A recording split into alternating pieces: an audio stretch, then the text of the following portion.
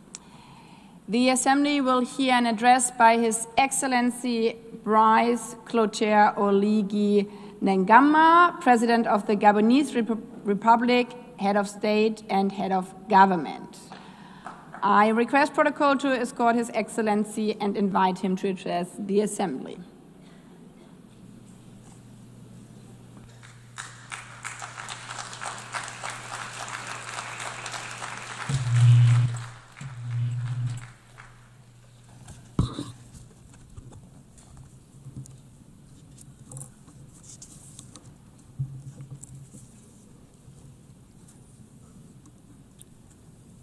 Madame la Présidente Madam de l'Assemblée President of the générale, General Assembly, Mesdames et Messieurs les distinguished chefs d'État et de heads of gouvernement, state and government, Monsieur le Secrétaire distinguished général Secretary General des Nations of the Unies, United Nations, distingués délégués, distinguished delegates, Mesdames et ladies Messieurs, and gentlemen, à l'entame de at mon the propos, outset, il me plaît I would like d'adresser mes plus to sincères et most chaleureuses warmly and félicitations sincerely à congratulate Son Excellence, Her Excellency Madame Annalena Annalena Baerbock, Baerbock pour son élection on à la her présidence election de cette as 80e President session of de this l'Assemblée 80th générale des session Nations of the Unies. General Assembly of the United Nations. Madame la Présidente, Madam President, votre expérience your experience, vous permettra, I'm j'en sure, suis convaincu, will allow you d'accomplir to avec efficacité effectively carry out les missions inhérentes the à missions votre haute fonction. of your august post. Soyez assurés Rest de assured l'entière coopération of de the mon full pays. cooperation of my country. À Son Excellence, To His Monsieur Philemon Excellency, Yang, votre Philemon prédécesseur, Yang, your j'adresse predecessor, mes compliments pour le remarquable I travail pay accompli tribute to the durant son outstanding mandat. work carried out during his Enfin, term.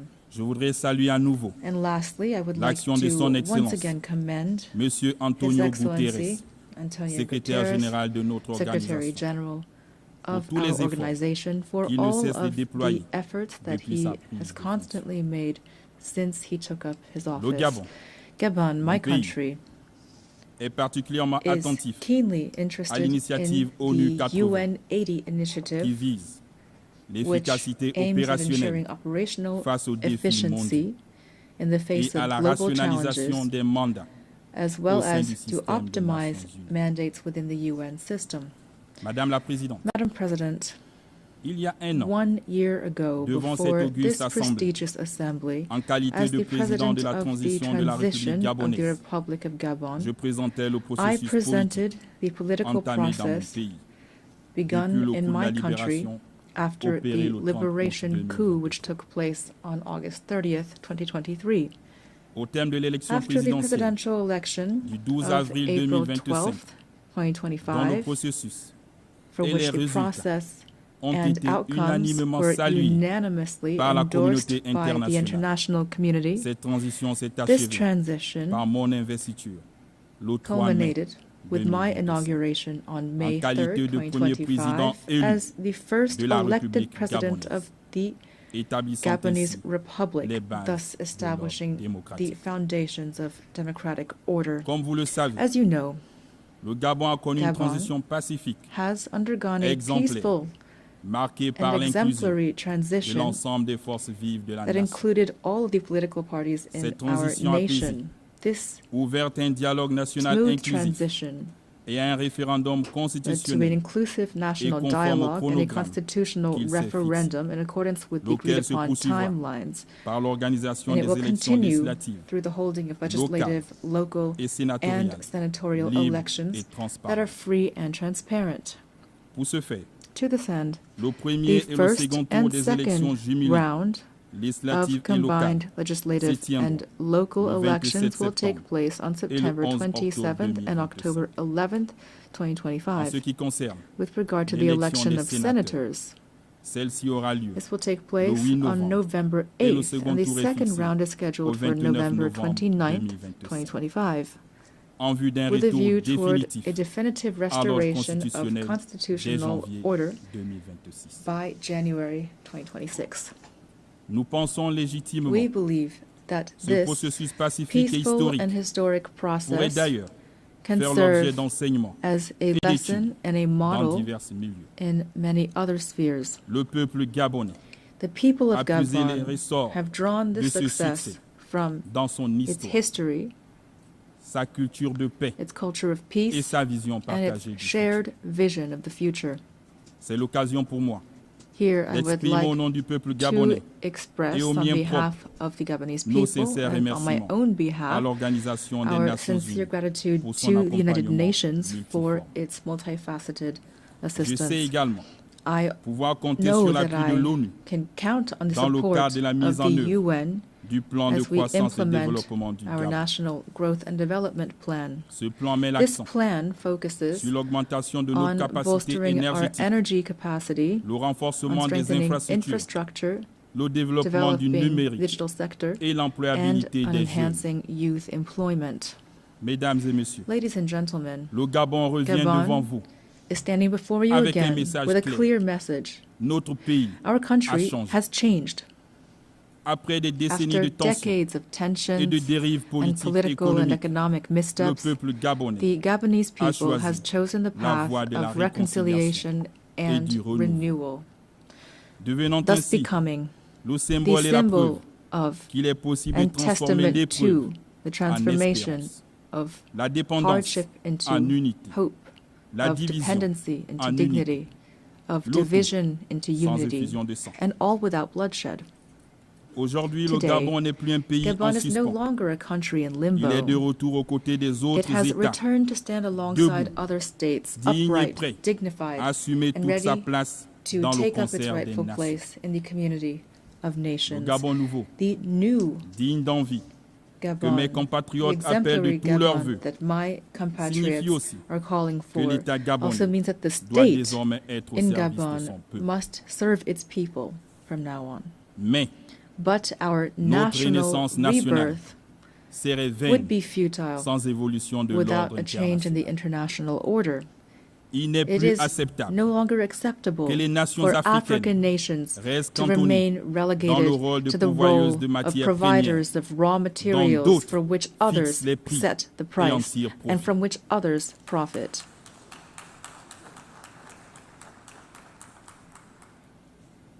C'est donc le lieu pour moi Therefore, d'inviter les investisseurs publics et I would privés like to invite à nous public and accompagner private dans le investors to cadre de support us partenariats through gagnant-gagnant. win-win partnerships. Nous avons We décidé have de decided to transformer nos ressources sur to place, process our de créer resources des emplois chez on nous, our territory, to create développer des jobs filières at home, to industrielles develop africaines African et industries, dialoguer and to interact avec le with monde the world on the sur des basis bases d'équité, of equity, de probité integrity, et de respect and mutuel mutual respect pour notre essor as we vers la strive félicité. toward happiness. Dans sa In marche its vers le path toward développement, development, le Gabon, Gabon, pays de a paix country of peace et and d'opportunités, opportunity, continuera will d'être une terre continue d'accueil to pour welcome tous ceux all qui those s'engagent who à commit respecter nos lois, to nos upholding valeurs our républicaines laws, our Republican et à values, contribuer de and manière to exemplaire contributing positively à to l'essor our national. national rise.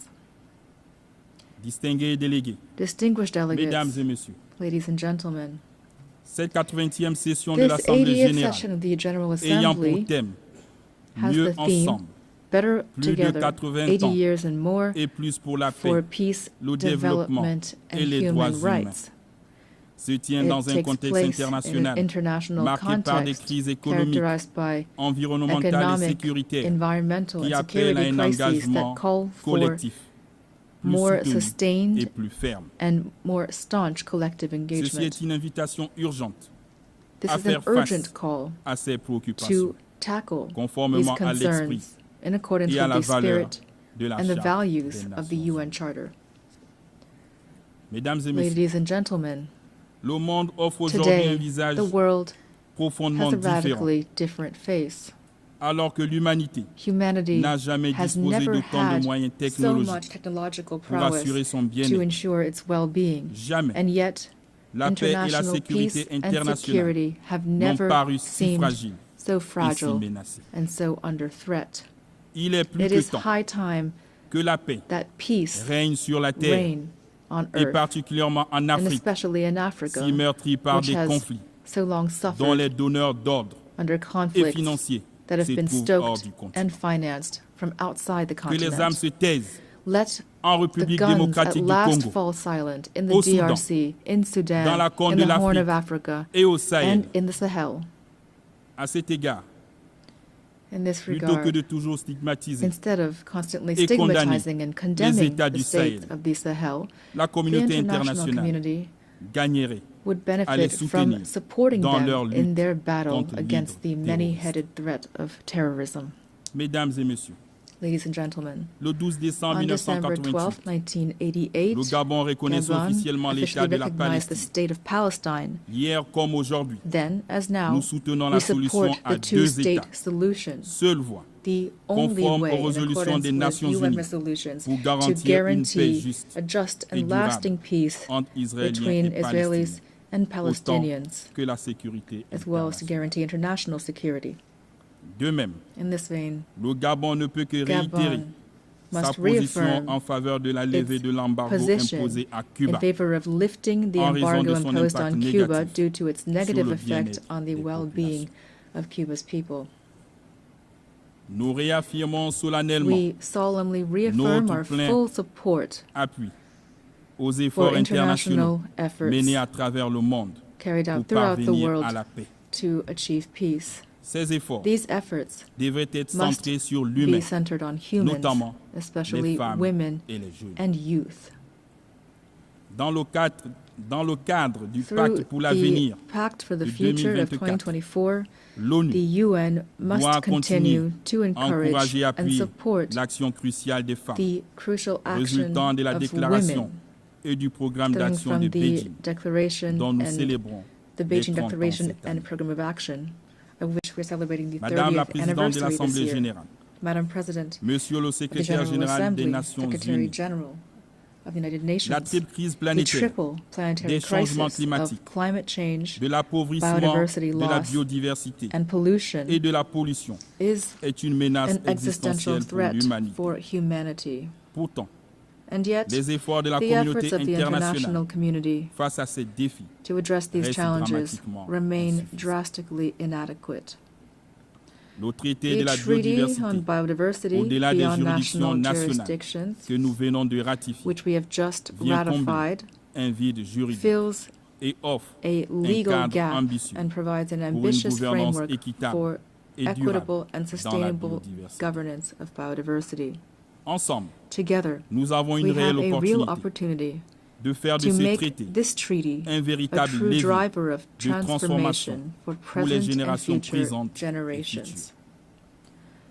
Le Gabon est le Gabon gardien d'une partie is du the bassin du guardian Congo, of part of the Congo deuxième Basin, poumon vert de la the second planète. largest green Ce lung patrimoine of our exceptionnel planet. This ne sera pas extraordinary sacrifié heritage aux appétits must not be financiers. sacrificed to financial Nous demandons rapacity.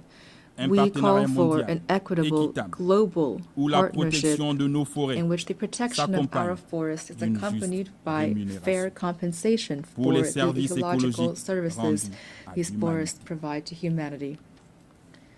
Mesdames et messieurs, Ladies and gentlemen, le nouveau ordre mondial est en the marche. new global order Les is mutations underway. en cours dans nos sociétés The changes sont taking place in inévitables our societies et are ne peuvent pas inevitable continuer d'être and ignorées. cannot be La paix overlooked.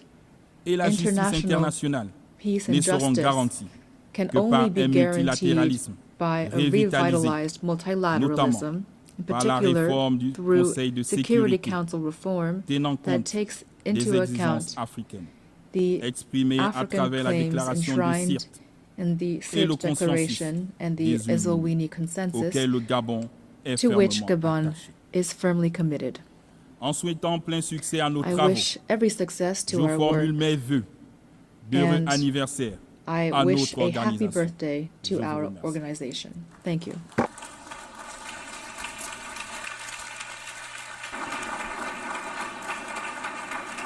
I thank you and happy birthday to all of us.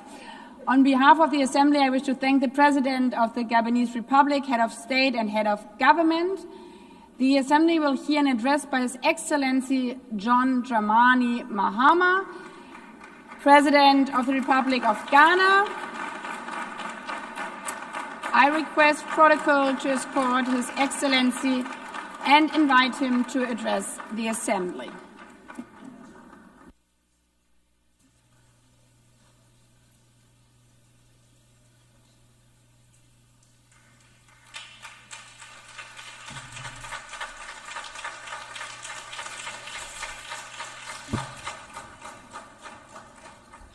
Thank you, Madam President, Mr. Secretary General, Excellencies, ladies and gentlemen. At this 80th session of the United Nations General Assembly, I'd like to speak about Africa's role in the future of this organization. However, it's impossible to do that without first considering the collective role that Africa played in its founding, which was small and relatively insignificant. Of the 51 member states involved in the founding of the United Nations in 1945, only 4 were African: Egypt, Ethiopia, Liberia, and South Africa. It is important to point out that the United Nations came into being in the aftermath of World War II because of the inability of its predecessor, the League of Nations, to avert a large-scale global conflict, which had been its guiding purpose when it was founded in 1920 at the end of the First World War. Out of the 42 founding member states of the League of Nations, only 3 were African: Liberia, the Union of South Africa, and Ethiopia.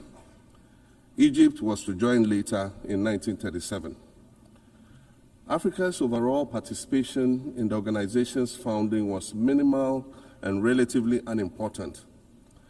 That's because before all the other talks and meetings, representatives from a group of 14 nations gathered in Berlin for a series of discussions that began in 1884 and which led to the partitioning and formal colonization of the African continent, which is also called the Scramble for Africa. It has famously been written that past is prologue.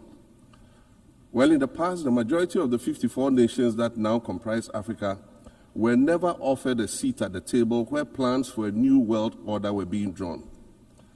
But, Madam President, as fate would have it, the tables are turning, and Africa's role in the authorship of whatever is yet to come for this world is going to be huge, and it will be consequential. According to this organization's own projections, by the year 2050, more than 25% of the world's population is expected to come from the African continent. Additionally, by 2050, 1/3 of all young people aged between 15 to 24 will be residing on the African continent. So you see, the future of this world is African. Allow me to say this once again a little louder for those of you in the back. The future is African.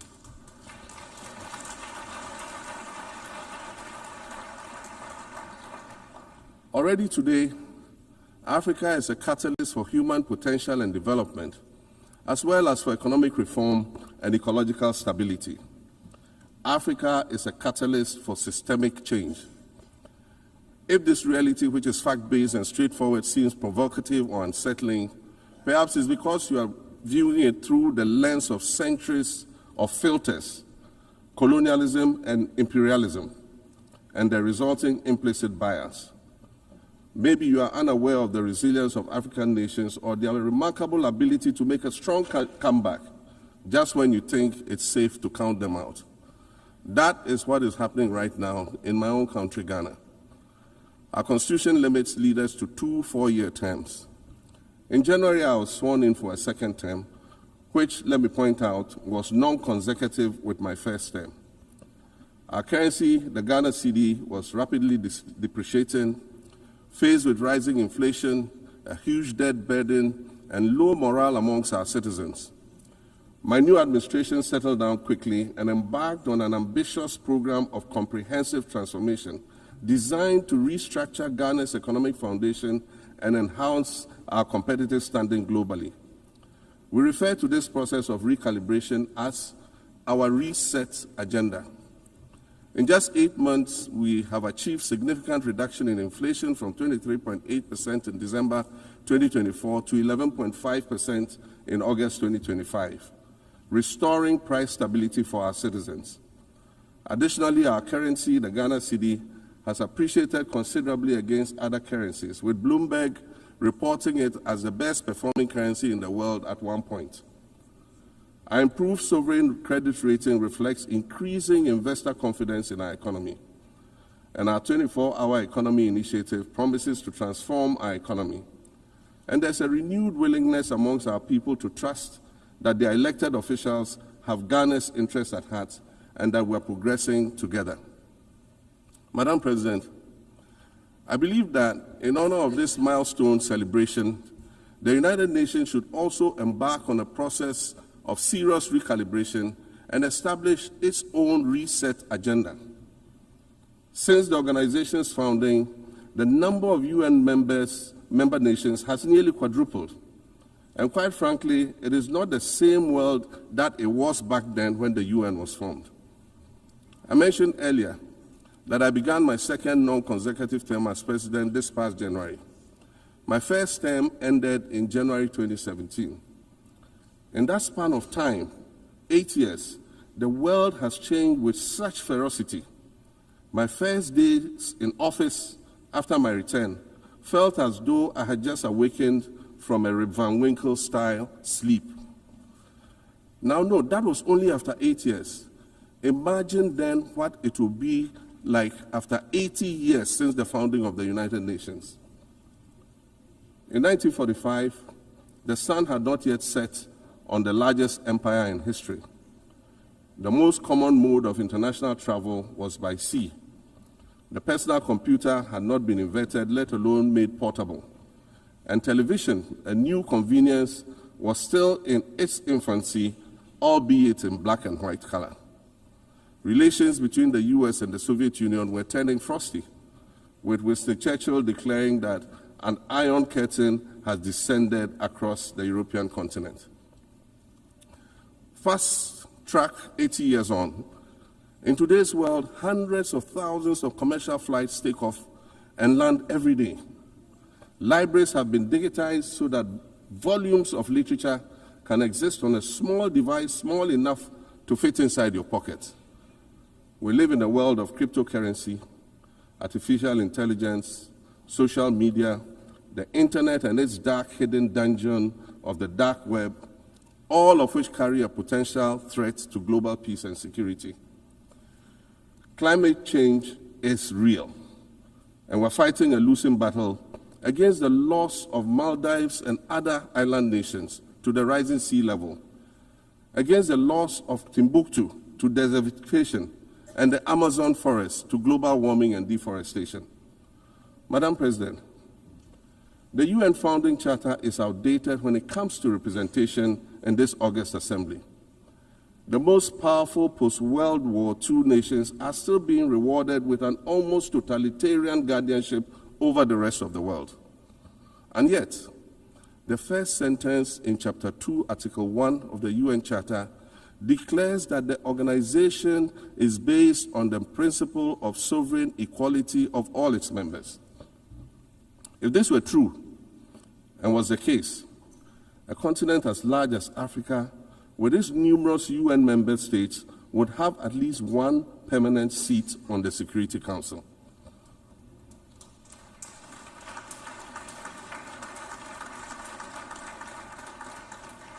Furthermore, we believe that veto power should not be restricted to only 5 nations, nor should it be absolute.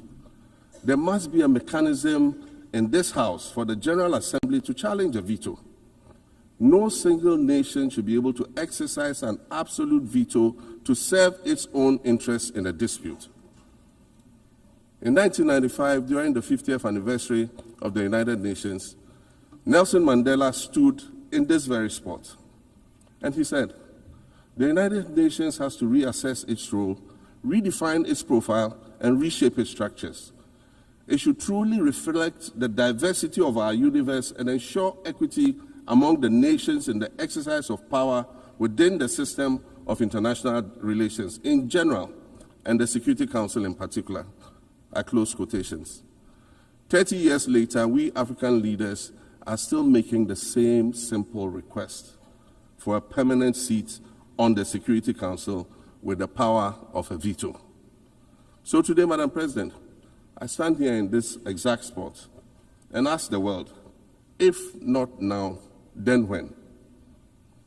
We demand not only a reform of the Security Council, but also a reset of the global financial architecture, which is currently rigged against Africa. Africa must have a greater say in the world's multilateral financial institutions. And while I'm making requests, I'd like to call for the removal of the blockade on Cuba. As Dr. Kwame Nkrumah, our nation's founder, famously said, "We seek to be friends with all and enemies to none." The Cuban people shed their blood on African soil in the fight against apartheid. And indeed, Cuba has been and continues to be a faithful friend of Africa. You see, the very fact that I can stand here and ask these things and say these things, and the fact that all nations can ostensibly gather here to address critical global issues, air our grievances, and express our concerns, that is what makes the survival of this organization so important. In every old city or village, you'll find a town square, or a courtyard, or a plaza that once served as a gathering space for the citizens of the community and their leaders. Meetings and celebrations were held there, as were trials and elections. And these were spaces that brought people together and held them together as a community. Sadly, time and technology have eroded these spaces. Madam President, in many ways, the United Nations is the proverbial town square of our modern global village. And it has never been more critical for us to protect this one space that brings and holds the world nations together as a community. The internet, social media platforms, and artificial intelligence offer us the illusion of connectivity, when in fact what they do is reinforce isolation by using algorithms that ensure that we do not receive new ideas and perspectives, but rather more of the same content. We are served alternative facts and manipulated images, making it easy to disseminate disinformation and sow seeds of division amongst communities. Madam President, these are dangerous times.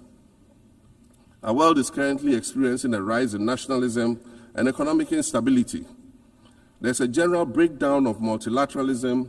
Various acts of aggression have been committed against the sovereignty of others, and nations are attempting to circumvent the very safeguards that were put in place to prevent large-scale global conflict. These conditions are all too similar to the ones that led to the League of Nations' failure in fulfilling its mandate. The denial of visas to President Abbas and the Palestinian delegation sets a bad precedent and should be deeply worrying to all member nations of the United Nations. Ghana recognized the state of Palestine in 1988 and supported a two-state solution to the conflict since then. And I say, contrary to the claims of some, a two-state solution would not be a reward for Hamas. It would rather be a reprieve for the hundreds of thousands of innocent women and children and people who are facing collective punishment and forced starvation for no reason other than the fact that they are Palestinian. For nearly 2 years and for the fear of reprisals, we here in this General Assembly have been playing hide and seek with language to find the right words to help us avoid or excuse what we all know is taking place in Gaza. But here is the thing, it doesn't matter what you call it. If it looks like a duck, it swims like a duck, and quacks like a duck, well, then it must be a duck. The crimes in Gaza must stop.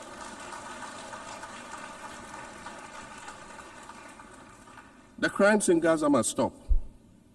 Madam President, I also want to draw particular attention to the conflict in Sudan, which this body has described as the world's largest humanitarian crisis. 12 million people have had to flee their homes.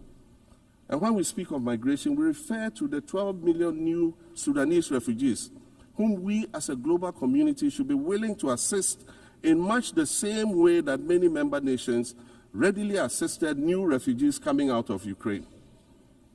Let's dispense with the euphemisms and dog whistles and speak frankly. It is not a mystery that when leaders of Western nations complain of their migration problems, they are often referring to immigrants from the global south.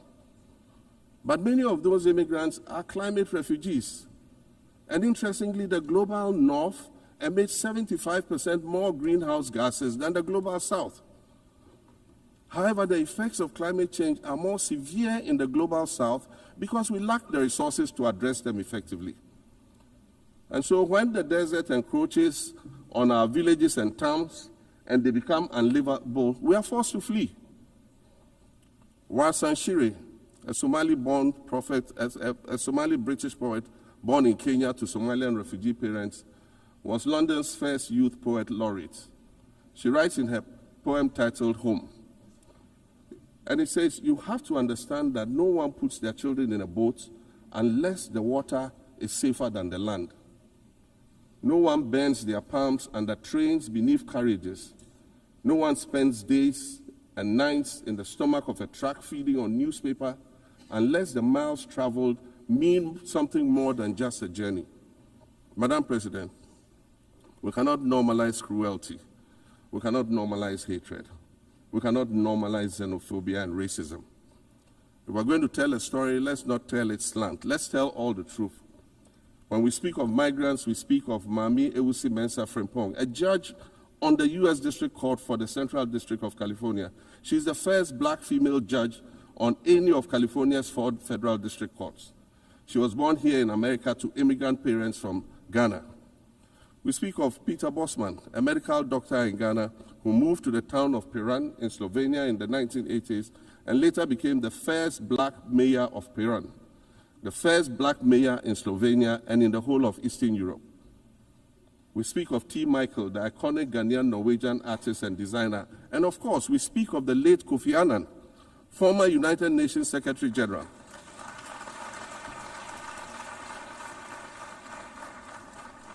Former United Nations Secretary General and Nobel Peace Prize recipient, who was born in Ghana but spent his adulthood in various places in America and Europe. These are people who have brought great distinction to the countries that they decided to call home. Just as the migrants and the children of migrants before them did, I dare say these are not invaders. These are not criminals. Madam President, the slave trade must be recognized as the greatest crime against humanity. As the African champion on reparations, Ghana intends to introduce a motion in this August body to that effect. More than 12.5 million Africans were forcibly taken against their will and transported to create wealth for the powerful Western nations. We must demand reparations for the enslavement of our people and the colonization of our land that resulted in the theft of our natural resources, as well as the looting of artifacts and other items of cultural heritage that have yet to be returned in total. We recognize the value of our land and the value of our lives, as did our colonizers, as well as the governments that happily paid reparations to former slave owners as compensation for the loss of their property, in quotes, and that property for which they received compensation was paid referred to enslaved people who had been freed. Madam President, an increasingly insecure world is witnessing upward spending on defense budgets of bilateral partners and steep cuts in official development assistance. Since July 2024, it is estimated that there's been a 40% drop in humanitarian aid globally. In this era of global uncertainty, Africa must exercise sovereignty over its natural resources to raise the necessary funds to ensure the well-being of its citizens. The days of parceling out vast concession areas to foreign interests for exploitation must come to an end. We'll continue to welcome foreign investment, but we must negotiate better for a bigger share of the natural resources that belong to us. And we must insist on value addition to these resources. We're tired of the continued image of poverty-stricken, disease-ridden rural communities living at the periphery of huge foreign-controlled natural resource concession areas. We're tired of having people extract the most they can from us and in return offer us the very least by way of respect, consideration, and dignity. We're tired of not being represented in ways that reveal the richness and complexity of our history or acknowledge all that we have overcome to arrive here in this liminal space of untold possibilities. Allow me to echo the Indian-American writer Arundhati Roy, who wrote, "Another world is not only possible, she's on her way. On a quiet day, I can hear her briefing." I want to add that for the sake of Africa, and quite selfishly for the sake of my 18-year-old daughter, I hope that this new world that is arriving is a place of safety and equality for women and girls. To succeed, we must empower everyone, including women and girls, to reach their full potential. In closing, Madam President, I'd like to congratulate you on your election to preside over this historic 80th General Assembly and on being the 5th woman to hold this distinction. I'd also like to congratulate Her Excellency Nana Jane Opoku-Agyeman on being the first woman Vice President of Ghana.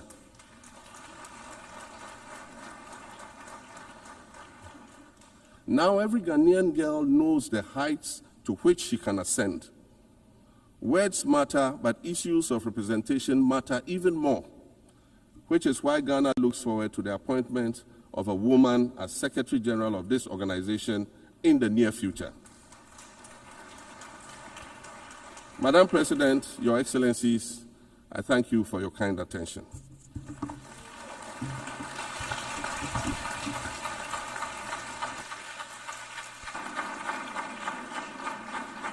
On behalf of the General Assembly, I wish to thank the President of the Republic of Ghana.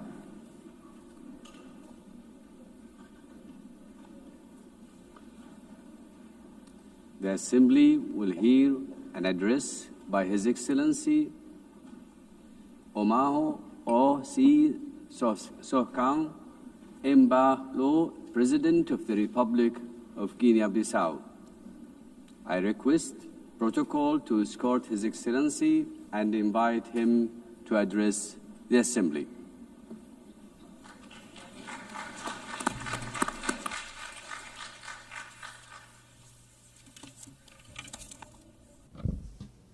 Senhora Presidente, Madam Assembleia Geral, distinguished heads of ilustres state chefes de Estado and e Governo, government, Mr. Senhor Secretário-Geral, Secretary-General, minhas senhoras e meus senhores. ladies and gentlemen, Permitam-me iniciar a minha allow me to intervenção begin felicitando by a senhora congratulating Anela Barbel Mrs. pela sua Annalena eleição à Baerbock presidência on her da election as 80ª President of sessão the da Assembleia 80th Geral session das Nações of the Unidas. United Nations General Agradeço ao Assembly. presidente cessante, I thank Philemon the Yang, outgoing President, pelos Mr. serviços Philemon prestados Yang, for à his comunidade service internacional. to the Ao Senhor international Secretário-Geral community. Antônio Guterres, To Secretary-General Antonio Guterres, I wish to reaffirm Guinea-Bissau's full support for his tireless efforts in favor of world peace, international cooperation, multilateralism, and sustainable.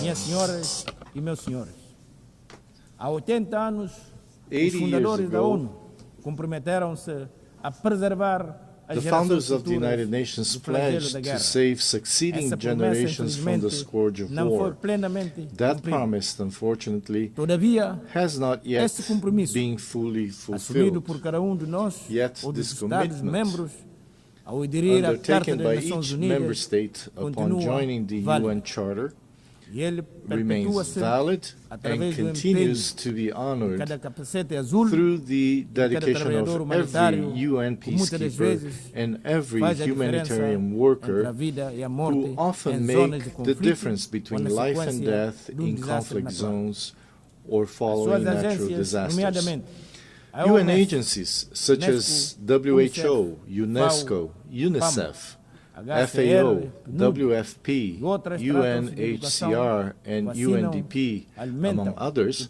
provide treatment, education, vaccines, food, and protect every day millions of human beings and contribute to the fight against poverty and discrimination against women and girls all over the world. The United Nations remains relevant, especially in these times of deep global uncertainty and crisis. It continues to be the only forum where all nations, large and small, have a seat and a voice.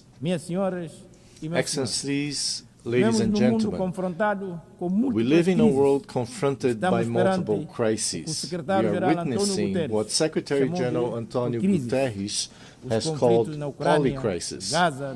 Conflicts in Ukraine, Gaza, Sudan, and other regions persist. Socioeconomic inequalities, environmental shocks, political instability, and humanitarian emergencies disproportionately affect developing countries, with the greatest impact on small island developing states. Progress towards the Sustainable Development Goals has slowed significantly or even stalled. The sovereign debt burden of poor countries is increasing, while development assistance is declining. Guinea-Bissau welcomes the UN80 initiative, and we hope it will contribute to strengthening the organization, especially in promoting peace, international security, and the achievement of the SDGs. The Pact for the Future offers a roadmap and an action plan that must not remain on paper. Madam President, Excellencies, ladies and gentlemen, last July, Guinea-Bissau hosted the 15th Conference of Heads of State and Government of the Community of Portuguese-Speaking Countries, CPLP. I have taken on the presidency of the CPLP for the 2025-2027 term. The CPLP places high importance on its cooperation with the United Nations and its specialized agencies.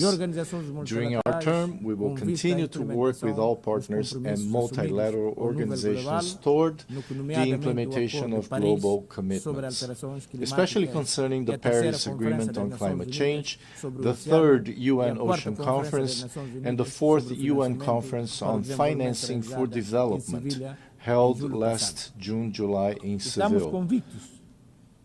We are convinced that two major international meetings scheduled for November, namely COP30 in Belém, Brazil, and the 2nd World Summit for Social Development in Doha, Qatar, will serve as key platforms and opportunities to strengthen our cooperation and to advance our shared goals. Madam President, Excellencies, ladies and gentlemen, Guinea-Bissau is scheduled to hold presidential and legislative elections on the 23rd of November this year. All necessary conditions are being put in place to ensure that these elections are held peacefully, freely, transparently, and credibly. Over the past 5 years, I have prioritized dialogue, inclusion, political stability, and the consolidation of the democratic rule of law. I am confident that these upcoming elections will reaffirm the irreversible nature of citizenship and democratic values in Guinea-Bissau. Madam President, Excellencies, ladies and gentlemen, allow me to conclude by saying that in an increasingly interdependent world, we need, now more than ever, a world order grounded in the principles enshrined in the United Nations Charter, in respect for international law and in peaceful coexistence. In this regard, Guinea-Bissau reiterates our call for an end to the economic, commercial, and financial embargo and other forms of restrictions imposed on Cuba. 80 years after the creation of the United Nations, the world has changed. We are no longer just the 51 countries who signed the UN Charter in 1945. Today, the United Nations is all of us, the 193 member states, plus observer states, NGOs, civil society organizations, and other actors represented in this great assembly hall. To meet the challenges of the 21st century, the UN must undertake urgent reforms, reforms that reflect today's geopolitical realities and global power balances, reforms that expand and democratize the Security Council, reforms that provide a place and a voice to the Global South, reforms that restore confidence in the multilateralism and international cooperation. The UN continues to be a unique multilateral space where dialogue is still possible, even when diplomacy and good offices fail elsewhere and in other circumstances. The legitimacy, strength, and future of the UN lie in the inclusion and full participation of all of us in deliberations and decision-making. Its core details, peace, dignity, equality, poverty eradication, cooperation, and peaceful resolution of conflicts remain alive and continue to inspire the purposes of the international community and the march of humanity. Thank you very much.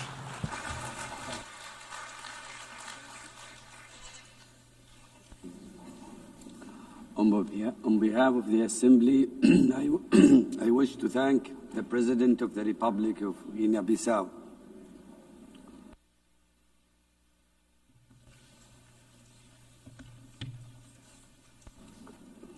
The Assembly will hear an address by His Majesty King Mosawati III, Head of the State of the Kingdom of Eswatini. I request protocol to escort His Majesty and invite him to address the Assembly.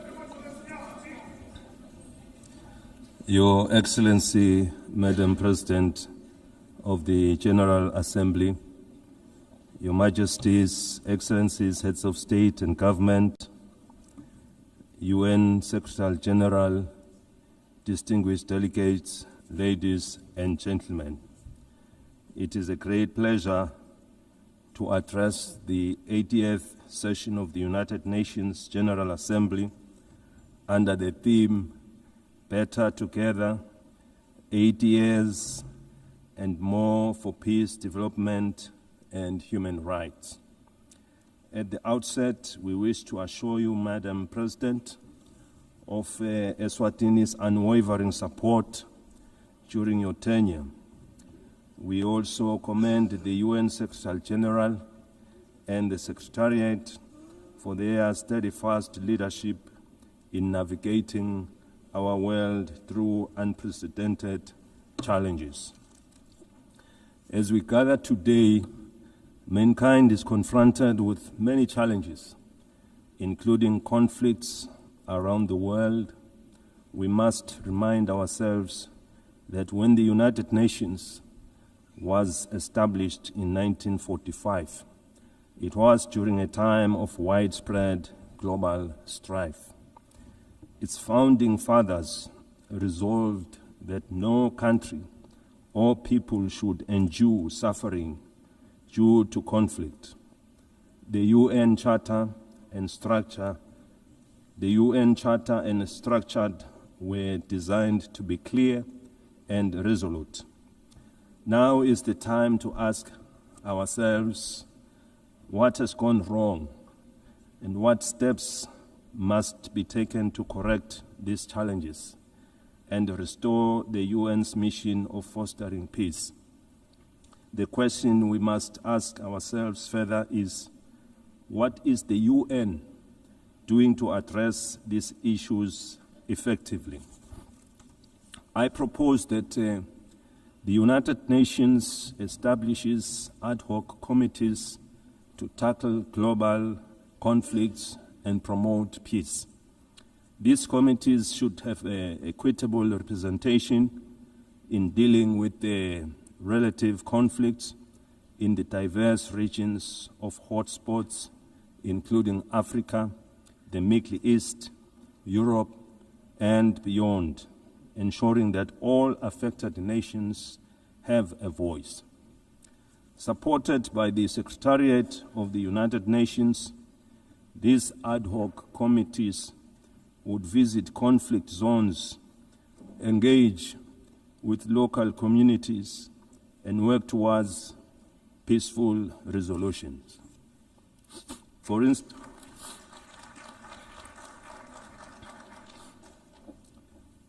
instance, in Africa, the conflicts in Sudan, South Sudan, Somalia, the Sahel, and the Great Lakes need the intervention of these ad hoc committees. In the Middle East, they should facilitate dialogue with all parties involved. The team could ask the Palestinians what it will take to release the hostages, given the fact that the Israelis would remain aggrieved as long as their loved ones are not with them. Similarly, the ad hoc committee should engage the Israelis to ascertain what it will also take for them to stop the bombardment, to avoid loss of more innocent lives, widespread destruction of property, and a growing refugee crisis. By engaging directly with the affected communities, these communities could help broker solutions that address the concerns of all sides to reduce tensions, suffering, and foster stability. In the conflict between Russia and Ukraine, these ad hoc committees could mediate discussions to identify pathways to peace. Their role would be to engage in meaningful dialogue and report back to the United Nations with actionable recommendations on what it would take to end the war. In Eswatini, we encourage that yield positive outcomes proving that dialogue is the cornerstone in nation building. We thank those countries already making means in finding solutions. This suggested approach is not meant to undermine their efforts, but it would complement them as they are already working towards peaceful resolutions. We must avoid actions that could escalate tensions further and instead focus on saving innocent lives. Millions of lives have already been lost during the COVID-19 pandemic. We therefore cannot afford to lose any more to conflict.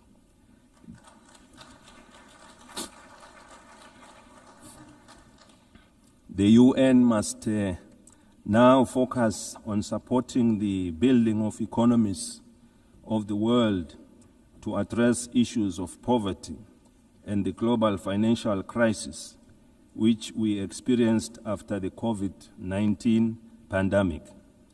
By investing in these areas, we can create conditions for lasting peace.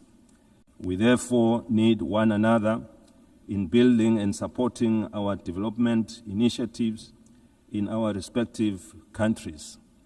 The time for action is now. The UN was established in pursuit of international law and peace, and its mandate dates back decades. In 2025 and onwards, we must renew our commitment to this mission. By forming these ad hoc committees and making informed, inclusive decisions, we can work towards a world where peace prevails and no nation or people suffer needlessly. We have been calling for the restructuring of the United Nations as a body representing all member states.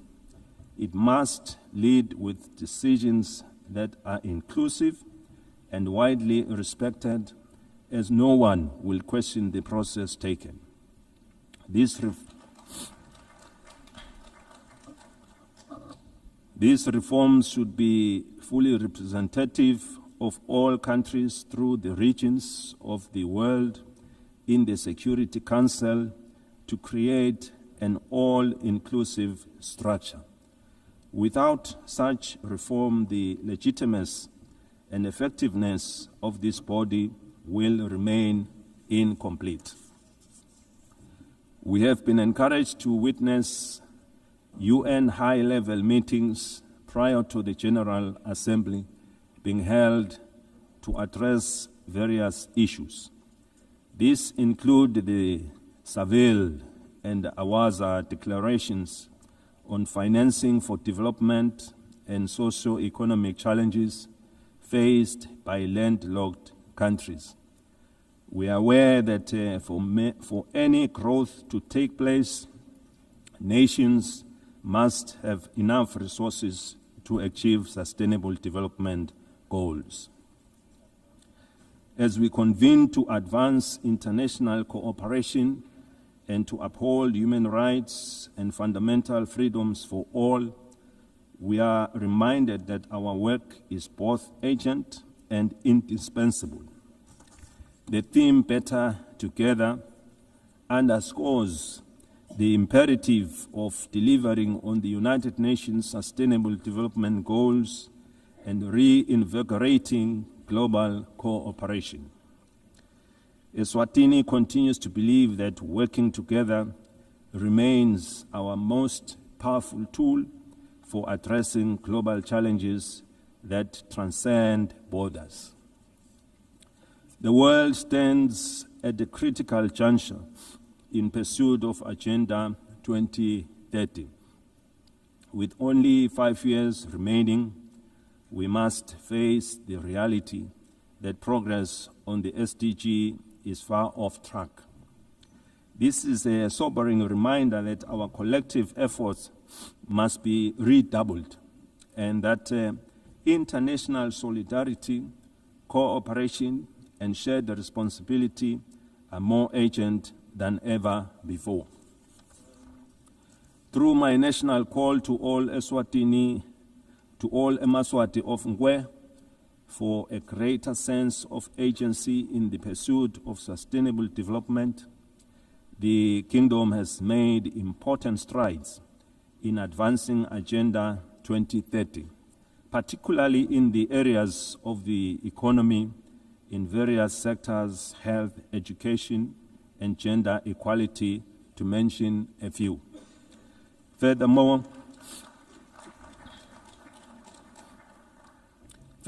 the country's literacy rates have improved, reflecting our investments in education, while the nation continues to be empowered through targeted programs that strengthen their role in our society and economy. These achievements demonstrate what is possible when determination and partnership come together. While we have witnessed the GDP growth of our economy, we remain with a number of challenges to address, and we count on the UN for support to become one of the advanced economies of the world. We have implemented initiatives to grow our economy and attract new investments by opening trade opportunities with other countries that give access to regional and international markets. Your Excellencies, the global economy remains fragile. Persistent inflation resulting in rising food and energy prices, as well as tightening financial conditions, have eroded fiscal space for many developing nations. Across sub-Saharan Africa, countries spend on average 12% of government revenues on debt servicing, diverting resources urgently needed for social cohesion programs. Eswatini also advocates for trade facilitation and economic diversification, simplifying customs procedures, reducing regulatory barriers, and enabling greater participation in regional and global value chains.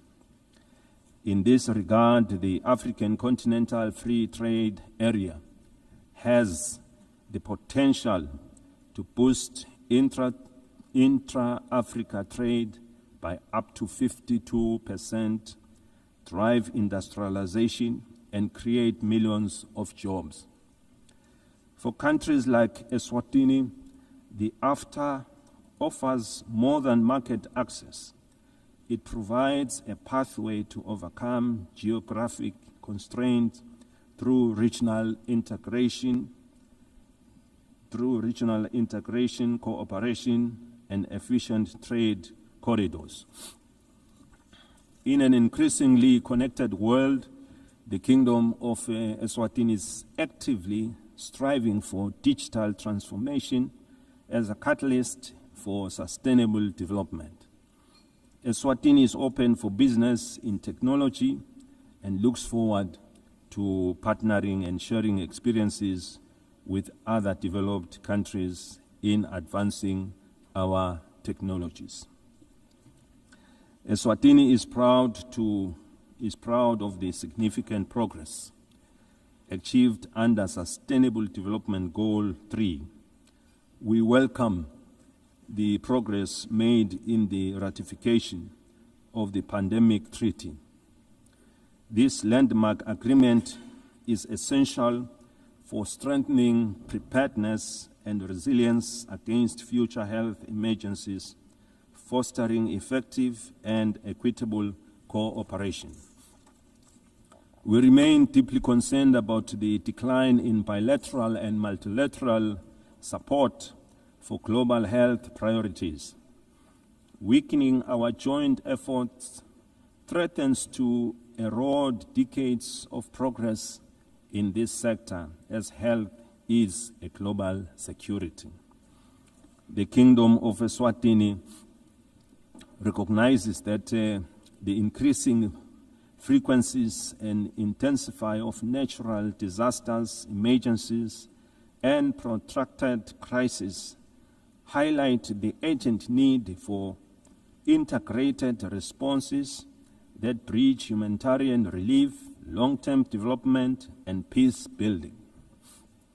We urgently need to strengthen disaster preparedness, build resilient communities, and integrate emergency responses with sustainable development. Eswatini, like other countries in the region, has many young and marginalized groups who face unemployment and inequality in various sectors. Ensuring empowerment, capacity building, and employment is our priority, and with the support of the UN programs, we are taking deliberate steps to provide a more enabling environment to guarantee their future.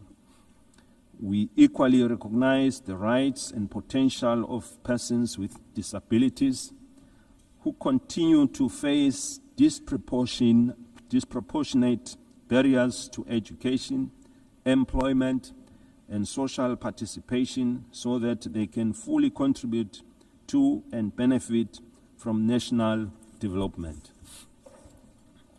The United Nations General Assembly Resolution 2758, adopted in 1971, did not address the issue of Taiwan's representation in the United Nations, and it does not preclude their participation in the UN system. The United Nations must seek suitable ways of including Taiwan so that she can better contribute to realizing the UN Sustainable Development Goals. In that way, this will fulfill the UN mandate to ensure that no country is left behind.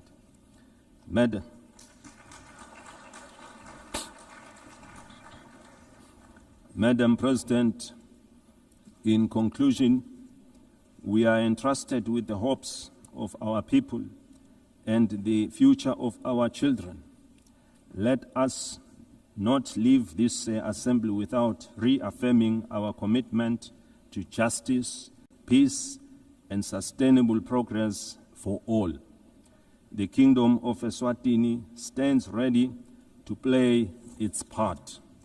The international community must remain united in addressing shared global challenges, from hunger and malnutrition to climate change, under the guiding spirit of better together. I thank you. May Almighty God bless us all.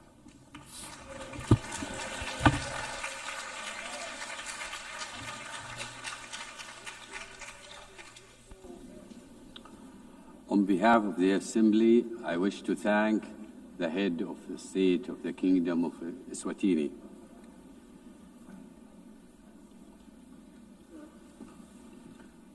The Assembly will hear an address by His Excellency Solan Jilwept, President of the Republic of Palau. I request protocol to escort His Excellency and invite him to address the Assembly.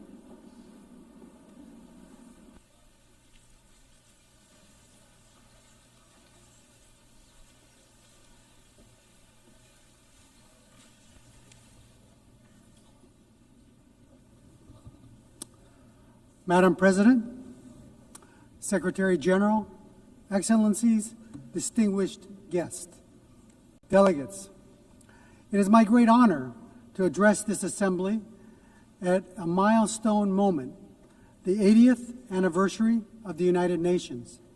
80 years ago, nations scarred by war came together to say, never again.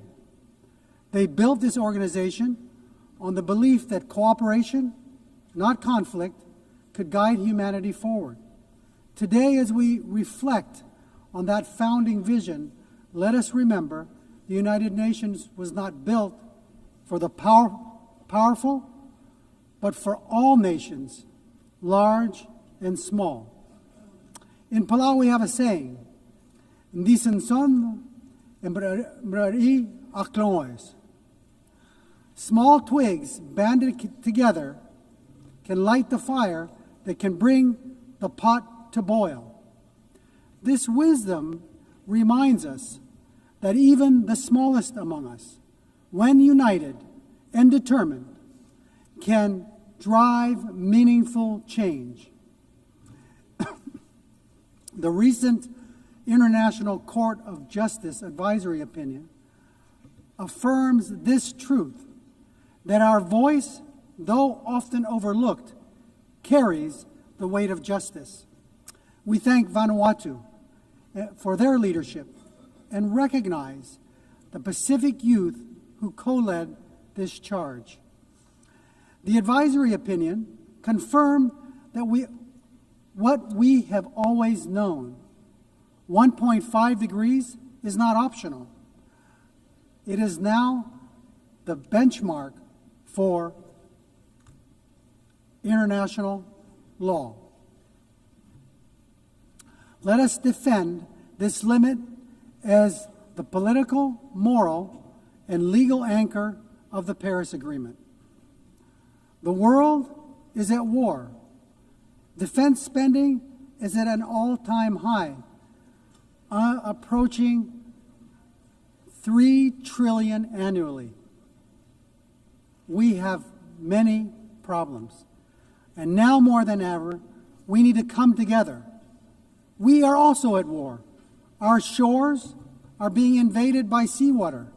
Our homes are being blown away by storms. Our roads are being washed away by torrential rains. Our reefs are overheating. Our fish are disappearing. And our land is on fire. This is our daily battle. And ahead of COP30 in Belgium, we must see new nationally determined contributions submitted without delay, particularly from major emitters. And they must be aligned with the 1.5 degree trajectory. We applaud Australia's leadership in setting incredibly ambitious and achievable 2035 emissions reduction targets and developing clear strategies to reach its net zero emissions pathway by 2050. Australia leads the way in supporting Pacific Islands in accelerating the energy transition. This is a testament to the kind of leadership needed to defend and ensure a safe and prosperous future for all. However, ambition without implementation is an empty promise. For SIDS, the fight depends on climate finance. Too often, our countries are trapped in systems that are overly complex, slow, inaccessible. Finance must be predictable and adequate. It should not create new debt. It should free us to implement our NDCs, adapt to climate change impacts, and address loss and damage. The 1.5 degrees Celsius limit remains our lifeline, and finance is the key to achieving it. We need investment, not in defense, but for us to combat our greatest threat, climate change. It is not aspirational. It is the scientifically grounded guardrail that protects the most vulnerable from the worst climate impacts. Madam President, our region has served as the world's moral compass on climate justice. We have helped secure the 1.5 degree goal in Paris. We have pushed for a mechanism on loss and damage. If the world is serious about 1.5, we urge you to come to our region, to see with your own eyes what the Pacific is facing, and be moved to act. That is why COP31 must be a Pacific COP, hosted by Australia, shaped in partnership with the Pacific. Madam President, on the issue of climate solutions, deep-sea mining has been incorrectly promoted as the silver bullet for the climate crisis. If we rush forward without understanding the consequences, we risk inflicting irreparable harm. The loss of biodiversity, the release of carbon, damage to our water column, and the destruction of fisheries that sustain our people is unfathomable. At UNOC 3, 38 countries, including Palau, came together to support a moratorium, and our message is clear.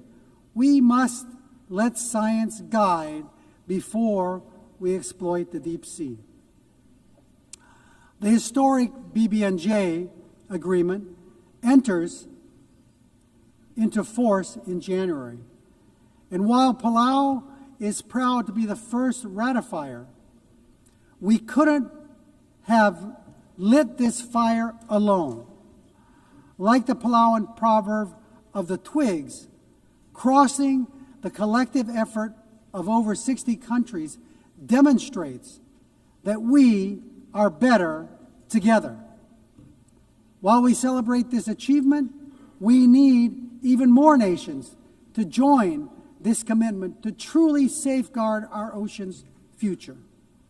Colleagues, the BBNJ agreement presents an unprecedented opportunity to design new ocean governance institutions where SIDS have a voice from the start. We are big ocean states, and we call on our partners, including the EU, to support a SIDS seat in the BBNJ governance structure. Excellencies, the stakes for SIDS could not be higher. Our economies are small, our vulnerabilities are acute, and our physical space is painfully narrow. The Antigua and Barbuda agenda for SIDS gives us a blueprint for resilient prosperity, but it cannot stand without tools. That is why the Seville commitment matters.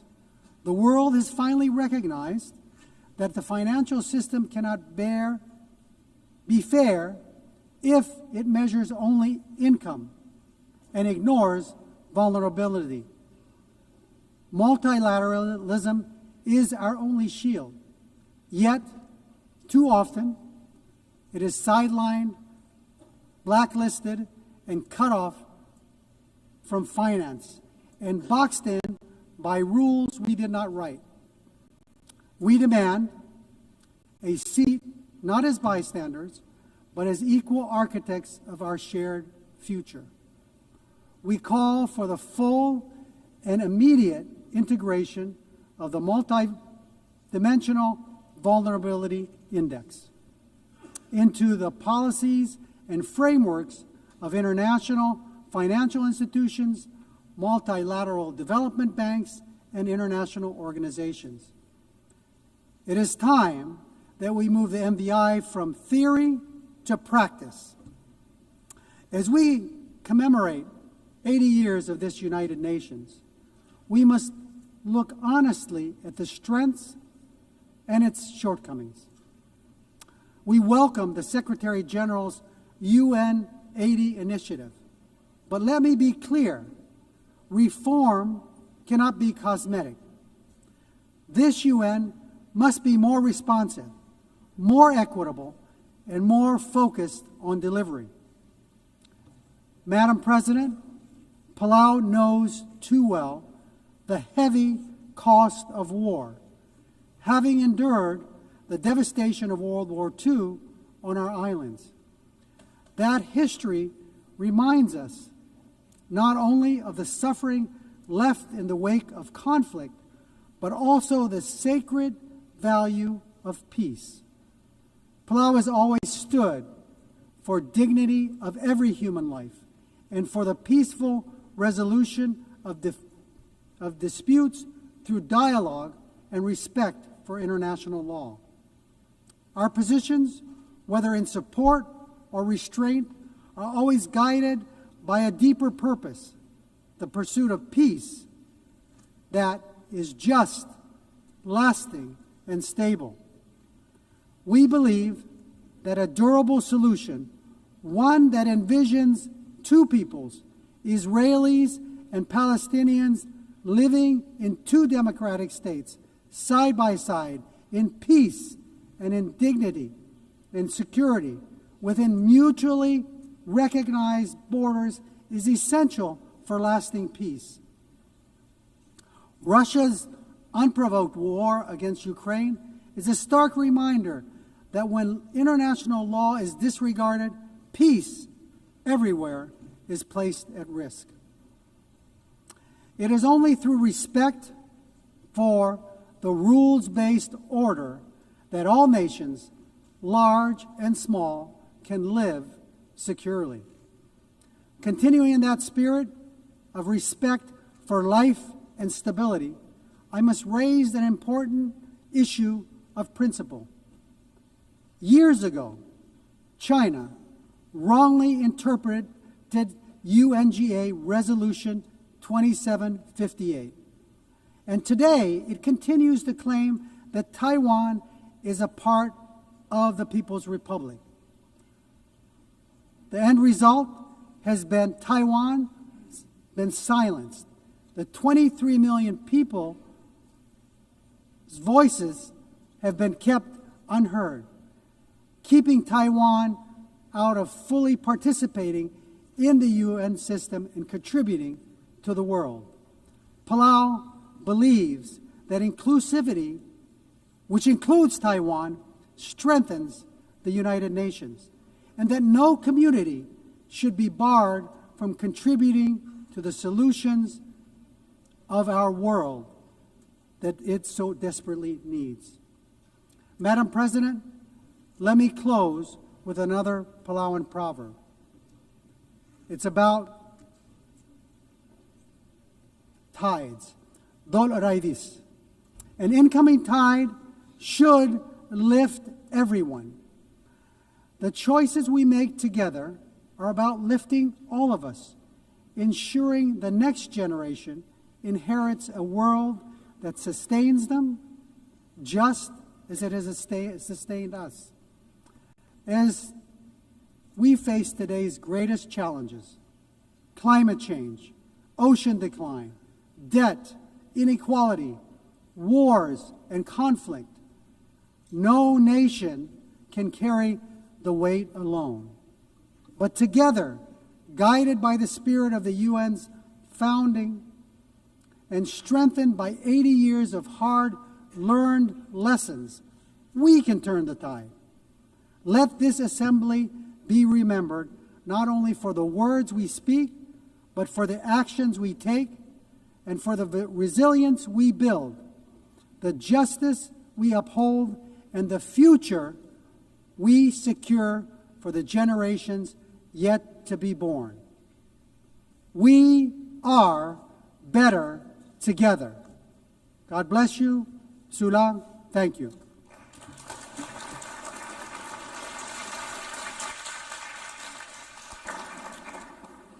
On behalf of the Assembly, I wish to thank the President of the Republic of Palau. The Assembly will hear an address by His Excellency Ilhamu Haydar Ogolo Aliou, President of the Republic of Azerbaijan. I request protocol to escort His Excellency and invite him to address the Assembly.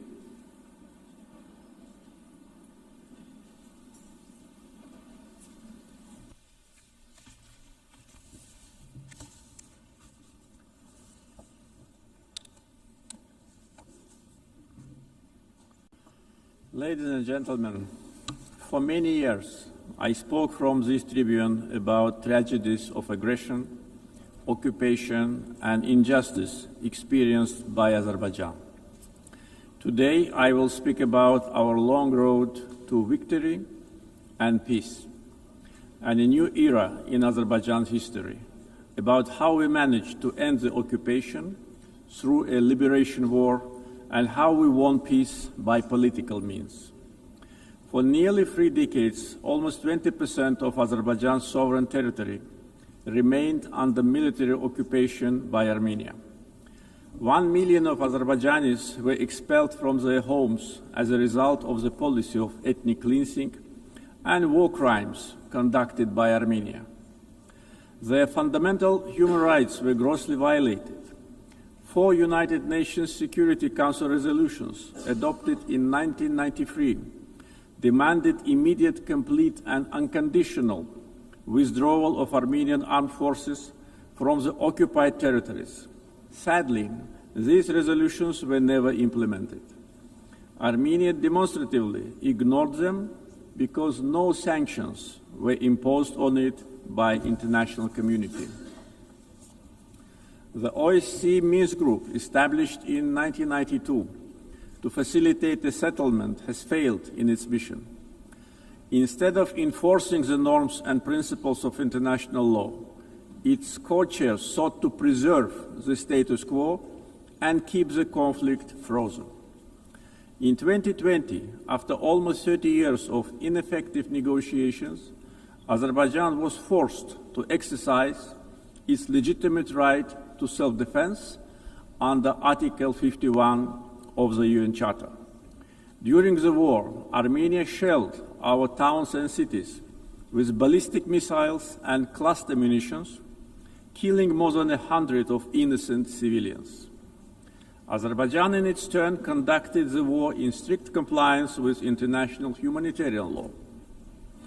We ensured protection of civilians and refrained from targeting non-military infrastructure. In 44-day patriotic war, our armed forces liberated occupied territories and restored Azerbaijan's territorial integrity in accordance with international law and relevant UN Security Council resolutions. The 10 November 2020 marked the capitulation of Armenia and restoration of Azerbaijan's territorial integrity after nearly 30 years of occupation. Right after our victorious war, Azerbaijan declared its readiness to open a new page in relations with Armenia, based on mutual recognition of territorial integrity and sovereignty. We proposed 5 basic principles rooted in international law. We tabled the proposal for a peace treaty. Then we initiated a negotiation process on its draft text, which lasted from October 2022 to summer 2025. Despite several attempts to derail the process, the negotiations produced positive results as they were conducted on a strict bilateral basis, free from any kind of external interference. On August 8 this year, the foreign ministers of Azerbaijan and Armenia in Washington, in the White House, in presence of the leaders of the United States, Azerbaijan and Armenia, initialed the text of peace agreement. The same day, the President of Azerbaijan and the Prime Minister of Armenia signed the joint declaration. President of the United States, Donald Trump, also signed it as a witness. Moreover, Azerbaijan and Armenia jointly appealed for the closure of the OSCE Minsk Group and related structures as an obsolete mechanism no longer relevant to the peace process. Accordingly, on 1 September, the OSCE adopted a decision to permanently close these structures. Regional connectivity has been at the core of our vision for lasting peace. Another key outcome of the Washington summit is the Trump Route for International Peace and Prosperity, TRIP, which will ensure unimpeded access through the Zangezur corridor and foster regional connectivity. The recent Washington summit has also signaled a new phase in Azerbaijan-US relationship. Together with President Trump, we signed the Memorandum of Understanding between the two governments regarding the establishment of a strategic working group to develop a charter on strategic partnership between Azerbaijan and the United States. It opens new horizons for partnership in political, economic, energy, regional connectivity, defense, security, and other fields. The waiver by President Trump of the sanctions imposed on Azerbaijan in 1992 in the form of the Section 907 of the Freedom Support Act is a historic step as well. The permanent removal of Section 907 by the US Congress would eliminate a legacy of double standards and help strengthen trust and cooperation at a time when Azerbaijan is contributing to global security and stability. Overall, the agreements reached during my August visit to the United States carry historic significance. I want to express my gratitude to President Donald Trump for opening a new chapter in the US-Azerbaijan relationship, for his decision to elevate it to the strategic partnership level, and for his support to the peace process between Azerbaijan and Armenia. Right after the victory in the patriotic war of 2020, Azerbaijan started a large-scale reconstruction program in the liberated territories. During the time of occupation, Armenia leveled to the ground hundreds of Azerbaijani cities and villages, deliberately ruined 65 mosques. That was a policy of Armenia which was ruled by war criminals for almost 30 years. We are rebuilding villages and cities razed to the ground. Under the Great Return Program, already more than 50,000 people live, work, and study in the liberated territories. One of the gravest humanitarian challenges facing Azerbaijan in the post-conflict period is landmine contamination during the time of Armenian occupation. Since November 2020, more than 400 Azerbaijani civilians and military personnel were killed or seriously injured by landmine explosions. This massive contamination obstructs the safe return of displaced persons and delays reconstruction projects. Similarly, the tragic fate of nearly 4,000 Azerbaijanis who went missing during the Armenian aggression and occupation since the early 90s continue to require close attention and action. Ladies and gentlemen, coming to the global challenges we are facing, we believe that response must be inclusive, fair, and universal. Through its many initiatives, Azerbaijan shown its clear commitment to advancing sustainable solutions. Azerbaijan is proud to have hosted COP29 last year, where we achieved important outcomes in advancing climate action, the green transition, and equitable access to financing. As a host of COP29, we guided negotiations towards ambitious and balanced outcomes, ensuring that all voices, particularly those of the developing world, were heard. The adoption of the new collective quantified goal at COP29, also known as Baku Finance Goal, is a historic milestone in global climate finance. This commitment brings previous $100 billion annual climate finance goal to at least $300 billion per year through 2035 from public sources in developed countries to developing countries. Azerbaijan also successfully finalized the long-awaited framework for carbon markets under Article 6 of the Paris Agreement, making the Paris Agreement fully operational 9 years after its adoption. Several key agreements were signed at COP29 to make the Loss and Damage Fund fully operational, providing critical support for vulnerable communities impacted by climate change. Being strongly committed to the green transition, we at the same time should not put unrealistic targets in front of us. The world cannot live without fossil fuels today and in foreseeable future. Energy security is closely linked to peace, regional connectivity, and economic development. Azerbaijan continues to play a proactive role in advancing these objectives globally. Azerbaijan has established itself as a reliable and indispensable partner in providing energy security to many countries. We play a strategic role connecting the Caspian region with international markets through diversified oil and gas pipeline systems. As of today, we are supplying natural gas to 14 countries. This ranks Azerbaijan as a top country in the world in terms of number of countries it supplies with pipeline gas.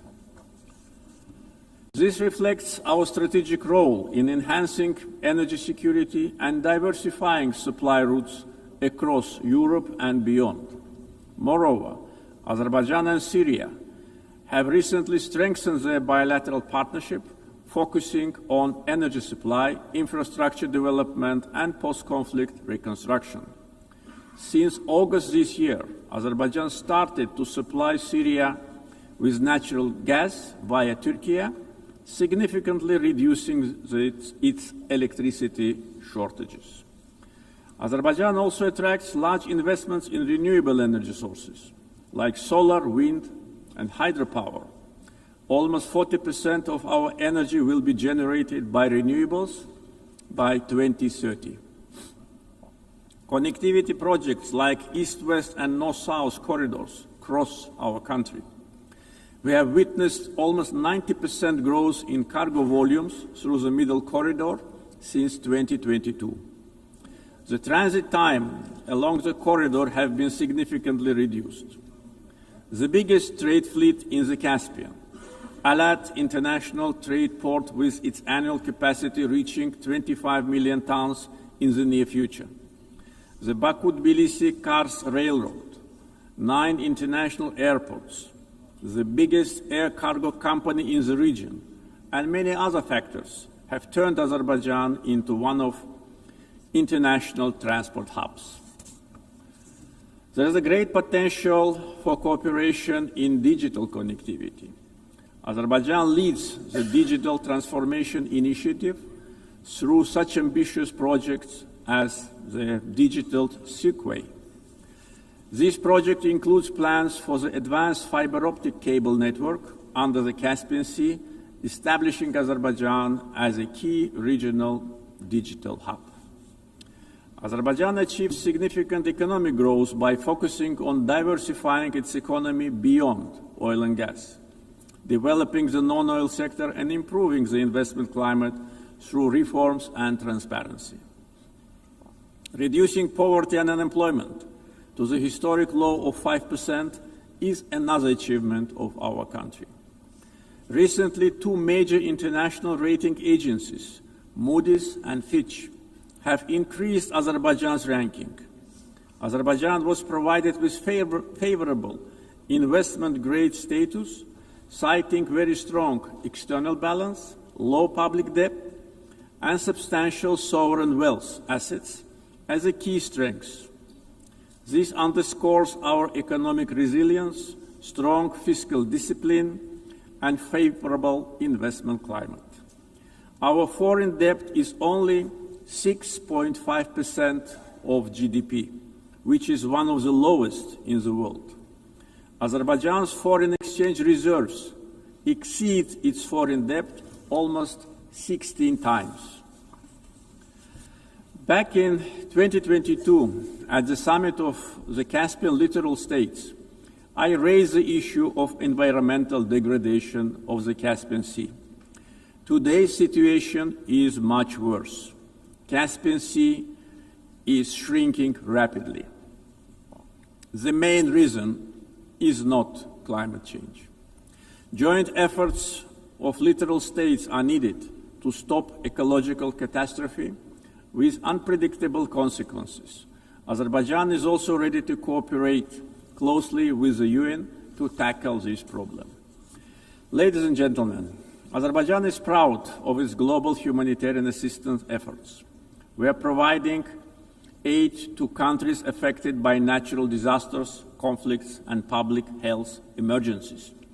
Azerbaijan contributed to the COVID-19 response, donating financing, protective equipment, medical devices, and vaccines to more than 80 countries in need. Azerbaijan has entered a new era. We won both war and peace. We ended the occupation and started reconstruction. Justice has triumphed. Sovereignty has been consolidated, and peace is de facto reached. We stand prepared to share our positive experience. The achievements of the recent years are not only a victory and success of Azerbaijan, they are also a demonstration that international law must ultimately prevail. Our vision is clear: peace and development based upon international law, non-interference in internal affairs of states, mutual respect and cooperation. Let us together build a world without double standards, where justice is not selective, the rule of law is respected, and peace is achieved not through words alone, but through actions. Thank you.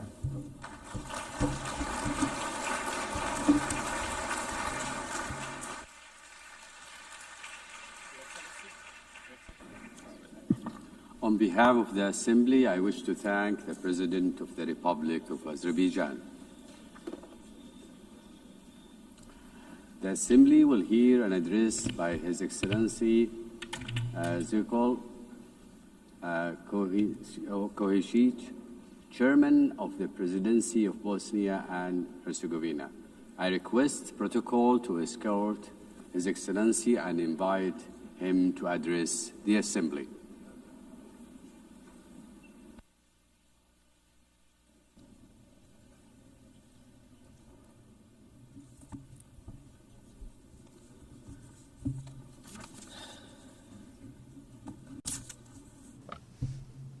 Gospodine predsjedavajući, gospodine generalni sekretaru, Dear Chairperson, Secretary General, dear colleagues, ladies and gentlemen. To start with the theme of this year's session of the United Nations General Assembly, Better Together, 80 years and more for peace, development and human rights, allow me to express my congratulations to the United Nations from this important place on behalf of Bosnia and Herzegovina and all its citizens.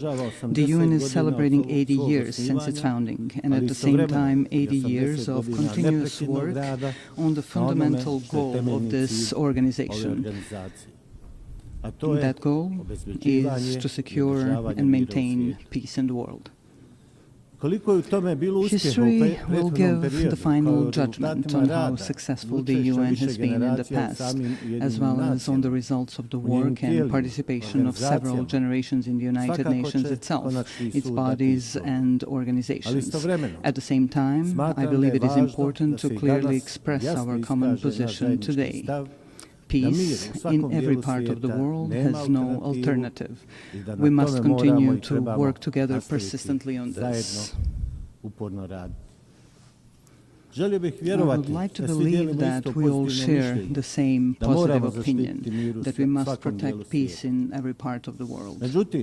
However, reality and what is happening today in different parts of our planet clearly show us that world peace is often not in the interest of certain geopolitical actors. For them, conflict or war is a means to realize their own political and economic interests. These interests largely diverge from the goals set out in the United Nations Charter.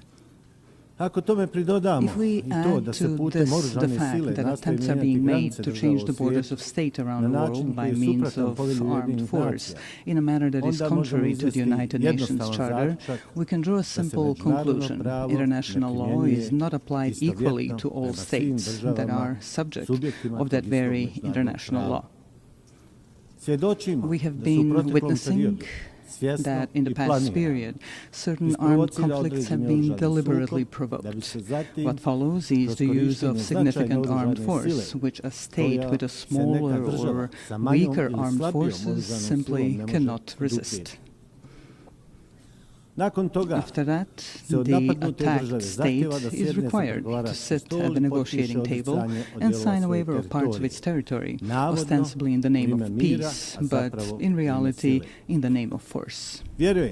I believe that all of us in this room know that the United Nations Charter allows for the changing of state borders. However, this can only be done by voluntary agreement between states. Armed forces or political pressure backed by armed forces cannot be used. However, if armed force is used to force the other side to agree to an imposed agreement in which it loses part of its territory, then there is no good and sincere will. Only coercion is present, which is contrary to several acts of international law. In this particular case, I'm speaking of Ukraine and the pressures it is under as a sovereign state. These pressures require Ukraine to give up parts of its territory in order to achieve a supposedly lasting and sustainable peace. Are we, in this particular case, participants in a change in the world order? In such an order, peace is not set as the ultimate goal. On the contrary, war and armed force appear as a legitimate means to achieve the political goals of major geopolitical actors. Changing international borders through the use of armed force creates political pressure to force a state to give up parts of its territory. This creates a dangerous precedent in international law, which can easily become the rule. Ultimately, it means living in an unstable world in which peace no longer has value. This is certainly not the desired outcome. Such a thing cannot be justified by any provision of the United Nations Charter or other acts of international law. Today, we have an equally unwanted situation in the Gaza Strip. There, such violence is perpetrated against the local population, which in its form indicates the existence of several elements of genocide, as established in the Convention on the Prevention and Punishment of the Crime of Genocide. Let us recall, in addition to the fact that genocide represents the physical liquidation or removal of a national, ethnic, racial, or religious group from a certain territory, it can also be committed in the event that such difficult living conditions are consciously imposed on that same national, ethnic, racial, or religious group that threaten to ultimately destroy that group completely in a certain territory.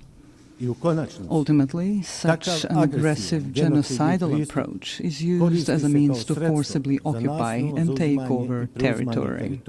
Under international law, these territories cannot belong to those who initiate and produce aggression.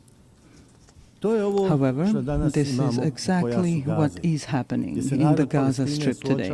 In Gaza, the people of Palestine face these two elements of genocide prescribed by the aforementioned Convention on the Prevention and Punishment of Genocide. A part of the world's political public closes its eyes and keeps silent about this extremely terrible fact. There is no political interest or even economic interest motivated by the intention to exploit natural resources, such as oil or natural gas in that part of the Mediterranean, which could justify such a high level of genocidal violence against the local Palestinian population. Such violence is unjustified and unacceptable. Equally unacceptable is the silence and occasional approval that comes from various political circles around the world. What kind of peace, development, or protection of human rights can we even talk about if this kind of violence is allowed? Violence with forms of genocide against the Palestinian people. Does something like that mean that the political interests of individual countries or the interests of corporate capital are stronger and more important than our common obligation to protect peace in every part of the world and the human rights of every individual in the world?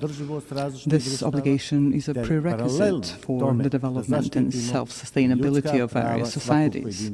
This is a major challenge that we are facing today, and we cannot run away from that challenge. We must not continuously silence this interest for the sake of some higher opportunistic interests. Let us just remember the phrase, silence is actually an expression of either cowardice or approval of cowardice.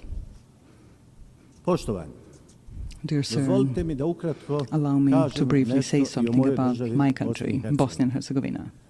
A little more than 30 years ago, Bosnia and Herzegovina was faced with aggression coming from neighboring countries. At that time, the United Nations formed a peacekeeping military force called UNPROFOR, with the participation of countries that expressed interest in such endeavor. The role of UNPROFOR was such that they were, to a large extent, mere observers of a series of war crimes, ethnic cleansing, and ultimately genocide committed by the aggressors of Bosnia and Herzegovina.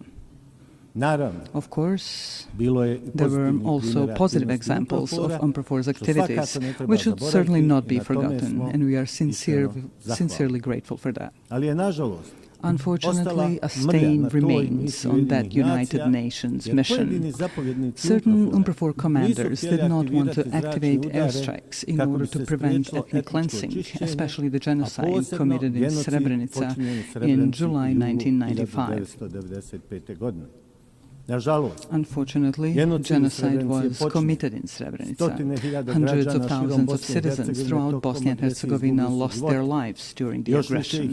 Many more were injured, and more than 1 million citizens of Bosnia and Herzegovina were displaced around the world. I would like to briefly remind you that the International Criminal Court in The Hague, established by these very United Nations, has found the guilt of several individuals for committing genocide, as well as the existence of a series of joint criminal endeavors.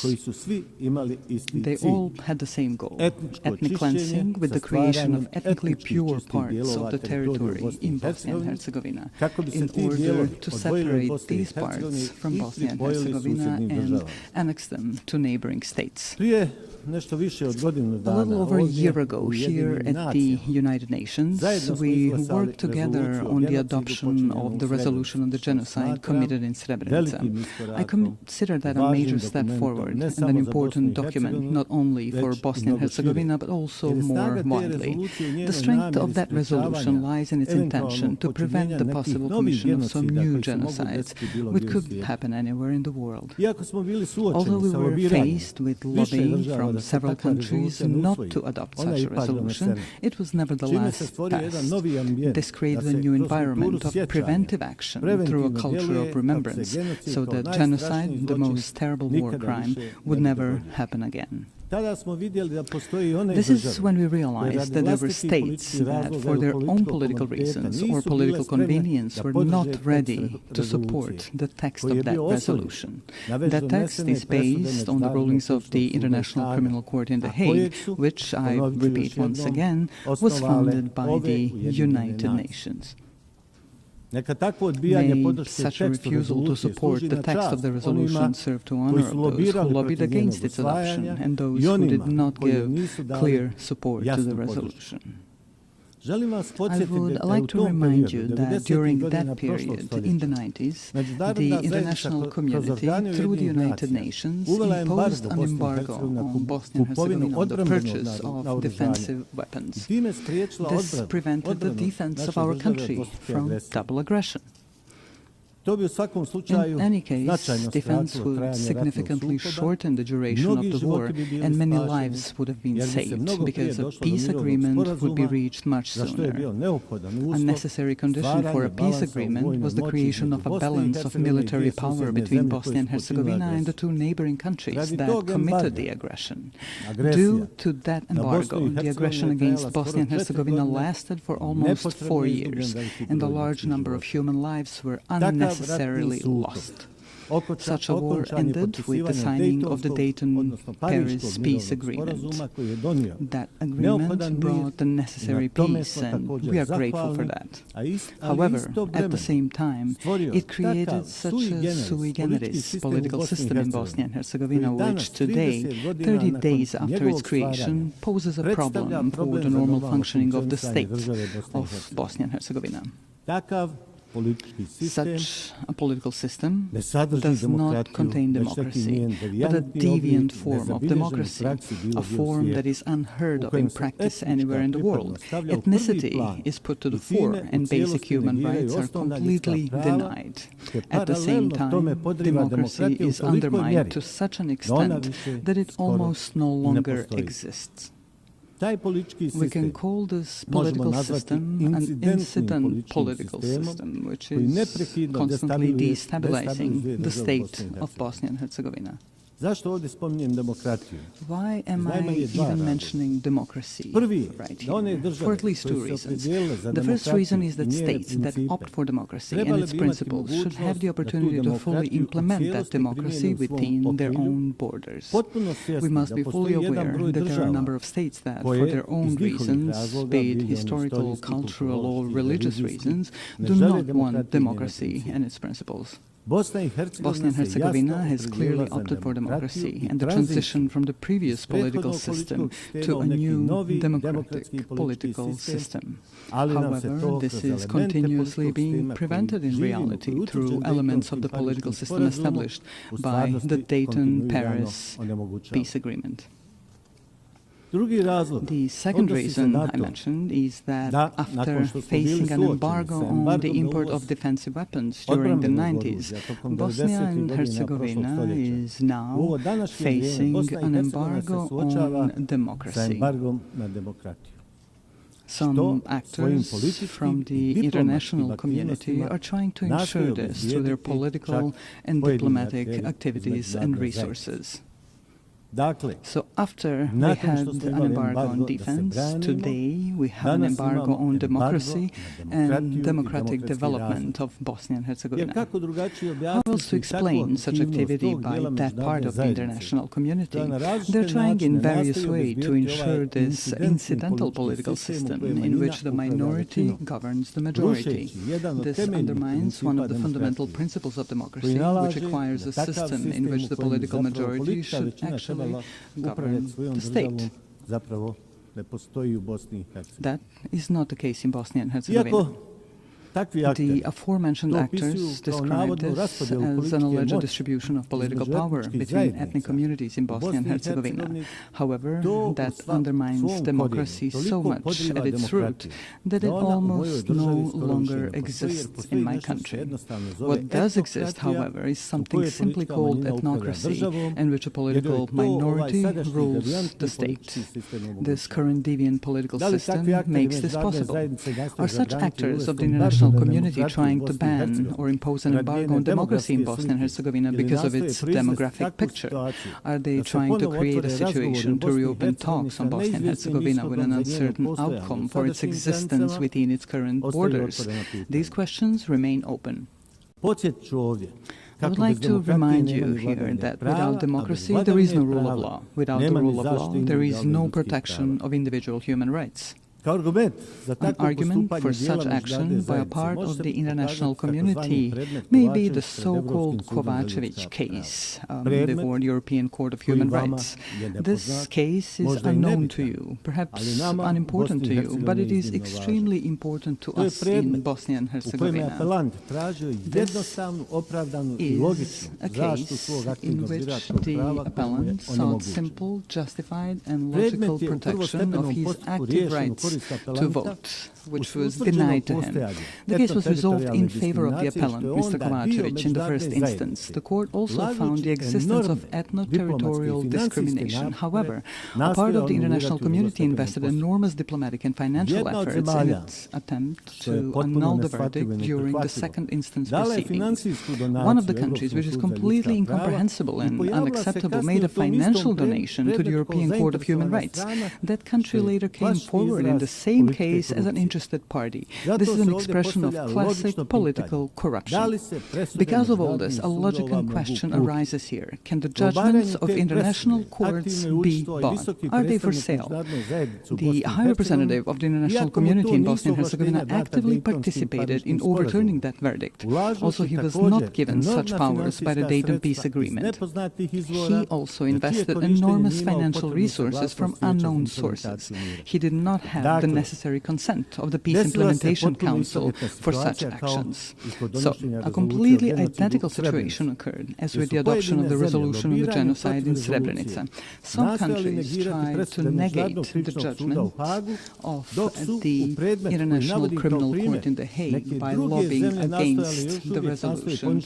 In the case that I am now citing as an example, some other countries tried and are still trying to annul the judgment through their own lobbying and broader diplomatic activity. This leads us to the conclusion that there is a part of the international community that simply does not allow democracy in Bosnia and Herzegovina. Yesterday, we faced an embargo on weapons necessary for the defense of our country. Today, we have an embargo on democracy and human rights. Therefore, I would like to briefly remind you of another United Nations document called the International Covenant on Civil and Political Rights. This document guarantees, among other things, to vote and to be elected at periodic elections, which shall be held by universal and equal suffrage and shall be held by secret ballot, with the guarantee of free expression of the will of each voter. Unfortunately, in Bosnia and Herzegovina, we are not allowed to do this. The international community is making great efforts to preserve discrimination and to deny democracy. The result is the lack of the rule of law, as well as insufficient and almost no protection of individual human rights. The logical conclusion that arises is the following. Democracy, as well as the right to defend the country, are privileges whose application is determined and enabled by political elites from larger and richer countries. Small countries and poor countries can only receive as much democracy as those who are larger and richer allow them to get. That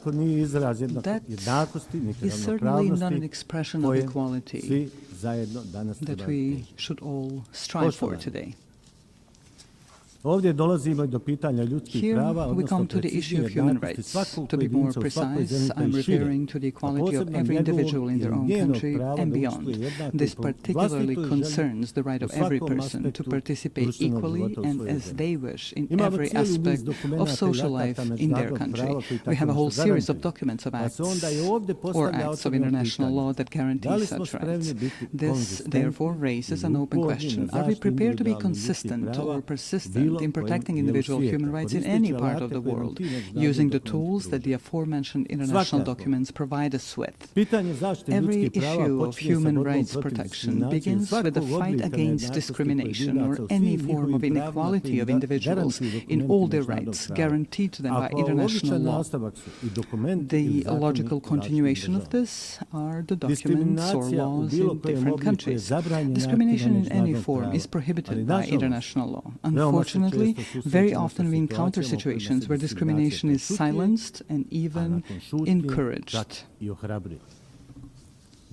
Speaking from the perspective of Bosnia and Herzegovina, we have 5 judgments of the European Court of Human Rights that establish the existence of discrimination against citizens of Bosnia and Herzegovina based on their ethnic origin or place of residence.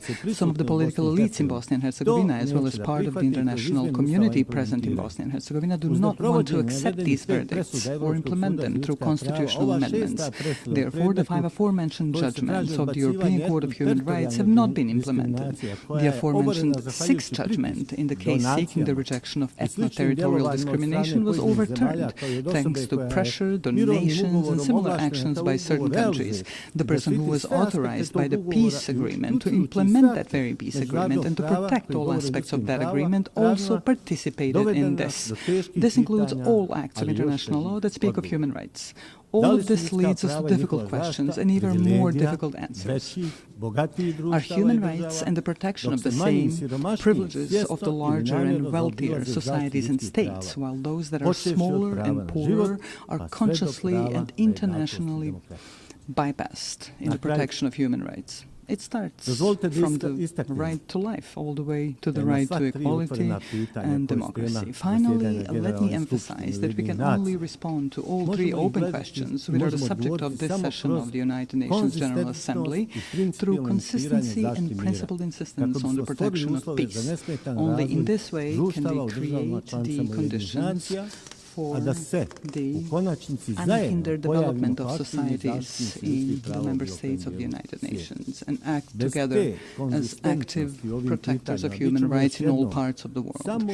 Without that consistency on those issues, we will once again be just a group expressing concern over deviant phenomena in the world, such as wars, violent border changes, genocide and war crimes, denial of human rights. In fact, we will do nothing more than express our concern. The consistency I'm referring to means complete determination to confront various deviant phenomena in the world through the tools provided to us by international law.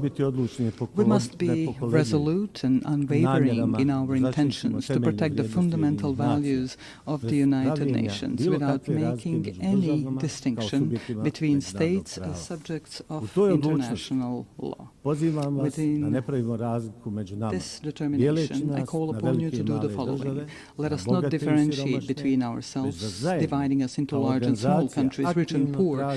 Together, as an organization, let us actively seek and facilitate solutions to all the outstanding issues that arise in the world. Peace is not a privilege.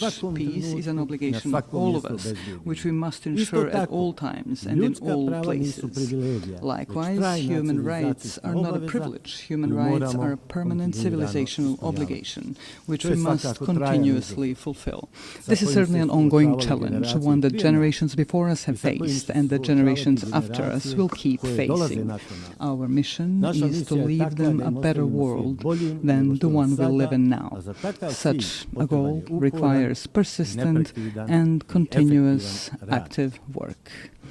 Ladies and gentlemen, Your Excellencies, thank you for your attention.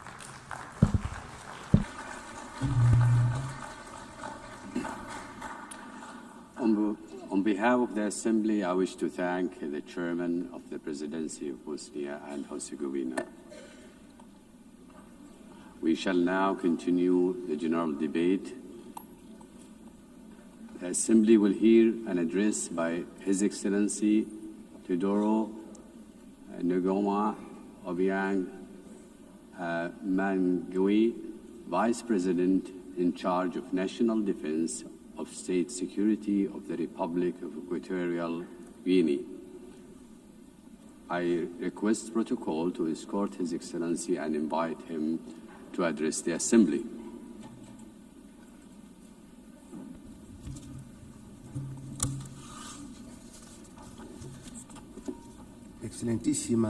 Your Excellency Ms. Annalena Baerbock, President of the 80th session of the United Nations General Assembly, Heads of State and Government, Heads of Delegations, Excellencies, Your Excellency Mr. Antonio Guterres, Secretary General of the United Nations, ladies and gentlemen,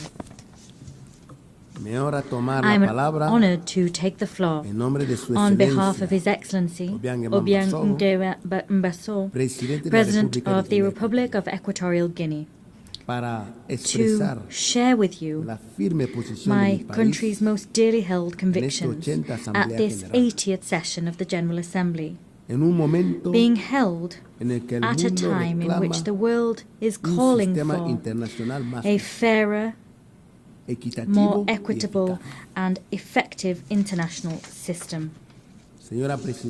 Madam President, 80 years ago, the founding states established this organization, aspiring to build a multilateral system based on cooperation, respect for international law, and the dignity of all human beings. This commitment was enshrined in the United Nations Charter. That charter remains a lodestar for states' collective action. Today, under the theme Better Together, 80 years and more for peace, development and human rights, we celebrate important achievements. The UN, over these 8 decades, has been a universal forum for dialogue and a space for international cooperation. It has helped to avoid conflicts. It has supported decolonization processes. It has promoted sustainable development. And it has served to pique our moral conscience in service of human rights. However, this anniversary must serve as an opportunity for critical self-reflection. It would be a mistake to simply mark the anniversary and not to recognize the woeful shortcomings of our multilateral system.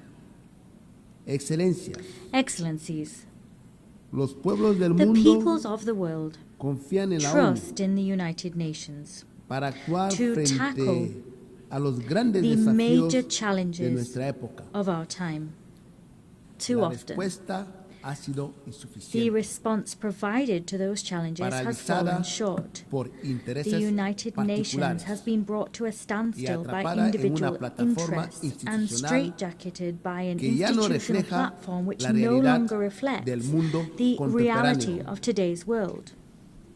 Talking about leaving no one behind becomes meaningless if millions remain marginalized in systems of dependency and exclusion. The Security Council, the body responsible for upholding international peace and security, is perhaps the clearest example of the extent to which the United Nations is out of step 8 years after its inception, the UN's membership structure remains rooted in the geopolitical state of play we had in 1945, and not that we see in the 21st century. Consequently, the United Nations' legitimacy and representativeness are quite rightly called into question. Security Council reform is an urgent need.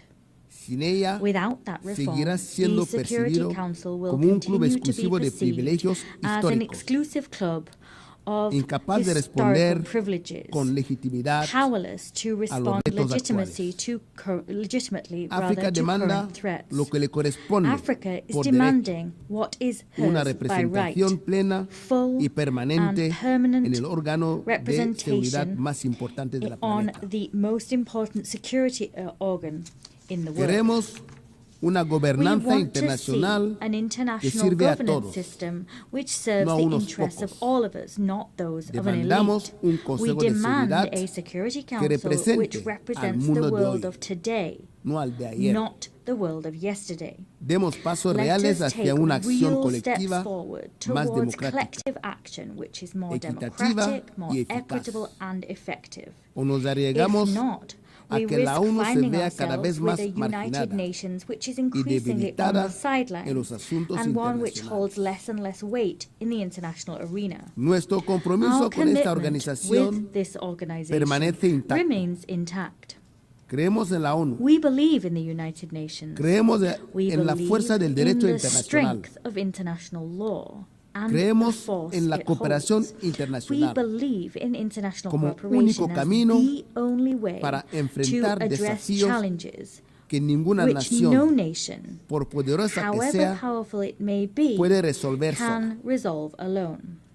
Pues nuestro compromiso no es Our ciego, commitment is sino not es unthinking. exigente a los Rather, it resultados, must be rewarded reformas with y results, adaptación a los reforms, and a UN that can move with the times. En este aniversario On this anniversary, debemos we must recordar recall que la paz, that peace, el desarrollo de los development, derechos and humanos human rights son are pilares inseparables. inextricable pillars.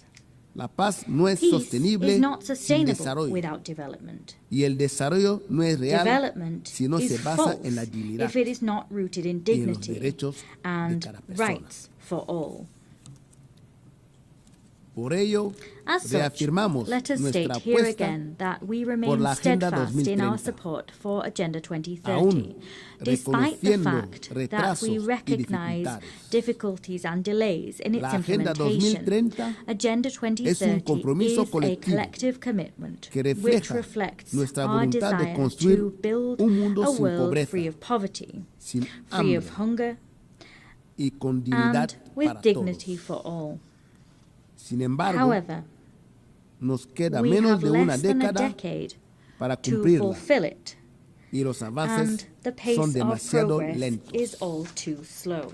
Excelencias, Excellencies, el cambio climate climático change is es la mayor the amenaza de nuestro greatest tiempo. threat of our age. Las naciones más The most vulnerables vulnerable nations pagan un pay precio a disproportionate desproporcionado, price for climate change. mientras los At grandes the same emisores time, major posponen emitters compromisos. drag their heels with commitments. La justicia climática Climate no justice es un gesto, is not a es token una gesture. obligación moral It is a y moral jurídica. and legal obligation. Guinea Equatorial Equatorial Guinea defiende also también defends el principio the de la principle soberanía of de los sovereignty estados. between states.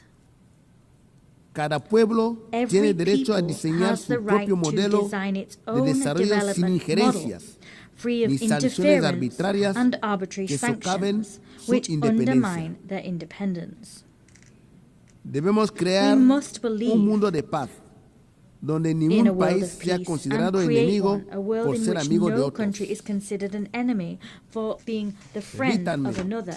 compartir un Allow me ejemplo to share with reciente you a de la recent contribución de example Guinea of the Ecuatorial a la paz contribution that internacional. Equatorial Guinea makes to international El peace. histórico acuerdo The historic con la agreement República de reached Gabón with the Republic of sobre Gabon la soberanía de on las the islas del Valle, sovereignty of the Cocoteros y Mbanye, Conga. Cocoteras, and Conga Islands. Durante For décadas, decades, Su Excelencia His Obiang Excellency Mbasogo Obiang Mbasogo condujo handled este this diferendo dispute con with paciencia y patience diálogo, and dialogue, hasta resolverlo until it was pacíficamente resolved peacefully bajo el amparo before de la Corte the Internacional de International Justicia. Court of Justice.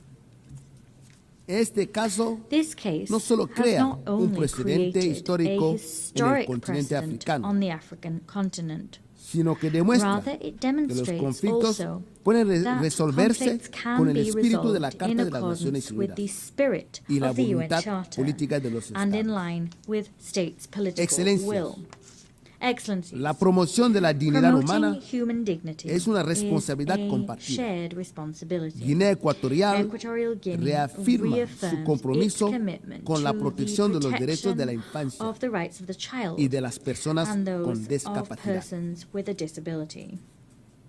Los derechos a la seguridad alimenticia, Rights to food a la vivienda, security, housing, al agua potable drinking water, y a la and explotación the soberana de los sovereign recursos naturales exploitation of natural forman parte resources inseparable are de los derechos an humanos. inextricable part of human rights as a whole. Sin dignidad material, Without la dignity libertad that comes es un through ideal material vacío. comfort, freedom is an empty Fieles a ideal. los principios de una Faithful comunidad to the internacional principles inclusiva, of an insistimos inclusive en que se international levante community, el embargo we económico, insist that comercial the y economic, financiero commercial and impuesto financial contra la embargo República de Cuba. imposed on the Republic of Cuba be Mantener este lifted. tipo de medidas Keeping such measures no in solo place afecta not only gravemente el desarrollo de una gravely nación affects soberana, the development of a sino sovereign que también nation, contradice it also los runs principios counter to the fundamentales fundamental de la Carta de principles las Naciones enshrined Unidas. in the United Nations Charter. Excelencias, Excellencies, para terminar, to conclude, quisiera dirigirme allow me también also a los hombres y to mujeres address de negocios businessmen and para women. invitarles a I wish to descubrir Guinea invite them to Ecuatorial come and discover como un Equatorial destino Guinea seguro y as atractivo a safe para la destination inversión. and one which is very Nuestro attractive for país investment. ofrece un Our marco de country offers a estabilidad climate of política, political stability, ventajas fiscal fiscales incentives, y una visión and clara a del clear futuro a vision través of de the nuestra future agenda al desarrollo Horizonte through our 2035. 2035 development Les agenda. animamos We a encourage you acompañarnos to en este accompany camino, us on this journey, que no solo a journey which will generará not only beneficios compartidos, generate sino shared que dividends, también but which will also consolidará un consolidate desarrollo the inclusivo inclusive y and sostenible sustainable en development nuestra nación. of our Muchas nation. gracias. I thank you.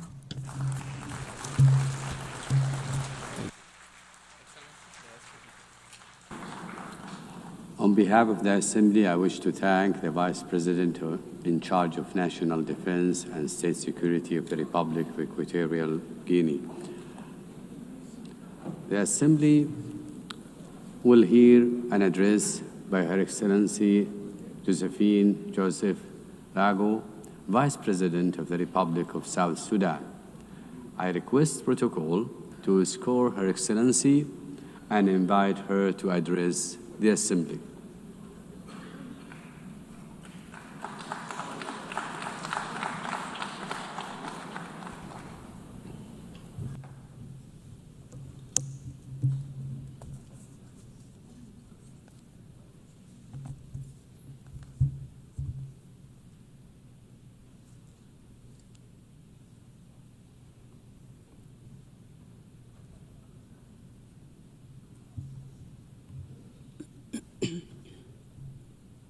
Madam President, Excellencies, heads of states and government, distinguished delegates, ladies and gentlemen.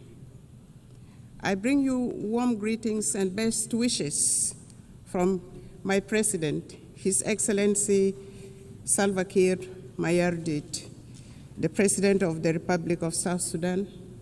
I also bring you greetings from the government and the people of South Sudan, a message of peace, unity, development, and unwavering commitment to global partnership. I wish to extend my sincere congratulations to you, Madam President, on your election to preside over the 80th session of this esteemed Assembly. I also express appreciation to the General Secretary, Antonio Guterres, for his steadfast commitment to advancing the principles and objectives of the United Nations. The theme of this year's session, Better Together, 80 Years and More, for Peace, Development, and Human Rights, resonates with the objectives and aspirations of our country. South Sudan is the youngest country in the world and the 193rd member of the United Nations. After 50 years of brutal armed liberation struggle, it gained independence in 2011. Unfortunately, 2 years later, the country descended into an internal civil war. With the support of regional and international community, a peace agreement was signed between the warring parties in 2018, known as the Revitalized Agreement for the Resolution of the Conflict in South Sudan. This led to the formation of the current revitalized transitional government of national unity, a coalition government comprising the warring parties, other peace partners, and stakeholders.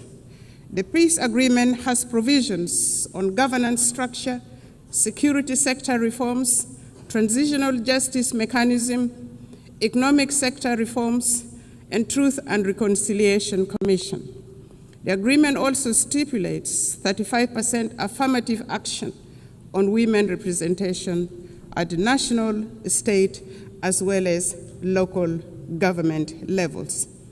The presidency consists of a president and 5 vice presidents, 2 of whom are female, thus achieving 40% of female representation at the highest level of government.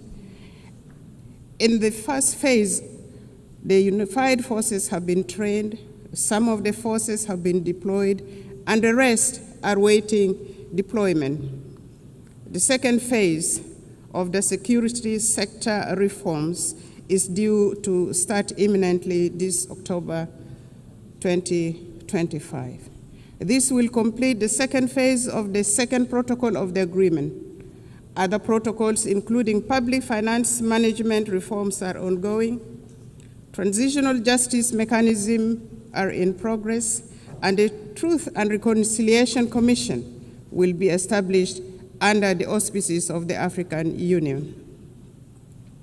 Although the implementation of the peace agreement has been slower than we would have wanted due to financial constraints, some of the members of the international community have been contributing in kind. On the whole, the implementation of the peace agreement is about 60% executed. The agreement has held for 7 years, and a relative peace has been attained, thus giving hope to our people. Many South Sudanese have returned from the neighboring countries and the diaspora and are rebuilding their lives and contributing to national development. Work is ongoing, including preparations for general elections in December 2026. Until recently, the permanent cessation of hostilities was observed and relative peace attained throughout the country. Climate change and environmental sustainability. South Sudan is one of the countries adversely affected by the impact of climate change, despite contributing minimally to global emissions. For the last 5 years, our country has suffered recurrent floods on the one hand and prolonged droughts on the other, thus contributing to crop failures, biodiversity loss, and mass displacement. These challenges intensify food insecurity, undermine livelihood support, and threaten social stability. In this regard, the government of the Republic of South Sudan calls on equitable and predictable climate financing to strengthen adaptation and resilience. The Paris Agreement and subsequent COP summits made commitments which must be honored. South Sudan requires support in technology transfer, capacity building, and foreign direct investment in national frameworks such as the South Sudan Development Plan, nationally determined contribution, and national adaptation plan. This support is essential to address the intertwined challenges of development and environmental stability. The global community cannot afford to ignore climate injustice. Collective action is imperative for these challenges which transcend national borders to be addressed effectively. South Sudan has embarked on planting of 100 million trees by 2030, expanding renewable energy generation and strengthening water infrastructure with women, youth, and people with disabilities at the center of these efforts. Our commitments to sustainable development goals. At independence, South Sudan inherited rudimentary state structures and hardly any infrastructures such as roads, electricity. We inherited poor health care, inadequate educational infrastructure, abject poverty, and food insecurity. The SDGs are aligned to our national priorities. For example, each vice president is in charge of a cluster which includes governance cluster, economic cluster, service delivery cluster, infrastructure cluster, and gender, youth, and humanitarian cluster. Madam President, the 2030 Agenda remains a vital framework for peace and prosperity. South Sudan has made some remarkable progress in agricultural transformation, including commercialization and value addition, which will create jobs for women and youth, including in crop production, livestock, and fisheries. This will enable people to produce their own food rather than relying on imported foods. Our policy is, let us produce what we eat. And as a consequence, some states in our country now are self-sufficient in food production, which contributes eminently to reduction of poverty, thus the attainment of SDG 1 and SDG 2. In collaboration with our development partners, government is providing health care, building health care infrastructure, improving maternal and child care, raising awareness about communicable diseases, and providing vaccinations for diseases such as cholera, mpox, and malaria. Access to clean water and sanitation is being improved. As part of the health sector transformation program, we aim to attain universal health care for all in South Sudan.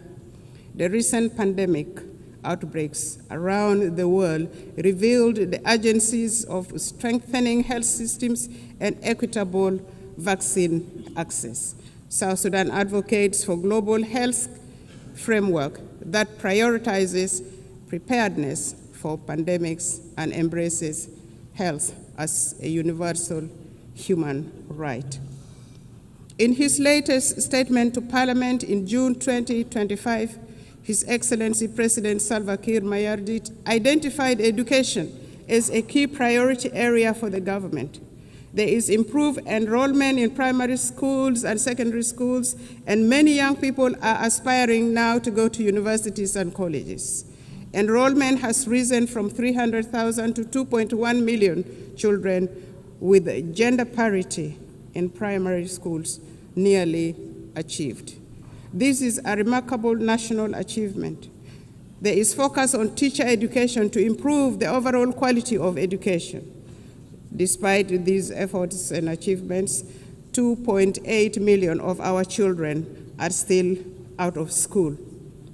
South Sudan has expanded programs to promote girls' enrollment and retention in schools while investing in technical and vocational skills training for women and youth.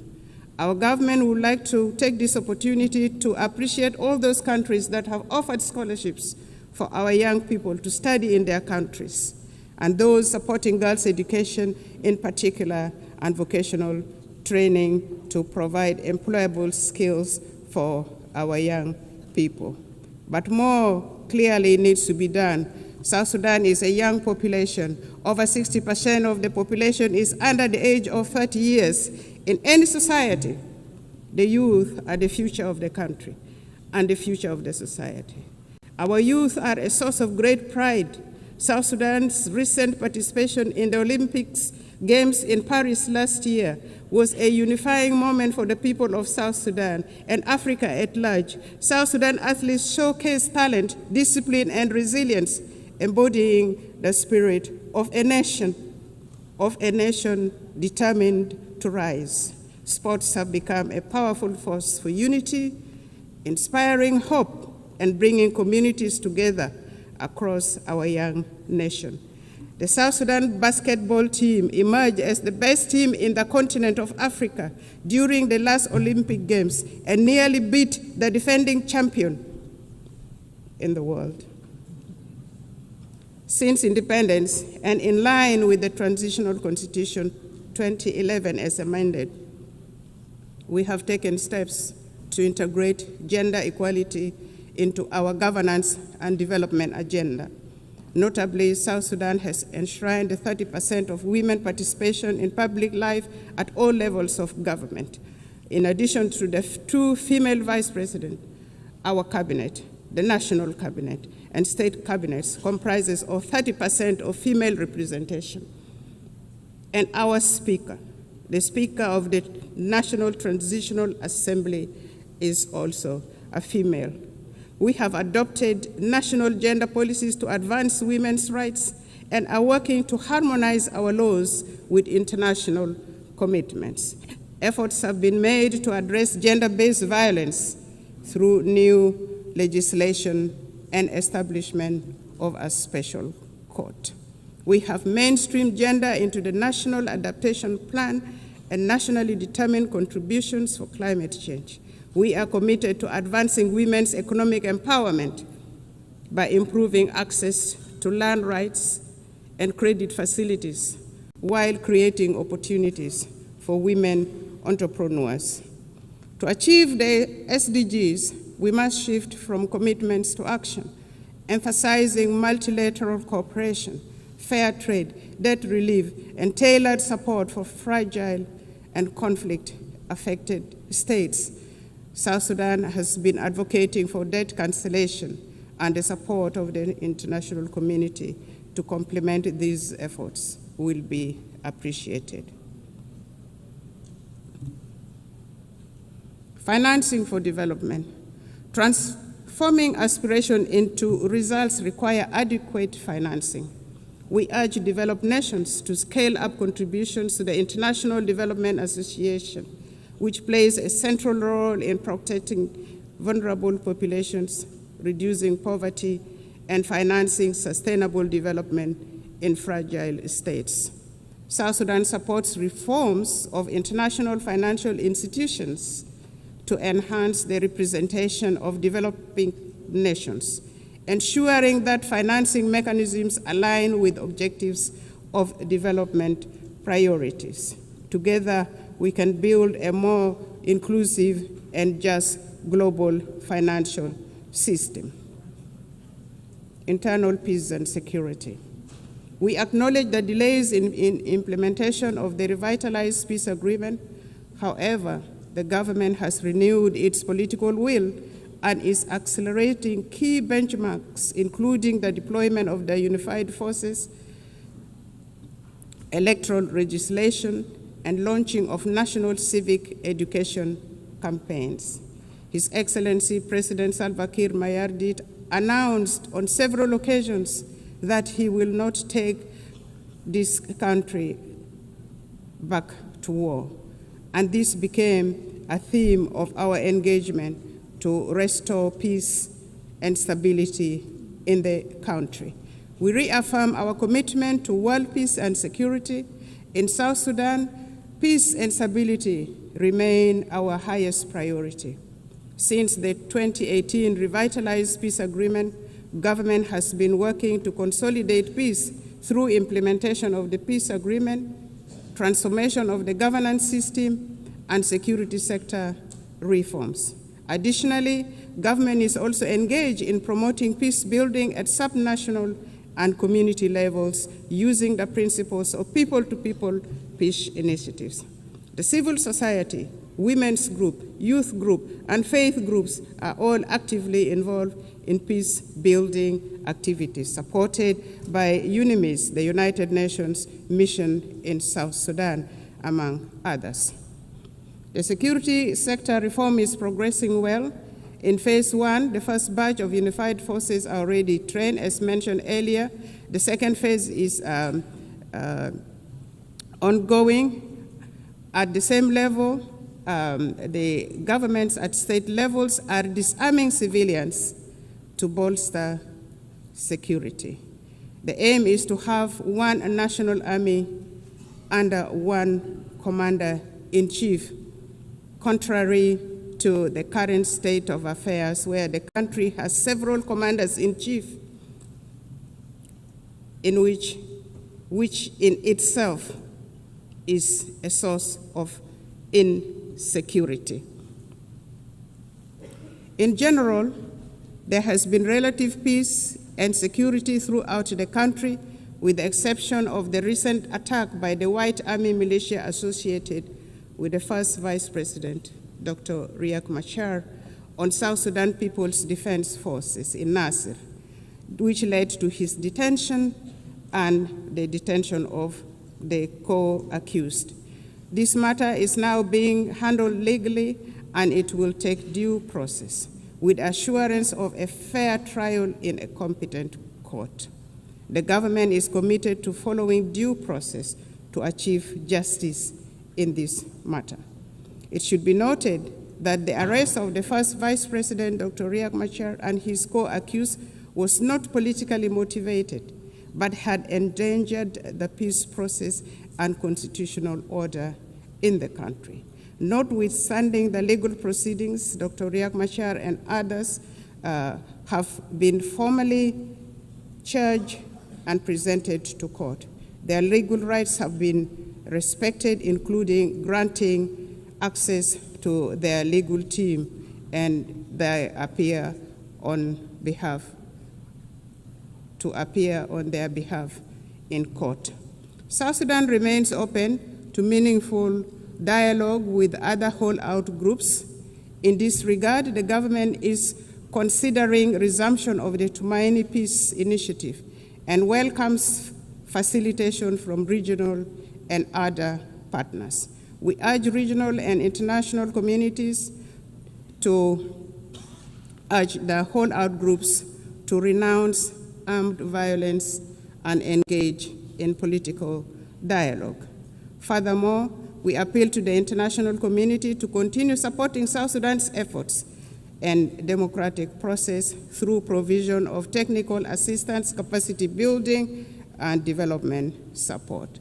It is worth mentioning that consolidating peace in South Sudan is not only vital for our people, but also for stability across the Horn of Africa, the Great Lakes, and beyond.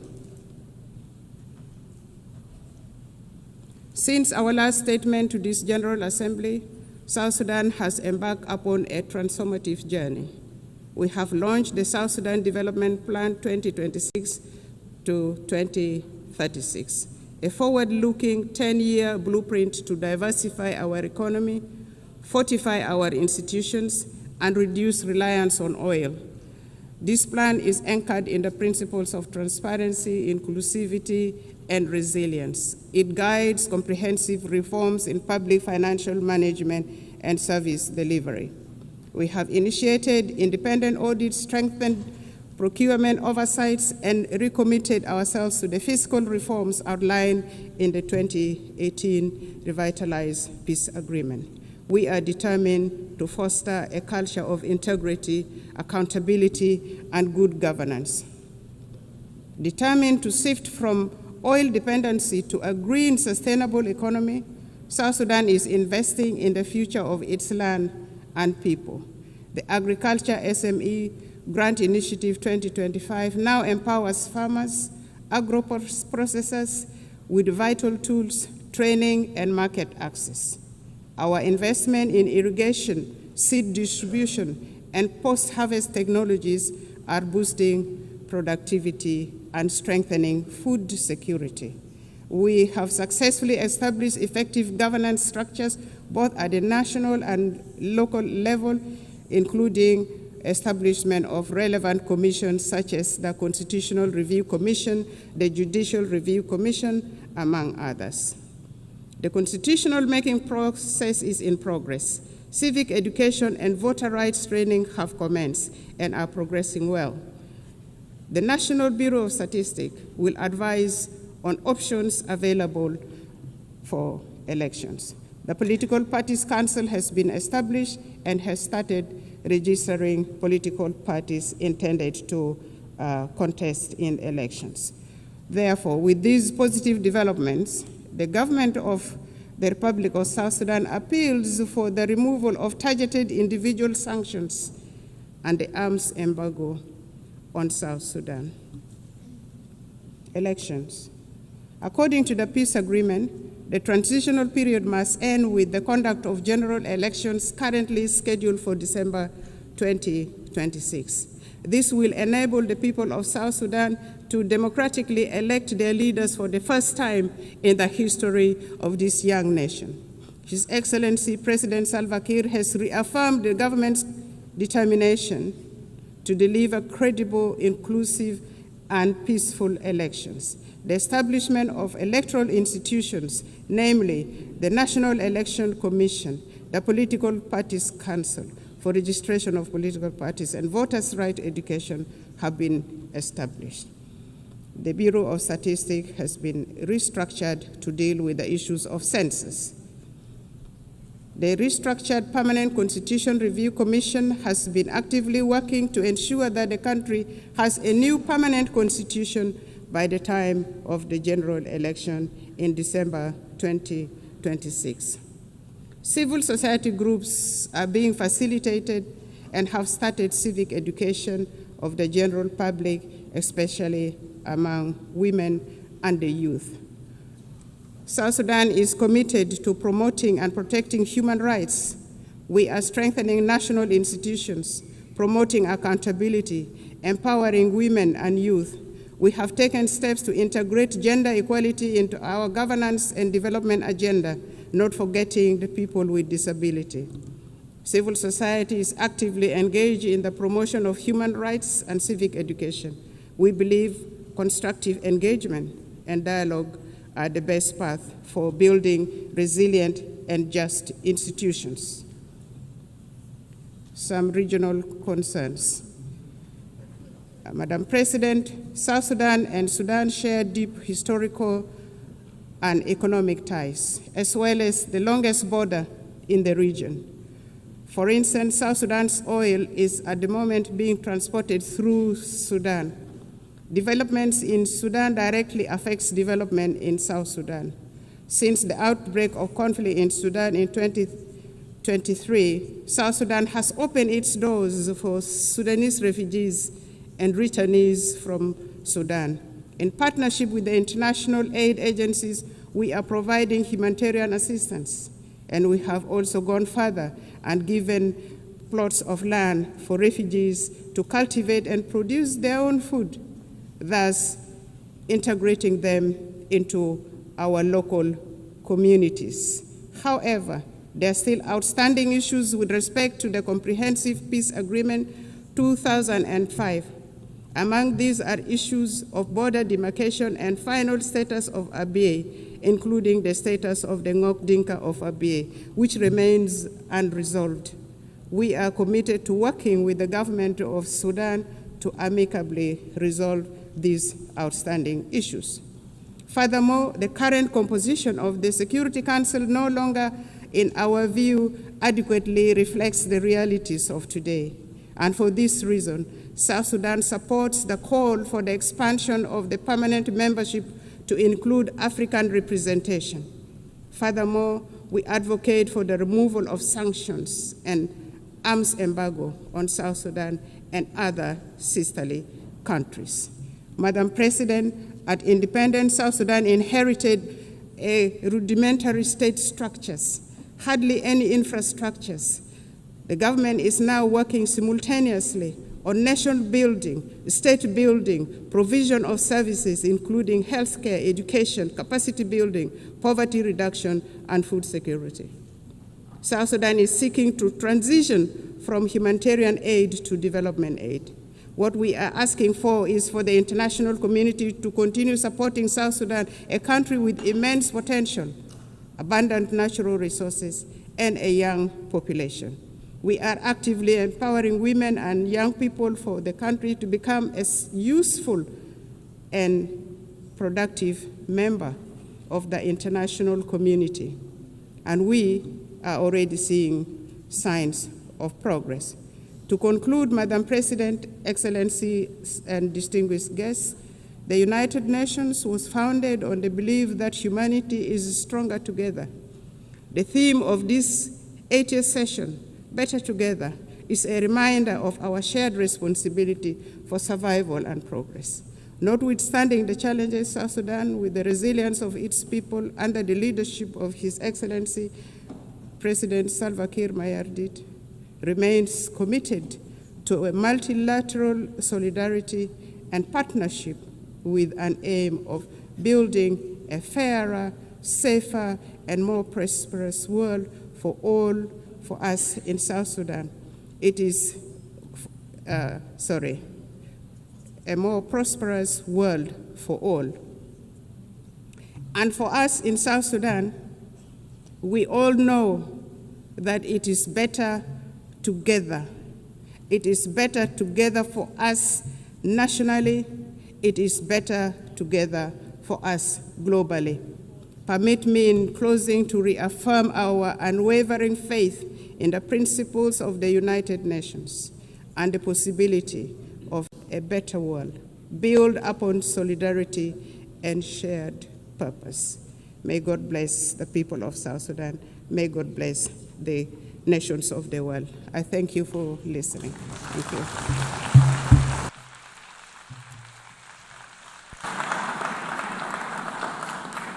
On behalf of the General Assembly, I wish to thank the Vice President of the Republic of South Sudan. The Assembly will hear an address by His Excellency Mohamed Jaw, the Vice President of the Republic of Gambia. I request protocol to escort His Excellency and invite him to address the Assembly.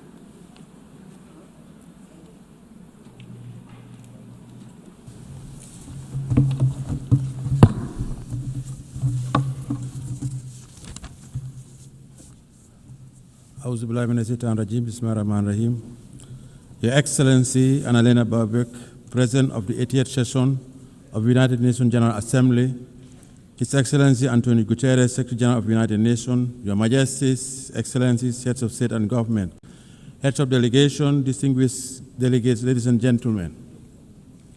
As we commemorate the 80th anniversary since the founding of the United Nations, it is with great honor and profound sense of commitment that I stand before you to deliver this statement on behalf of His Excellency, Mr. Adama Barrow, who could not be here due to circumstances beyond his control.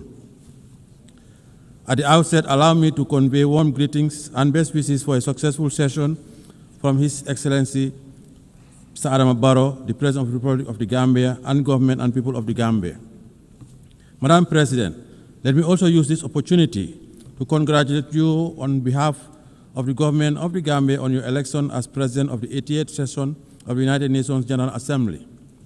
Your election is a testament to the importance our organization attaches to gender mainstreaming and the empowerment of women. It constitutes an affirmation that more than ever, women are capable of leading organizations like the United Nations and achieving remarkable success. The Gambia, therefore, assures you of its unwavering support and continued cooperation in the discharge of your duties while reaffirming our faith in the relevance of multilateralism and the sacrosanct foundational principles of the United Nations Charter. Allow me to seize this moment to also thank and congratulate Mr. Philomen Yang, President of the 79th session of the General Assembly, for his leadership and for competently guiding the work of the Assembly during his tenure. The 80th session of the General Assembly is being held at a very pivotal moment for the international community.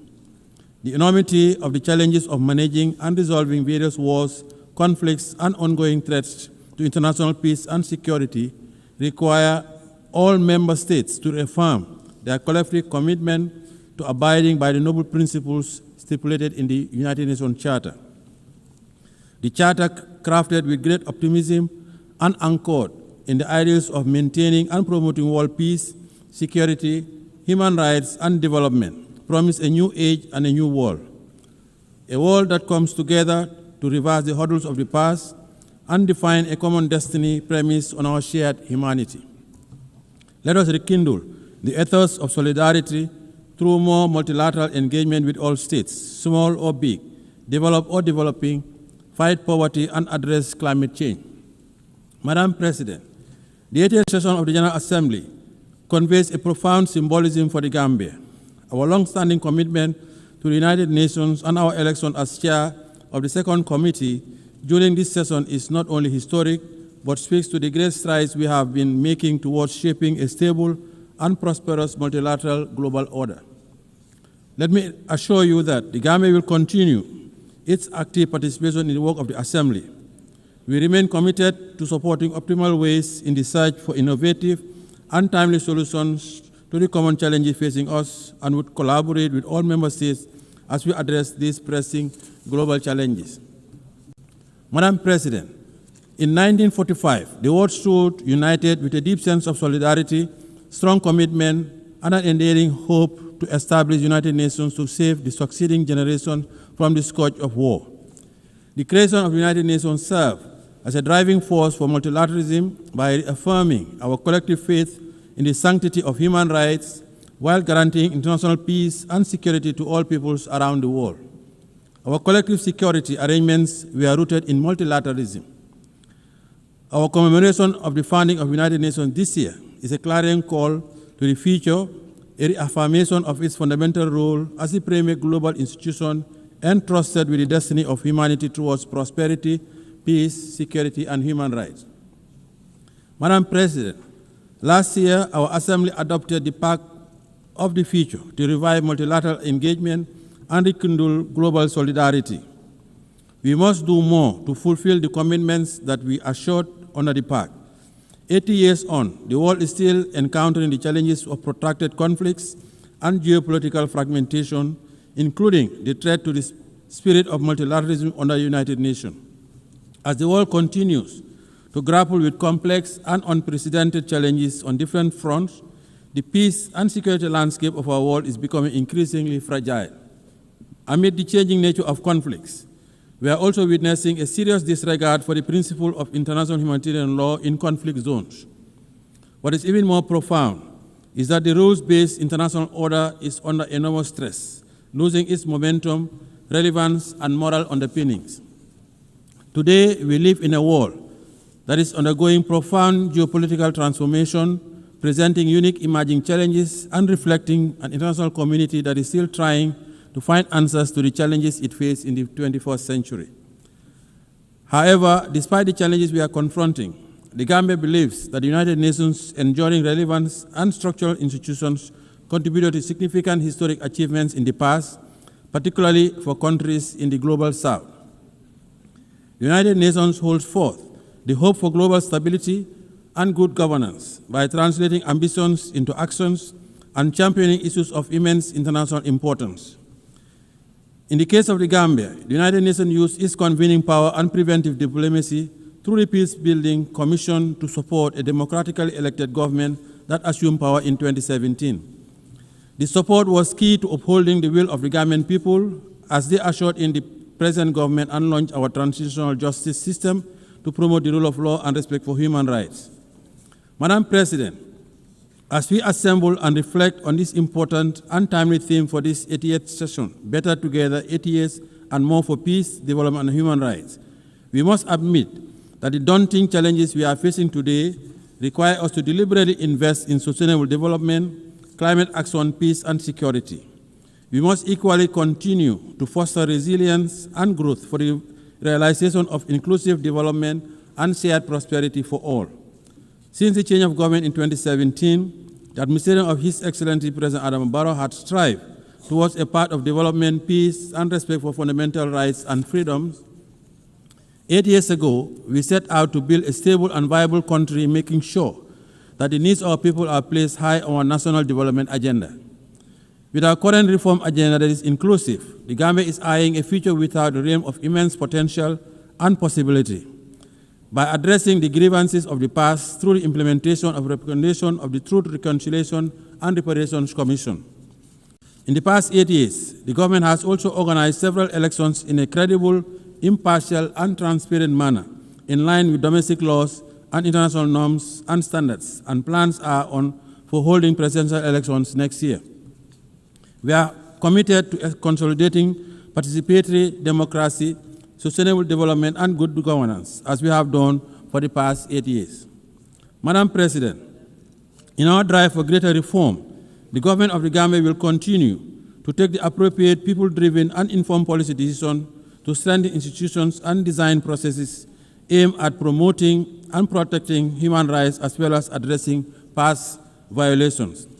As we look forward to consolidating building strong state institutions and reinforce the never again principle, the government is ushering in legislative reforms and expanding the scope of our criminal jurisdiction to prosecute international atrocity crimes.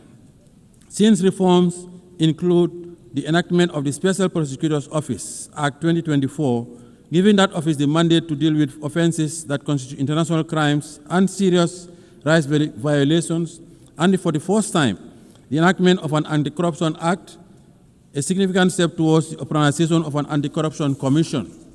These are all part of our national efforts to deliver restorative and transformative justice, build a clear path towards nation building, and lay a foundation for social justice, as well as prevent impunity. Our goal is to consolidate and nurture a more national culture of accountability and respect for human rights in fulfillment of our domestic and international obligations.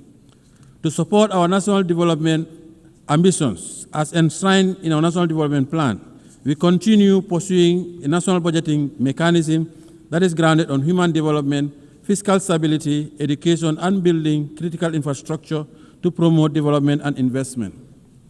Madam President, our primary social contract with the Gambian people is to meet the demands of our socio-economic challenges, whilst at the same time encourage citizen participation and engagement in democratic governance. This propels us to ensure that our democracy continues to thrive, respect for fundamental rights robust, expansive, and comprehensive, and the building of institutional mechanisms. In building a peaceful society, we continue to recognize the integral role of women and their representation and participation in political affairs and public life. We also continue to promote media freedom and the right to assembly and freedom of expression as guaranteed inherent rights through coordinated and sustained actions. As a government, we encourage constructive engagement with our citizenry, particularly the young people, and respect their rights to participate in democratic functioning of the state. In view of our own experience with governance challenges, we value the need for addressing the consolidation of democracy and good governance in our neighborhood.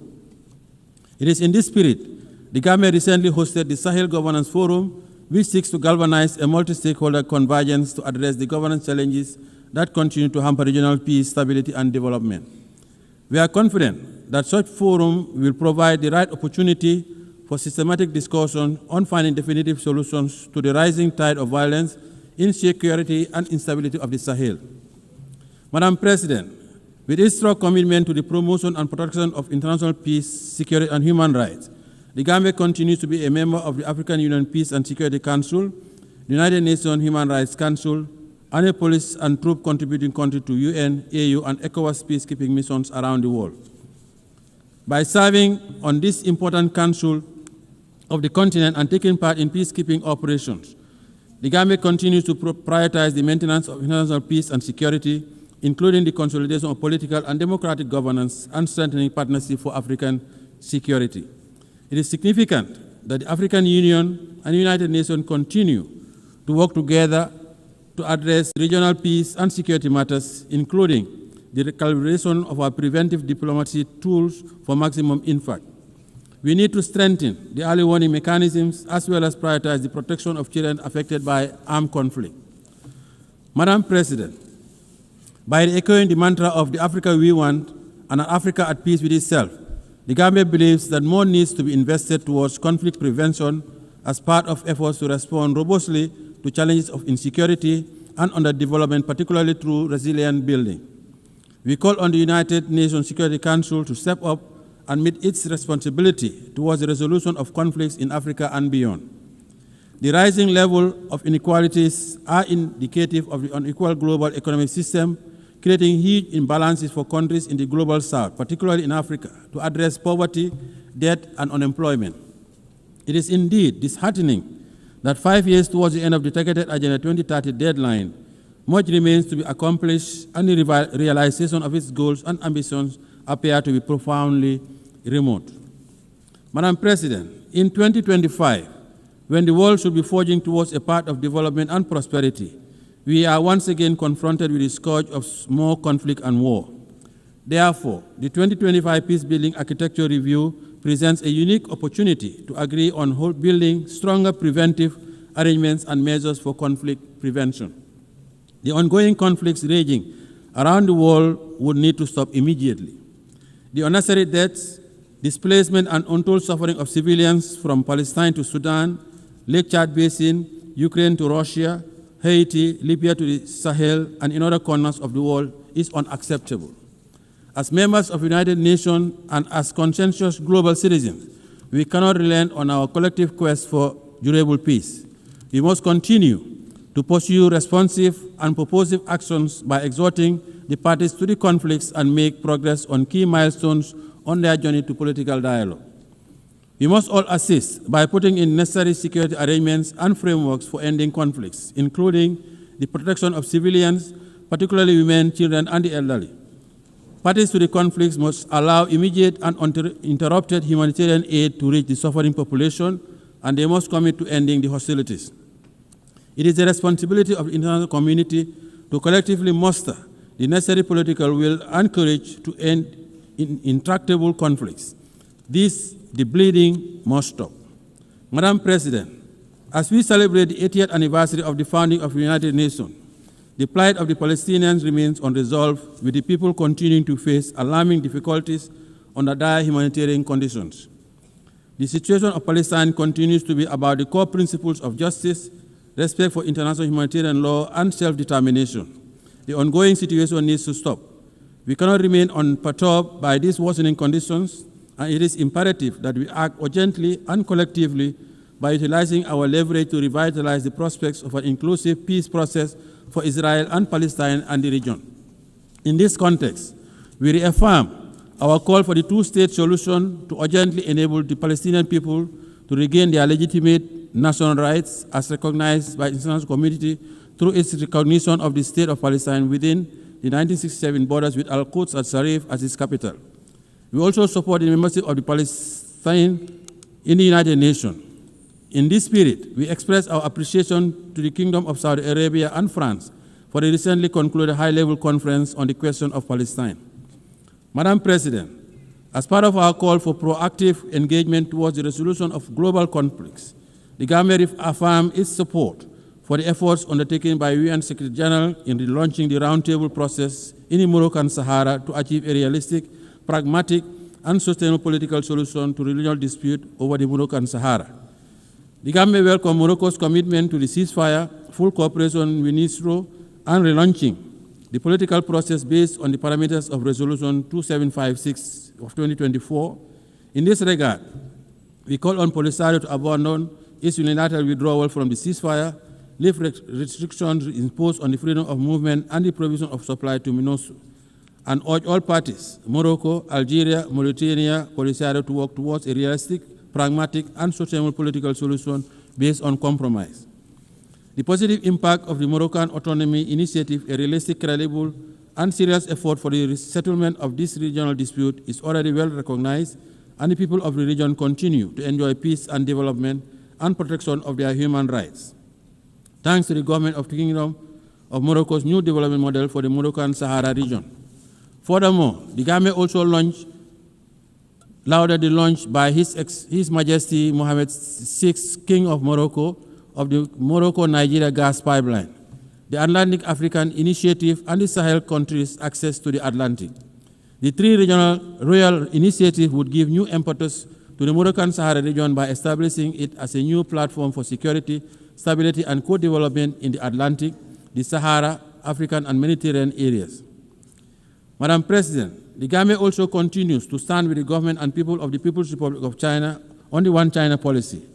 China's commitment to international cooperation and support for the critical spaces of development in different sectors demonstrate that the sustainable development of South-South and triangular cooperation are possibilities. The Gambia continues to reiterate the call for the lifting of economic embargo against the brotherly people of Cuba. The embargo continues to inflict undue hardship and economic devastation, occasioning substantial challenges for the government and people of Cuba. We believe it should come to an end now. Friendly cooperation is the way forward. Madam President, as we mark 25 years since the adoption of Security Council Resolution 1325 on women, peace, and security, we should take a moment to renew our firm conviction that the attainment of sustainable development and the consolidation of peace and security are anchored in the full and inclusive representation of women in all spheres of political and decision-making processes. While considerable progress has been made towards the realization of women's inclusion, women's participation in the consolidation of peace and security, there continues to be significant impediments that we must overcome. Women must always have a seat at the negotiating table. They usually bear the brunt of conflicts. Therefore, as we prepare for the Fourth World Conference of Women, and as nations sharing the same destiny, we have a moral obligation and a collective responsibility to act swiftly to address all issues hampering the empowerment of women, including institutional advancement and their contribution to the consolidation of peace and security. Madam President, in view of the outcome of FFD4, it is our hope that international financial architecture and mechanism will change for the better as the current international financing architecture, especially as it relates to debt restructuring, continues to hamper the development aspirations of developing countries. Due to limited fiscal space exerted by debt distress, developing countries find it hard to make significant investment in the social sector. The challenge is even more profound when it comes to investment in the productive base of their economies to engender growth, employment, and development. This situation significantly contributed to the dismal attainment of only 17% of the SDGs.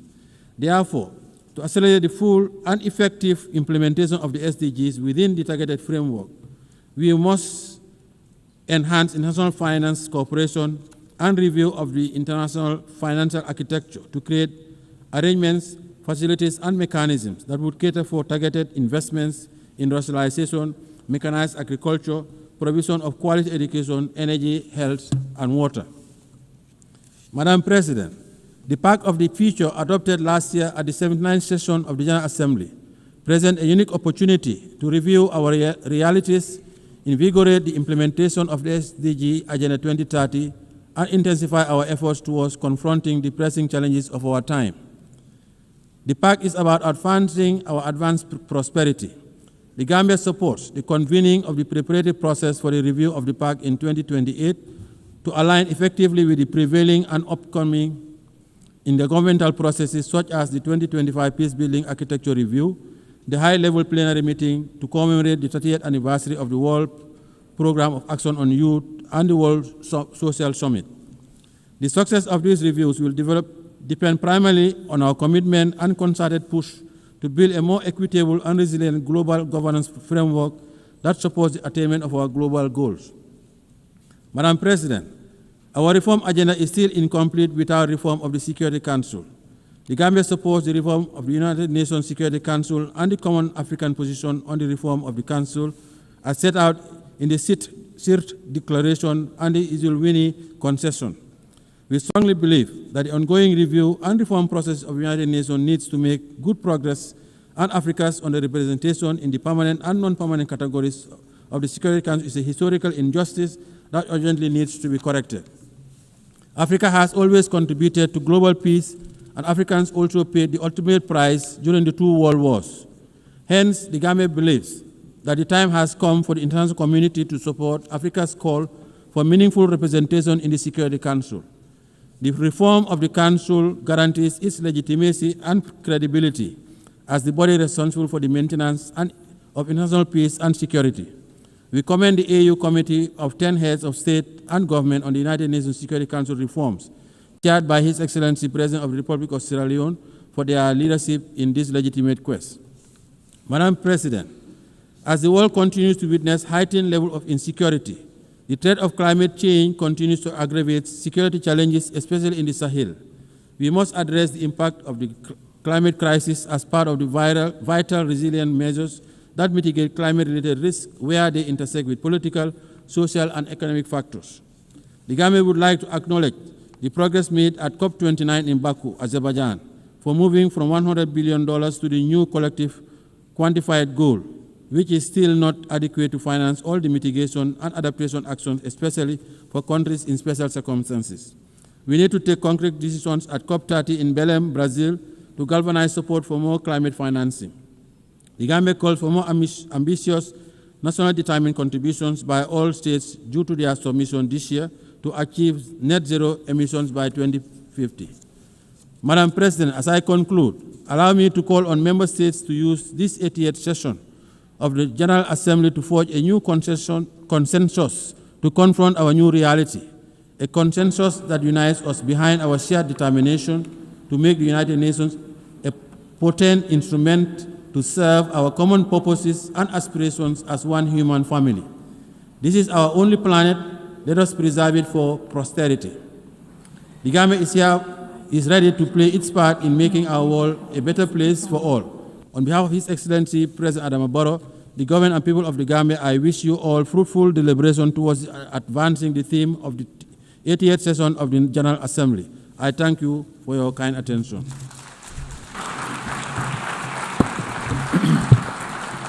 En nombre de la Asamblea agradezco al vicepresidente de la República de Gambia.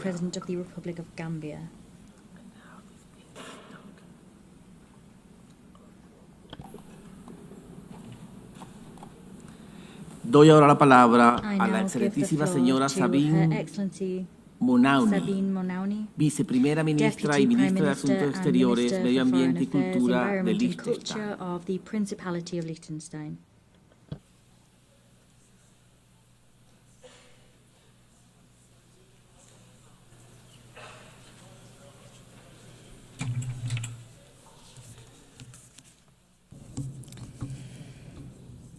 President, ladies and gentlemen, let me begin by saying how happy I am to see a woman preside over this assembly.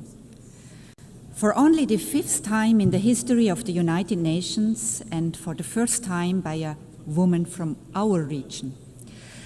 It is my hope that this is also a good sign for the selection process of the next Secretary General, a position in which no woman has ever served over 8 decades, and which will be conducted under your leadership. It is a distinct honor and pleasure for me to address this assembly for the first time as a foreign minister, continuing a very long tradition of female foreign ministers in Liechtenstein. The United Nations is a key building block of our foreign policy, which is guided by a strong belief in international law, cooperation, and multilateralism. We are gathering at a landmark moment in the history of the United Nations. For over 80 years, this has been the place where nations have come together, where international law has been developed, where human rights have been codified, where we have agreed on common development goals. Of course, it has also been the source of many disappointments. Too often people around the world have been looking to this assembly and at the Security Council chamber next door in the hope of decisive action to secure peace. The key purpose of this organization, only to realize that political paralysis was shattering these expectations, justified as they were. In Ukraine, our system has allowed the aggressor to veto collective action supported by the vast majority of the House. In Gaza, we have become bystanders, despite the fact that the two-state solution was one of the first decisions of the United Nations many decades ago. We are merely witnesses to the unprecedented and unjustifiable suffering of civilians in spite of our pledge to end and prevent atrocity crimes. The people of Sudan must have concluded that indifference is the guiding principle of our rare discussions, and that the outrage over a cynical veto wears off after a few weeks, if not days. These challenges to the credibility of the United Nations would be massive enough in and of themselves.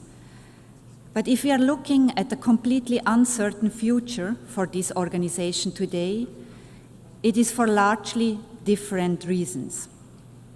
The very foundations of the United Nations are being challenged in a way we have not seen before. Such efforts threaten to undermine our joint commitments to solve common problems together on the basis of the principle of sovereign equality, the principle that we set ourselves rules that apply to us all equally and that they are enforced equally, and the belief in the value of international law as the common ground that allows us to govern world affairs in a way that is predictable, equitable, and fair. For us in Liechtenstein, the United Nations, which we joined 35 years ago, occupies a special place. It has been instrumental in our progress towards gender equality. Our membership in the organization has helped to put human rights at the center of our foreign policy. The Sustainable Development Goals have been embraced by civil society and the private sector. Most essentially, the Charter of the United Nations is the guarantor of our sovereignty. The United Nations is also our window to the world and the one place where we can connect with everyone. And it offers a unique foreign policy platform where we can present our initiatives and ideas as a sovereign equal. We have done so with commitment and enthusiasm, and I believe with some success. Today we feel a special bond with every other state, which is small in size, but not small in ambition and vision. Today we realize more than ever that we need this organization. We need a world based on rules that we have all agreed to. And especially now, those who share these views need to join together in common purpose to safeguard our common interests. The times we live in are fast-paced and full of challenges that can seem incredibly daunting.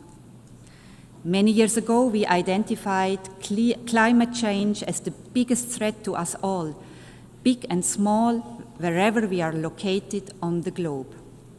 And yet, we are ever closer to the climate abyss and ever further away from agreeing on a path away from disaster. Artificial intelligence is developing with lightning speed, largely unchecked, with obvious risks to our social fabric, but without any agreement on rules and boundaries. In my part of the world, priorities have shifted dramatically in the last 3 years. We are now mostly preoccupied with the fallout of the destruction of the European security architecture by the Russian Federation and with preserving our trade relationships, which we had believed were on a firm basis. Liechtenstein is no different to our neighbors in this regard, and any responsible state will prioritize imminent challenges as we have to. But none of this will be meaningful if it is not embedded in a larger vision, if we do not give ourselves the space to tackle the long-term risks and dangers. The place for us to do this is the United Nations, and we are committed to doing this together with all of you represented in this room. President, today the continued existence of the United Nations is at stake. This is a sobering observation, certainly. But we must find the opportunity that lies in this moment of existential crisis. We have allowed a system to grow that is plagued by duplication, inefficiency, and poor governance. The UN 80 process is the chance, the only chance that we will have to make the organization leaner, more effective in its use of resources, and more productive in generating meaningful outcomes. When we adopted the Pact for the Future a year ago, Liechtenstein made a clear call for this organization to embrace its original purpose as the guardian of peace and security. For our people, our parliamentarians, our civil society, the United Nations is a peace organization. We have to find a way to make it effective in fulfilling this task. If the Security Council is unable to carry out its charter responsibility, as is regularly the case due to the veto power of its permanent members, there are ways for us to take collective action elsewhere, beginning in this hall. We are equally committed to the other pillars of the work of the United Nations: development and human rights, which are existential for the dignity and well-being of the people on whose behalf we serve, and pivotal for more peaceful, just, and inclusive societies. President, the rule of law is the guiding principle of Liechtenstein's work at the United Nations. This can come as no surprise for one of the smallest members of the organization that does not have armed forces and is not member of a military alliance. Our sovereignty is protected by respect for international law and by its enforcement through accountability where the law is violated. Naturally, we are strong supporters of international courts, the indispensable enforcement mechanism of international law. Key amongst them is the International Court of Justice, which Liechtenstein joined decades before becoming a member of the United Nations. Liechtenstein has been an active participant in the court's proceedings. We are very pleased to see the attention the court's work has been given, particularly in recent years, and the high respect its decisions enjoy among governments and beyond. The recent advisory opinion on the question of climate change stands out in various ways. The initiative to ask for such an advisory opinion originated in the youth climate movement. The mandate to request it was adopted by this assembly by consensus, and Liechtenstein is proud to have been among the states drafting the text of the decision. The proceedings before the court found unprecedented attention inside and outside the courtroom. Finally, and importantly, the advisory opinion was agreed on unanimously by all 15 judges, giving it further authority. We have welcomed this decision, in particular its focus on the area of human rights, where important questions remain unaddressed, and we look forward to working with all of you to put it to the most productive use possible.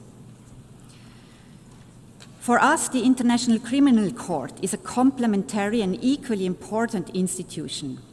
It is the first permanent court in the history of humankind that has jurisdiction over the crimes that are defined as the most serious ones under international law: genocide, crimes against humanity, war crimes, and the crime of aggression. Almost 2/3 of all states have joined this project, the most ambitious treaty since the adoption of the Charter itself. Its central statement is unique and also uniquely important for the rule of law. Nobody is above the law. Nobody is protected from investigation and prosecution for what we have all agreed are the most serious crimes under international law. As we look at the flashpoints around the globe, be it Ukraine, the Middle East, or Sudan, we see how the basic rules of international law are violated, not just frequently, but systematically. This is why we have created the International Criminal Court, to offer protection for the victims and the vulnerable, but also to safeguard international peace and security. Today, the court finds itself under significant political attack and is targeted by unprecedented sanctions. This is the moment for us to protect this unique institution, one of the most powerful statements we can make to express our commitment to international law. President, the most among many worrying trends with regard to the respect for the United Nations Charter is the rapid erosion of the rules governing the use of force. Instances of the blatantly illegal use of force without any consequences or accountability, the threat of the use of force to solve disputes, and the suggestion that aggression may not only go unpunished, but in fact be rewarded and incentivized as part of a political agreement. These dangerous trends can set us back to a time we all believe we have left behind, and they are an attack on the very core of the Charter of the United Nations. Mitigating the fallout of armed conflict will sadly remain part of our daily work. But it is time that we become serious about our central task: preventing war in the first place, ending war where it takes place, and ensuring accountability for illegal war-making. The International Criminal Court, the only institution with jurisdiction over the crime of aggression, is therefore key to enforcing the UN Charter, and thus deserves the support of all states, including those who have yet to join it. President, our world is in a very difficult place today, with the forces of destruction and indeed self-destruction on the rise. If we are to have a chance to be successful in our fight against them, to safeguard our planet for future generations, we need this place, a stronger, better United Nations that we can shape together. I thank you.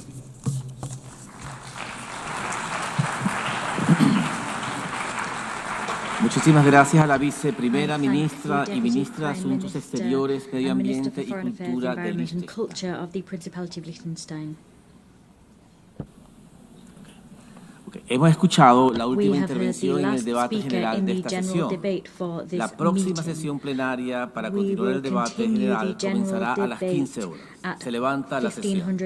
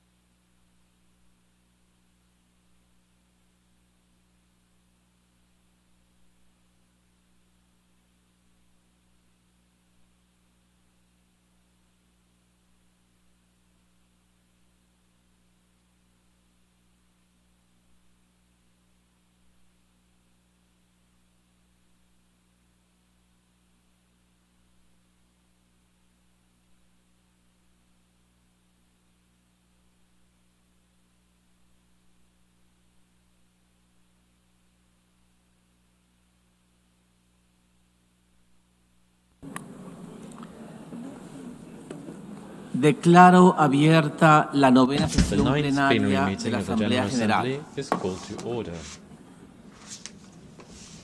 La Asamblea escuchará ahora The Assembly will hear an address now by His Excellency Mohammed Yunus Menfi, President of the Presidential Council of the State of Libya.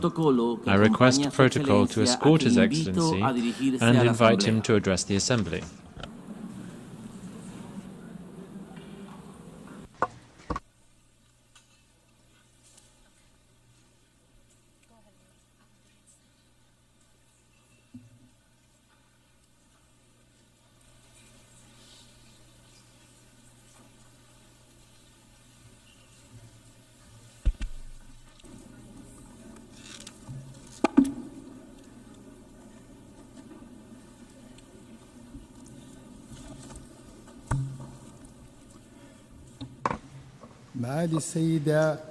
Your Excellency Annalena Baerbock, President of the 80th session of the General Assembly of the United Nations, Your Excellency Antonio Guterres, Secretary General of the United Nations, Your Majesties, Your Highnesses, Your Excellencies, ladies and gentlemen.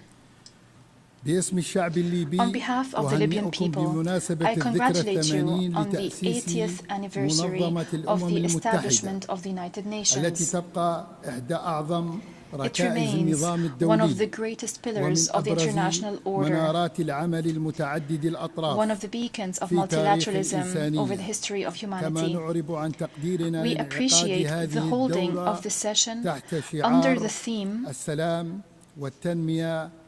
Better Together, 80 years and more for peace, development and human rights. These are principles that we firmly believe in, principles that we are consolidating at the national, regional and international levels. As we celebrate this global anniversary, we're also celebrating the 70th anniversary of Libya joining the United Nations. It was the culmination of the struggle of the Libyan people when Libyans raised their voices in this hall, demanding freedom and independence following decades of colonization. The organization heeded this urgent call and adopted the historic resolution that led to the independence of Libya in 1951, reaffirming thereby the right of peoples to self-determination. Ladies and gentlemen, I stand before you today representing the will of a people that is still holding on to hope, still believing in its ability to build a stable and prosperous future. Libya is not a zone for fighting. It's not an arena to settle scores or a place to which crises can be exported. It is a nation rich in natural resources, a cohesive society with young people that have tremendous potential. They are the backbone to build a modern state. Since the very beginning, Libya's relationship with the United Nations has been based on partnership and mutual respect. And today, at this critical juncture, we look to the United Nations to play an effective and complementary role as it supports us to overcome this crisis towards stability and democracy. Despite the challenges, despite the threats, our people firmly believes that its experience, its society, the diverse society, its noble history will allow it to stay strong and overcome any crisis. But let me be honest with you. In Libya, multiple models and traditional mechanisms have been exhausted. They have not matched the complexity of the social and political situation. They've adversely affected the trust of Libyans in the proposed solutions.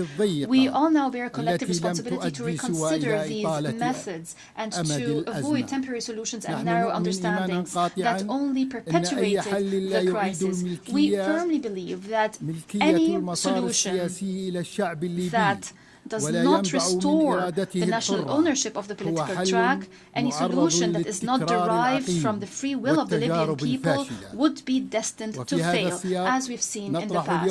In this context, we present to you a clear political vision based on 4 pillars. First, fully restoring national sovereignty and rejecting all forms of foreign interference, no matter what form it might take and no matter the justifications. Second, reaching an inclusive national consensus. To achieve an inclusive national consensus, I call for holding a sincere and comprehensive dialogue held in Libya with the participation of all stakeholders without exclusion. Third, uniting the sovereign institutions, most notably security, defense, and financial institutions, according to professional mechanisms without polarization and without setting quotas. Fourth, ending the transitional period through a clear constitutional basis, through free and fair elections, allowing Libyans to freely choose who would rule them without tutelage, without an imposition from external actors. Ladies and gentlemen, as we fulfill our political responsibility, and despite the challenges, we were able to maintain the highest level of stability. We were able to prevent a relapse into violence. We stress that the blood of the Libyan people is a red line. The territorial integrity, sovereignty, and social cohesion of Libya are non-negotiable. We have been observing the ceasefire agreement concluded in October 2020, and we've established the Committee on Security Arrangements in the capital, Tripoli. Under my direct supervision, this contributed to enhancing stability, rendering this current phase one of the calmest we've seen in years. Ladies and gentlemen, the Libyan economy, despite the challenges, can significantly contribute to the development of the country. The absence of a single budget and the absence of united institutions have been real impediments to development. We stress that we will support, and we do support, the economic track through the High Financial Committee to consolidate public spending and to enhance the principles of transparency, accountability, and equity in distributing wealth. Ladies and gentlemen, illegal migration is not only a security matter, it is a humanitarian challenge with deep economic roots. We call upon the international community to pursue a comprehensive development approach based on supporting and developing infrastructure and creating job opportunities in the countries of origin in partnership with the African Union, rather than pursuing narrow security approaches that have proven to be ineffective. In this context, we have been supporting economic projects connecting the north and the south of the African continent to create a development environment obviating the need for young people to emigrate. Projects that restore demographic and economic balance in the African continent. Ladies and gentlemen, our firm position towards the question of Palestine is based on humanitarian principles and based on our commitments towards the Arab and Muslim world. Against this background, we condemn in the strongest terms the countries that are still hiding behind immoral neutrality towards the genocide and flagrant violations of international law to which the Palestinian people are being subjected, especially in Gaza. It was 8 decades ago that the United Nations was established, and the Palestinian people is still languishing under the yoke of occupation. We call for responsible international action that ends the occupation and guarantees the legitimate rights of the Palestinian people. Ladies and gentlemen, despite the crises, despite the conflicts, despite the divisions that Libya had to endure, the Libyan people is still committed to the democratic track, still believing that the rule of law and democratic institutions are not a dream but a legitimate right. It is time for the world to look at Libya not as a complicated political file, but as a story of resilience and free will, a nation that can be successful with a noble history, cohesive society, promising resources and free people, aspiring to peace, democracy, and prosperity. Democracy is our choice, and peace and reconciliation are our destiny. Our history proves that our people can achieve reconciliation, can promote tolerance and justice. We most certainly can turn the page on the past. National reconciliation is not only a necessity to build the state, it is a national legacy that we cherish. We see a future Libya, a stable state, a sovereign state with united institutions, strong with its people, peaceful, open to the world, and an effective partner at the regional and international levels. Long live Libya, united and independent. Long live the Libyan people, free and dignified. May the peace, blessings, and mercy of God be upon you. En nombre de la Asamblea agradezco al presidente del Consejo Presidencial del Estado de Libia. La Asamblea escuchará ahora un discurso del excelentísimo señor Duma Gideon Boko, presidente de la República de Botswana. Pido a protocolo que acompañe a su excelencia, a quien invito a dirigirse a la Asamblea.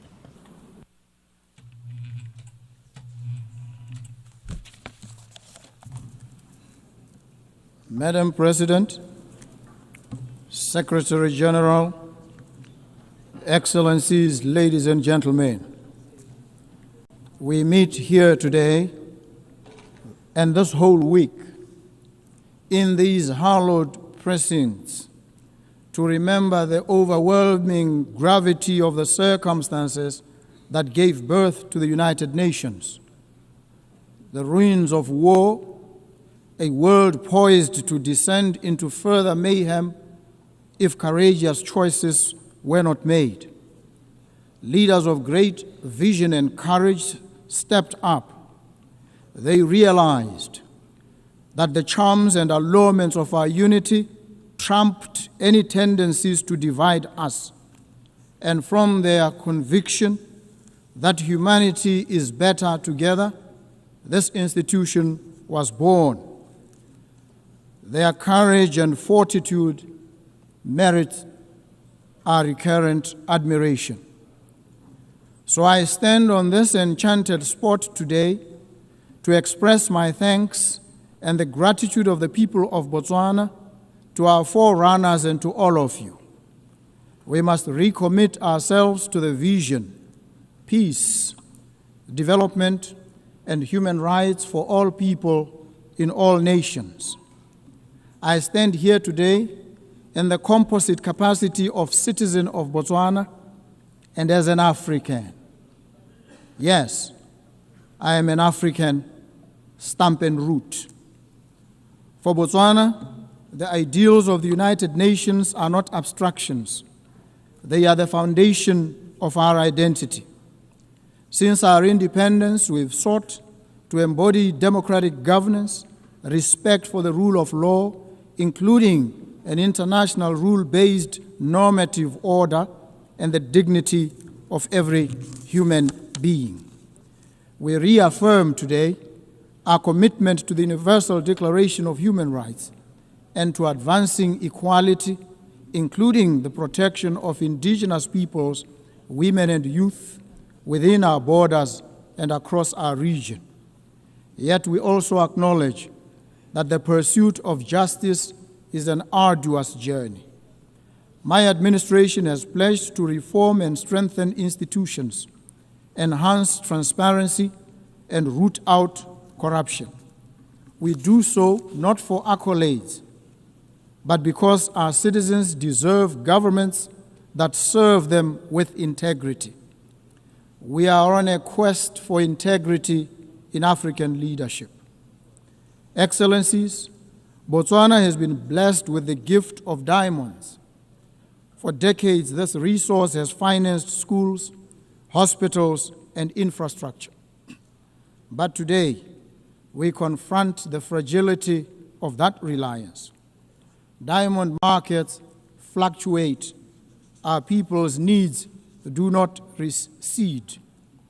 Our vision is clear: to diversify our economy, empower our people, and create resilience. We invite global partners to invest in renewable energy, technology, sustainable agriculture, and value-added industries. We extend an open hand to businesses, innovators, and institutions ready to work with us on this journey of transformation. Botswana is a semi-arid country. Our people know the meaning of drought. We know the anxiety of scarce water, of crops that wilt and wither under a relentless sun, of livelihoods eroded by forces beyond our control. Climate change is not a distant threat, it is a present reality. That is why I've joined the Global Center for Adaptation, because adaptation must be at the center of sustainable development. I call on this Assembly to scale up financing for climate adaptation. Let us invest in water infrastructure, early warning systems, and climate-smart agriculture. Let us ensure that the promise of the Paris Agreement is not confined to paper, but realized in the lives of farmers, of herders, and children across the global South. Earlier this year, Botswana faced an acute shortage of essential medicines. This crisis exposed not only the vulnerabilities of our supply chains, but the wider inequities of the global health system. Access to medicines is a human right, not a privilege. We call upon the United Nations, international financial institutions, and the private sector to work with us to build resilient health systems.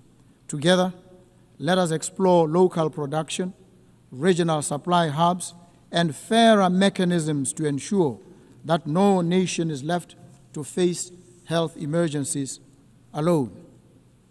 As an African, I stand here as one of the trumpet voices of Africa, a continent all too often treated with affable indifference. Africa's voice is not heard. This United Nations cannot be truly international. It cannot be truly together and will not be better until our continent, home to 1/5 of the population of the world, is afforded an equal voice at the highest body of this organization. Friends and partners in the Permanent Five, it is time to make good on your promise to a continent. Agree a permanent seat on the UN Security Council for Africa for 80 years, the only continent without one. I also appreciate the decision by Britain, Australia, Canada, and France, among others, to give heightened attention and consideration to the Palestinian crisis. The carnage in Gaza, it must prick our collective consciences. We stand in solidarity with the Palestinian people in their pursuit of a home and of dignity. So too, we affirm our support for the sovereignty and territorial integrity of Ukraine. We urge all parties to stop the war and seek a peaceful resolution. Distinguished delegates, the theme of this General Assembly is Better Together. This is not a slogan, it is a truth. We are better together in combating pandemics, better together in adapting to climate change, better together in securing peace, and better together in ensuring that human dignity is not a preserve of the few, but the inheritance of all. Let us therefore recommit ourselves to multilateralism, not as a matter of convenience, but as a matter of deep necessity. For none of us can weather the storms of this century alone. As Botswana looks to the future, we do so with humility, but also with determination. We stand ready to contribute, to partner, and to lead where we can. Together, let us ensure that when future generations mark 100 years of the United Nations, they will say of us, they were a generation that turned words into action, promises into progress, and hope into reality. I thank you. Thank you so very much. En nombre de la Asamblea, agradezco al presidente de la República de Botswana. La Asamblea escuchará ahora un discurso de la excelentísima señora Sylvanie Berton, Her Excellency Sylvanie Berton, President of the Commonwealth of Dominica. I request protocol to escort Her Excellency and invite her to address the Assembly.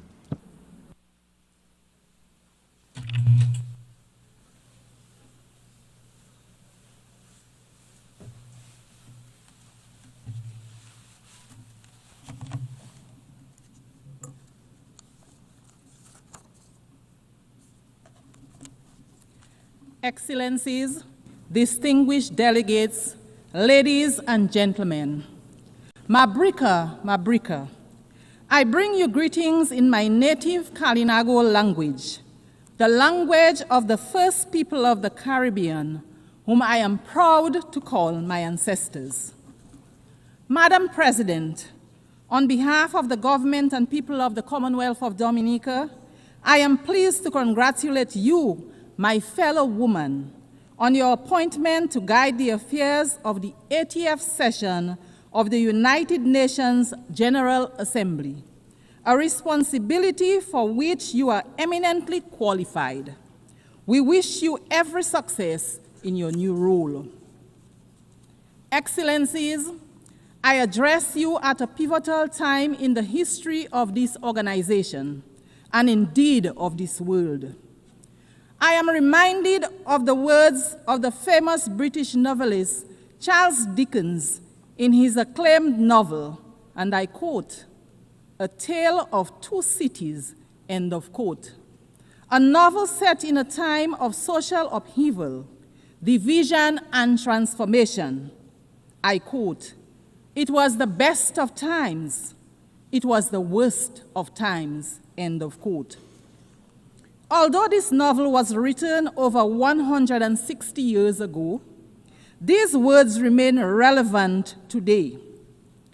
As we celebrate 80 years of the existence of the United Nations, we are living a tale of two worlds. For some, it is indeed the best of times. Strong economies, access to education, medicines, top-class healthcare, clean water, sanitation, and housing. They are at the frontier of the artificial intelligence and other emerging technologies with expanding digital infrastructure and rising standards of living. But for many, it remains the worst of times. Persistent poverty, growing hunger, displacement, instability, and war. Nations on the front lines of climate change, enduring the worst impacts and debt crises, not of their own making, but a price they pay for the excesses of others. Unfortunately, this is not fiction, but our shared reality. If we as the United Nations do not confront this duality, this inequality, we will write a catastrophe of our own. It bears restating that the UN was created 80 years ago to prevent wars, to promote peace and international cooperation based on ideals of mutual respect, human rights, and the rule of law. It has championed multilateralism, recognizing that no one country has the answer for the world's problem, that the world is interconnected, and to maintain peace, we should operate a rules-based and not power-based approach. A Tale of Two Cities portrayed a society where the powerful live in luxury and the oppressed suffer in silence. We can take heed of the warning that we glean from Dickens' work, that injustice should not be ignored, that when powerful nations impose their will on the less powerful without accountability or regard for the rule of law, they plant seeds of discord and future unrest. What have the lessons taught us? What should we ask ourselves as we gather year after year in this chamber? Are we truly listening to the nations that take the podium every year to decry poverty, inequality, climate change, underdevelopment, and conflict? Do we have a system where resources and decision-making are truly being equitably shared, or are we instead operating a system where power protects itself? I am reminded of the old African proverb, and I quote, "When elephants fight, the grass gets trampled," end of quote. We, the small island developing states, we are the grass. In today's geopolitical landscape, we feel the brunt of the impact when global powers engage in political, economic, or military confrontation. Economic sanctions, trade restrictions, aid conditionalities, conflict, and wars, to name a few, affect global supply and the affordability, availability, and transportation of goods and materials. This significantly increases the cost of doing business and the prices of basic foods on our supermarket shelves, putting several goods out of the price range of many. Madam President, we have come here time and time again to advocate for fairness, to advocate for understanding, to advocate for change in respect of matters that concern our very viability as small nations, on matters that affect our very lives and livelihoods. A major area for us is the devastating impact of climate change on our nations. Yet, in climate negotiations, powerful nations still drag their feet. Polluters enjoy protection, and adaptation and mitigation efforts are underfunded. Meanwhile, our countries, which everyone accepts contribute the least to the climate crisis, continue to risk extinction from rising seas, extreme flooding, devastating storms, drought, amongst many other negative impacts of climate change. Madam President, how can this be fair? How can this be morally defensible? While we complain about these things, equally horrifying is the indiscriminate and deliberate loss of life that we see around the world from bombings, from induced hunger, from sanctioned violence and genocide. We do not have the power to prevent the storms and to bring the rains where there is drought, but we do have the power to limit further climate change and help countries adapt and mitigate its impact. So too, we have the power to end wars and not start new ones. We have to be willing to talk to each other. To empathize with each other, we should return to the founding principles of the United Nations. Wherever there is conflict, be it in the Horn of Africa, the Middle East and Southeast Asia, or sad to say, in the Caribbean, major powers engaging in geopolitical conflicts result in civilians becoming collateral damage, economies collapsing, increase in prices and instability. I want to emphasize here today that there is no place in the Caribbean for war. The Caribbean is a zone of peace. Any military conflict in the Caribbean will have significant negative impacts on the Caribbean and Latin America. There is a better way to resolve differences. We urge the powers that be to find another way. And so, Madam President, I return to our tale, where a man dismissed by society gives his life for another. Are the wealthiest nations willing to give up dominance for fairness, to make sacrifices to ensure justice, equity, and climate resilience for all? Will we choose compassion and empathy over control and indifference? Madam President, we stand in solidarity with the people of Haiti. We insist, like other CARICOM member states, that the current crisis being confronted by our sister CARICOM state in no way nullifies the entitlement of its people to the recognition of their sacred sovereignty and their right to be central in the search for a fair and durable peace in their country. The government of Dominica remains convinced that our sister CARICOM state, Haiti, faces major challenges today, in part because of the glorious contribution Haiti made to the quest for justice and freedom in our region and the world. Indeed, the current complexion of this august body would have been unimaginable without the heroic struggles of the Haitians.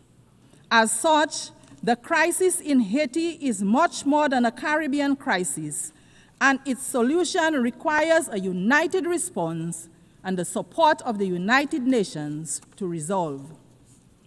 My delegation unreservedly supports the position of CARICOM on the situation in Haiti, a position that rightly calls for a Haitian-led and owned transition process to bring across systematic changes for the benefit of the Haitian people. Let us provide them with all the support that they need. Nothing less is demanded of us. Madam President, the Commonwealth of Dominica is keen to underscore its commitment to advocating for unity, justice, peace, and the sustainable human development that they foster. In this regard, we continue to urge that the long-running, unjust, and illegal economic embargo against the people of Cuba be revoked. Maintaining this embargo is harmful, not only to the long-suffering people of Cuba, but also to the image and profile of its sponsors. Cuba, like every other country, has a right to its self-determination. Dominica continues to stand in solidarity with Cuba. The trade and economic embargo imposed against our brothers and sisters in Cuba continues to be of great concern to us in the Caribbean. Its lifting grows increasingly urgent. Therefore, the Commonwealth of Dominica once again joins its voices with the voices of the overwhelming majority of members of this global organization to call for the immediate lifting of trade restrictions and export bans imposed on the good people of Cuba. They are unjustified. They are unjustifiable.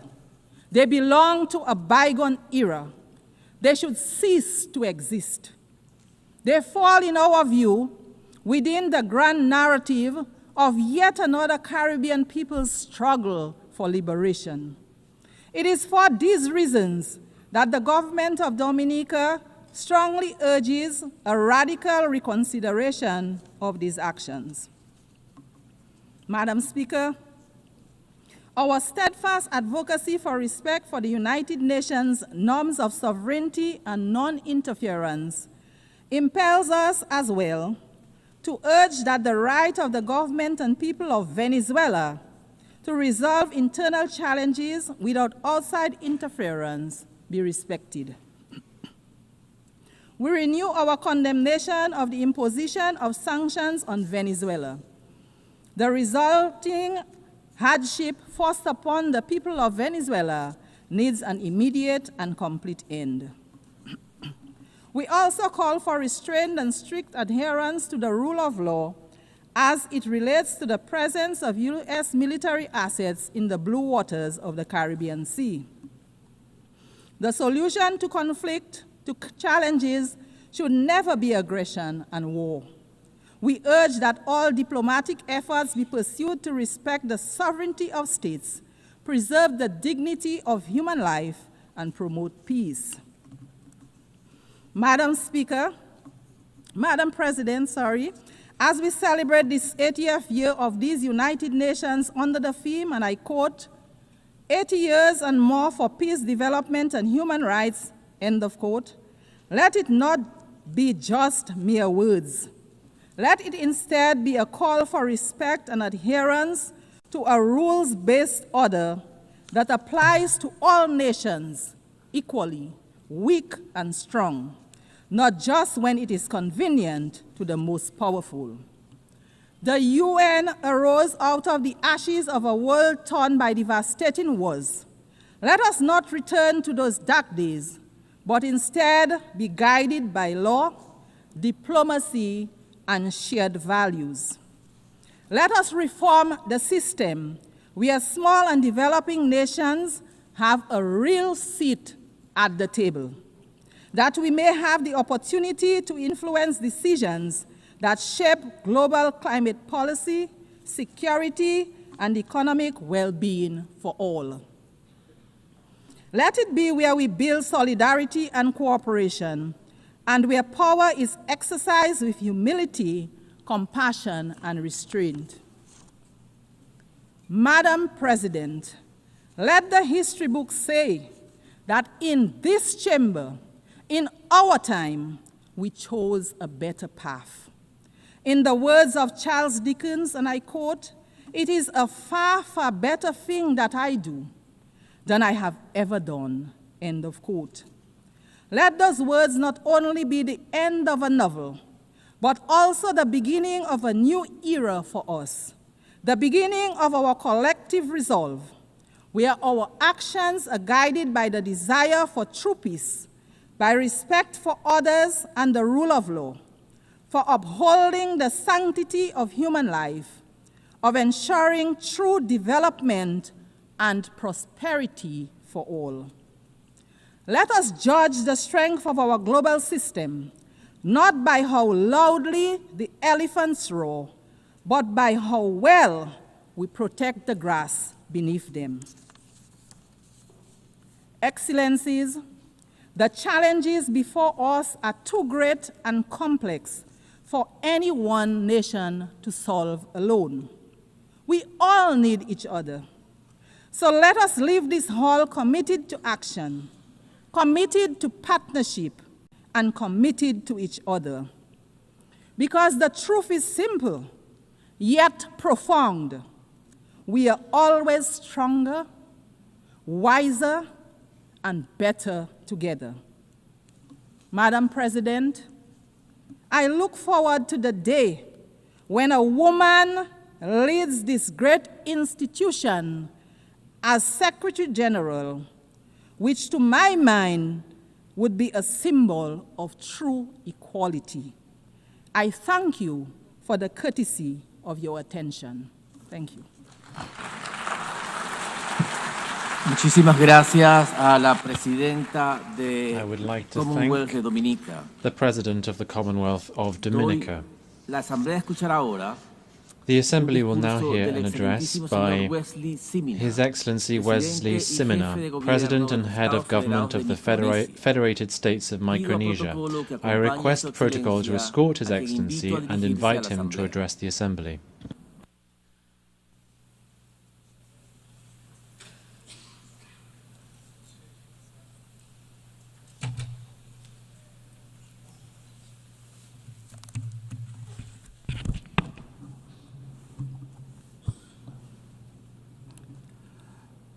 Madam President, Mr. Secretary General, Excellencies, ladies and gentlemen, on behalf of my people of the Federated States of Micronesia, I am honored to extend our heartfelt national greeting, Gamorale, to you on this momentous celebration of the 80th session of the General Assembly.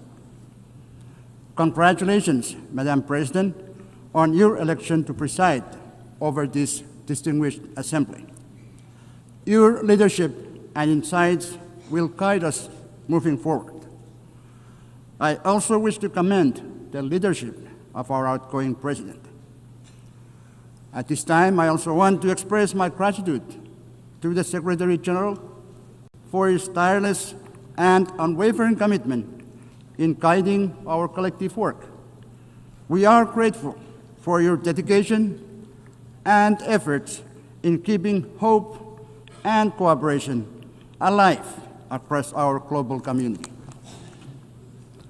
Madam President, Micronesia joins the United Nations in commemorating its 80th anniversary. This milestone calls on us to renew our collective commitment to strengthen multilateralism for the challenges ahead. Reiterating our commitment to multilateralism and inclusive reform, Micronesia emphasizes that any measures taken under the UN-80 initiative must reflect the delicate balance and unique vulnerabilities faced by small island developing states. It is paramount that structural adjustments must enhance, not limit our access to critical support and representation. We urge that reforms ensure the continued resilience, tailored assistance, and participatory voice of small island developing states in the evolving UN system so that no one is left behind.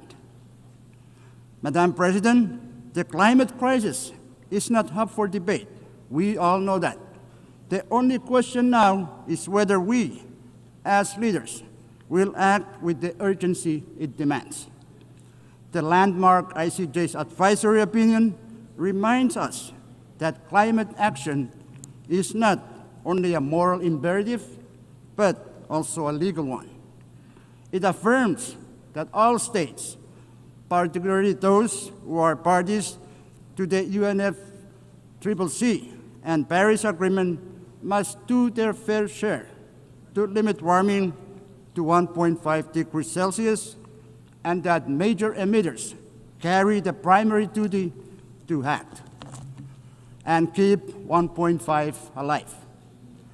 It also underscores the obligations of developed countries to support the adaptation efforts of countries like mine, who live with the impacts of climate change every day. It confirms that not meeting these obligations can lead to legal consequences under international law. This points to the simple truth that the core of this climate crisis lies the pursuit of justice, justice for the most vulnerable, justice for future generations, and justice for our shared planet. I call on the General Assembly to adopt a resolution endorsing the ICJ's opinion so that together we send an unmistakable signal that upholding climate obligations under international law is the shared duty of all nations. Pacific Island leaders have spoken with one voice in our recent Pacific Islands Forum communique. Methane mitigation must be a global priority, and methane mitigation across all sectors must be a core objective of every country. Cutting methane now could prevent 0.3 degrees Celsius of warming by the 2040s, slowing ocean heating and buying us time for long-term decarbonization. This is the only scalable near-term solution that can protect vulnerable nations and peoples today, while we build the future of clean energy tomorrow. The COP30 will be the first opportunity since the ICJ's advisory opinion for us to take ambitious and aggressive actions to put the world back on track for 1.5 degrees. There is no time to waste. After 3 decades of COPs, and now with the clearest pronouncement by the ICJ, let us get to work. Madam President, Micronesia remains committed to achieving an ambitious global agreement to end plastic pollution, including the marine environment. Micronesia actively participated in the Intergovernmental Negotiating Committee on Plastic Pollution. We are proud to have stood with over 100 countries, making clear that the pollution emitted from the full life cycles of plastics requires a full life cycle approach to address all pollutions from plastics, from the production and design stages all the way through the waste management and remediation. This pollution, including climate warming greenhouse gases and thousands of other toxic chemicals, severely impacts our health, our environment, and our economies. Despite the failure of the INC to produce a plastics treaty in Geneva, we are not giving up. The plastic pollution crisis is far too dire to ignore. Madam President, the year 2025 is an important year for the ocean. In June this year, the UN Ocean Conference adopted the Nice Ocean Action Agenda, a forward-looking document to guide us all. Also, as of today, there are 145 countries that have signed the PB&J agreement and 70 that have ratified. With this development, we are pleased that PB&J agreement will enter into force in 4 months. Micronesia is also participating in the related and critical work of the International Seabed Authority. Micronesia is following a precautionary approach to deep-sea mining. We emphasize the necessity of consolidating comprehensive knowledge, data, and scientific understanding of the marine environment and the impacts of deep-sea mining before any exploitation takes place. Additionally, it is crucial that all stakeholders, including adjacent coastal states, indigenous peoples, and local communities in the Pacific, are consulted and their perspectives considered before any exploitation occurs. In Micronesia, we have taken steps in preparation for exploration and possible exploitation in a responsible manner. We urge the ISA to finalize without further delay all relevant regulations, standards, and guidelines for its mining code prior to any exploitation, as failure to do so risks countries turning to alternative measures. Madam President, small island developing states face unique and heightened vulnerabilities to climate change shaped by geography and scale. Disaster risk reduction and resilience strategies must reflect these realities. That is why the multidimensional vulnerability index is so vital to us. It recognizes our economic, environmental, and social fragilities, and it ensures that and it ensures that support reflects genuine need, not just income levels. The MFI provides a fairer framework for allocating resources. Development partners must base their decisions or aid decisions on it, pairing it with traditional measures to better target climate and disaster support. Going forward, implementation demands three things: adoption by international bodies, continuous technical refinement, and strong commitment from partners to align financial and policy support with the vulnerabilities the MFI reveals. Only then can this tool deliver the resilience our small islands urgently need.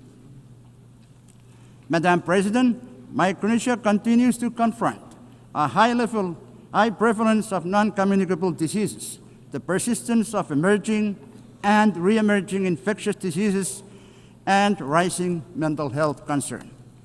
In response, we are reorienting our health systems around primary health care as the foundation for universal health coverage.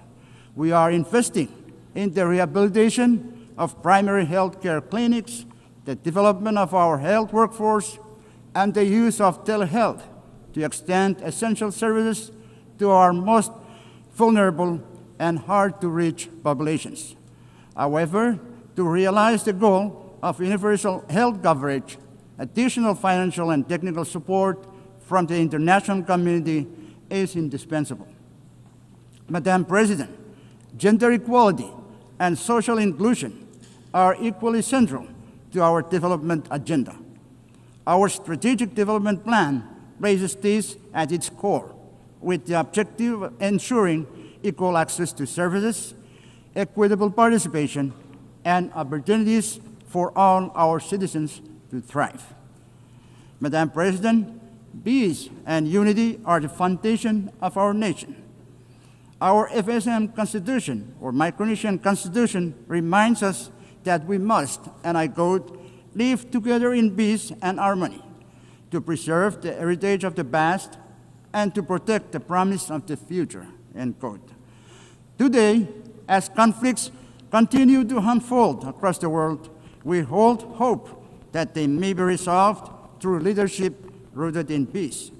In our region, while we uphold peace and unity as guiding values, we find ourselves navigating the geopolitical and geostrategic competition among major powers. As leaders of the Pacific Islands Forum, we recently adopted the Ocean of Peace Declaration at the 54th annual meeting in Honiara. In doing so, we affirmed that no single member state can face the growing threats to peace and security alone. We must act together as one Pacific family. Madam President, Micronesia co-sponsored the first ever UN resolution on AI alongside 120 member states. While AI holds great promise for economic development, it also carries the risk that must be carefully managed. The inclusive and constructive dialogue that shaped this resolution offers a model for future discussions, including those on peace, security, and the responsible military use of AI.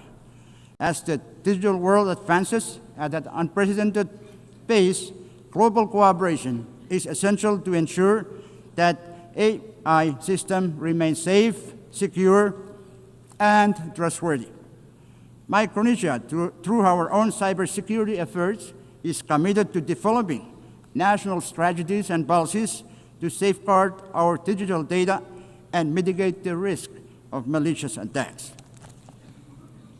Madam President, food and water security remain pressing challenges for Micronesia, as fragile freshwater sources and climate extremes undermine agriculture, marine ecosystems, reduce yields of traditional crops, and increase reliance on costly, less nutritious imports. Compounding these challenges, just days ago, I was compelled to declare a national state of emergency due to an ongoing oil leak from a World War II sunken vessel in Chuk Lagoon. This ship, together with more than 60 other wartime wrecks, has rested in our waters for nearly 80 years since the war's end. But now, these remnants of conflict pose new dangers as toxic oil seeps into our ocean, threatening our fisheries, coastal communities, and livelihoods. The scale of this crisis far exceeds Micronesia's capacity to address alone. As we mark the 80th anniversary of the war's end, we appeal to the international community to work with us in transforming this legacy of war into an opportunity for cooperation. Madam President, Micronesia again emphasizes the urgent need to address the current structure of the United Nations Security Council, which fails to represent the geopolitical realities of the 21st century. The exclusive nature of its permanent membership creates inequities and hampers effective responses to global crises. To enhance legitimacy and accountability, we must restructure the Council to include underrepresented voices, including Japan, India, Germany, Brazil, and the African continent. Such reforms would better reflect modern international dynamics and strengthen the Council's role in promoting peace and security. Madam President, 8 years ago, the United Nations was founded on a simple but enduring truth. Every nation, big or small, has a voice, a vote, and a role to play in shaping the world we share. Micronesia may be small, but our voice, our vote, and our place within the international community is committed to choosing that we are, in fact, better together. That truth must guide us still, because, big or small, every nation has the power to choose peace over conflict. Big or small, every nation has the power to choose peace over conflict. Big or small, every nation has the duty to protect our planet from harm. Big or small, every nation has the responsibility to defend justice and human dignity. Big or small, we always have been and always will be better together. I thank you. Muchísimas gracias al presidente jefe de gobierno de los Estados Federados de Micronesia. La Asamblea escuchará un discurso The Assembly will now hear an del address Taye by His Excellency Taye Atse Selassie Amde, President of the Federal Democratic Republic of Ethiopia. I request protocol to escort His Excellency and invite him to address the Assembly.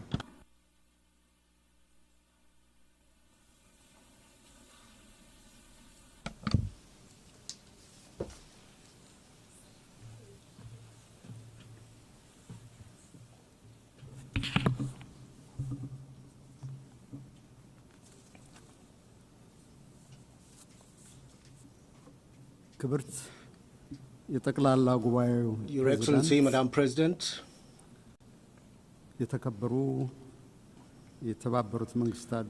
Excellency, Secretary General Antonio Guterres,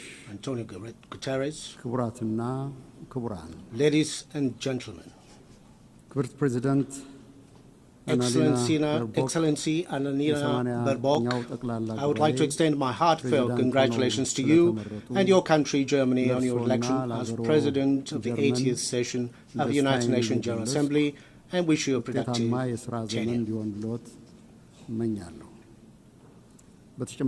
I would also like to thank His Excellency Philemon Yang, President of the 79th session of the General Assembly, for his able leadership. It is a great honor for me to address this August Assembly, representing my country, Ethiopia, a founding member of the United Nations on this historic occasion, which marks the 80th anniversary of the organization.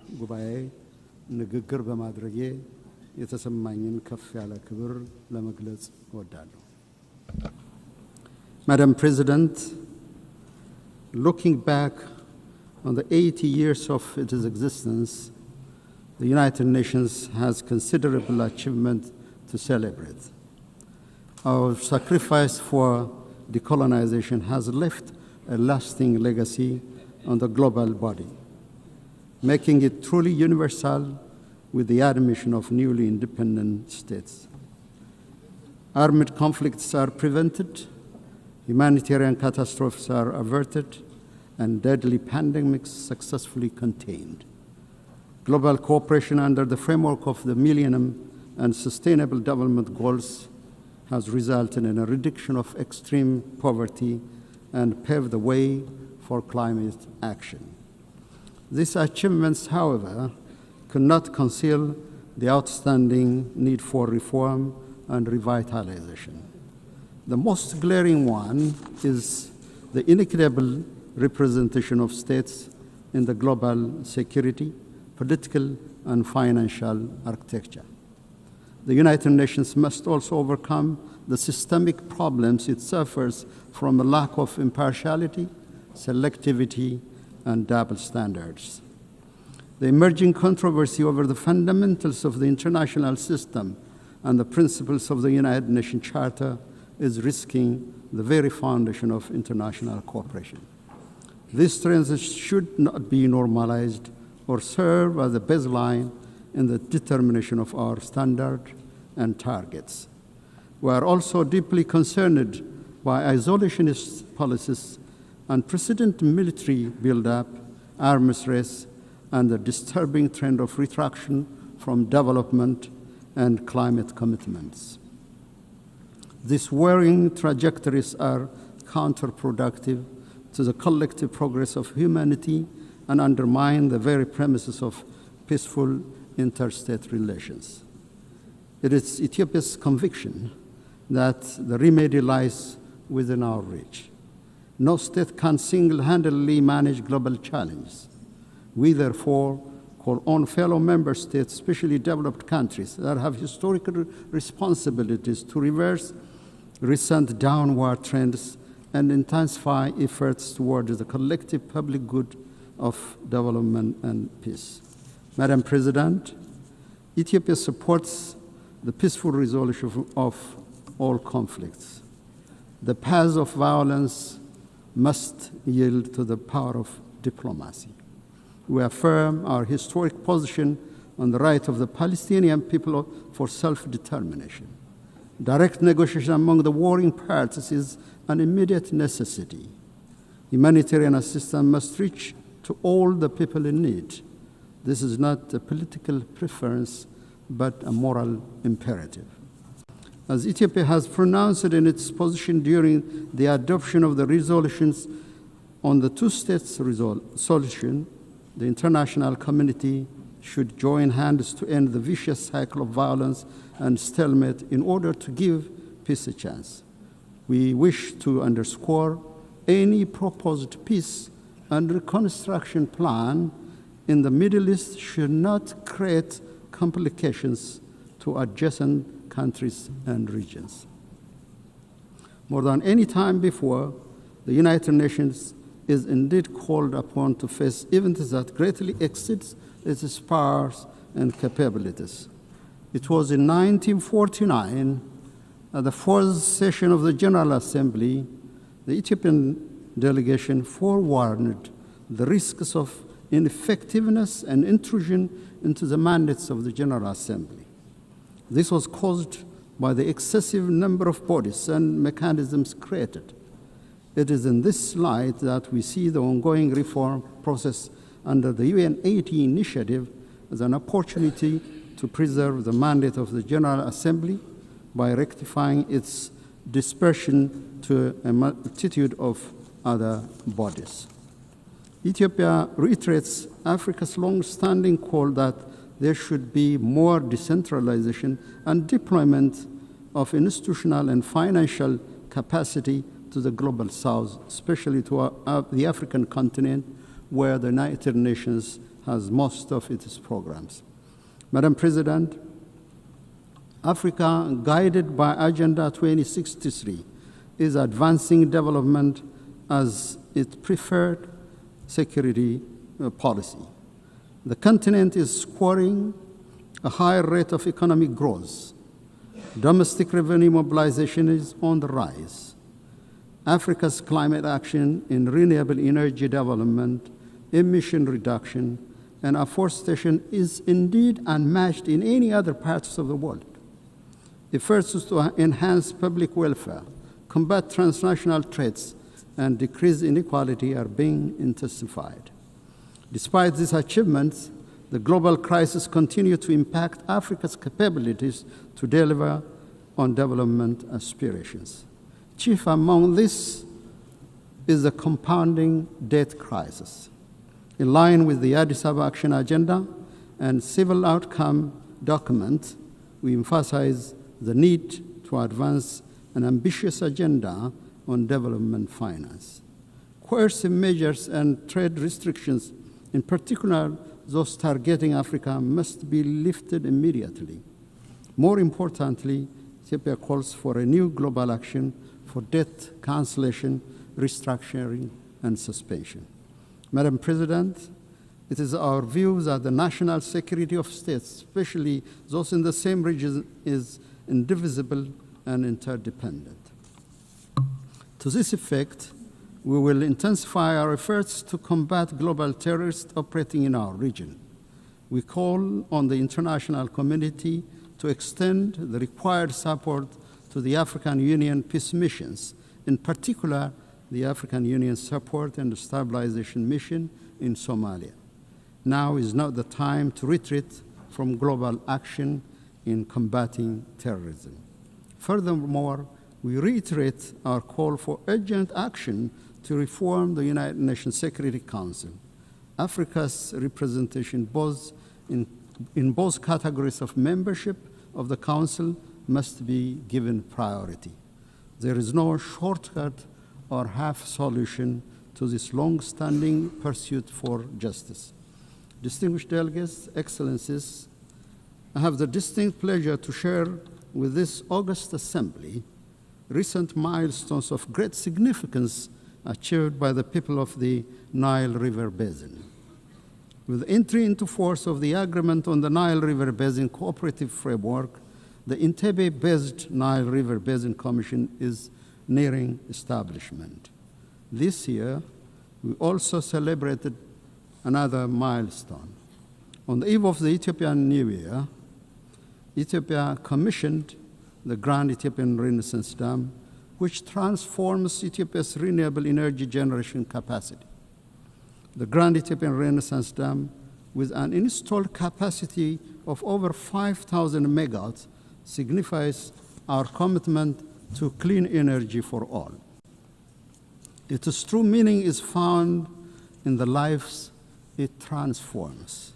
The Renaissance Dam brings light to 60 million Ethiopians who currently lack access to any form of clean energy.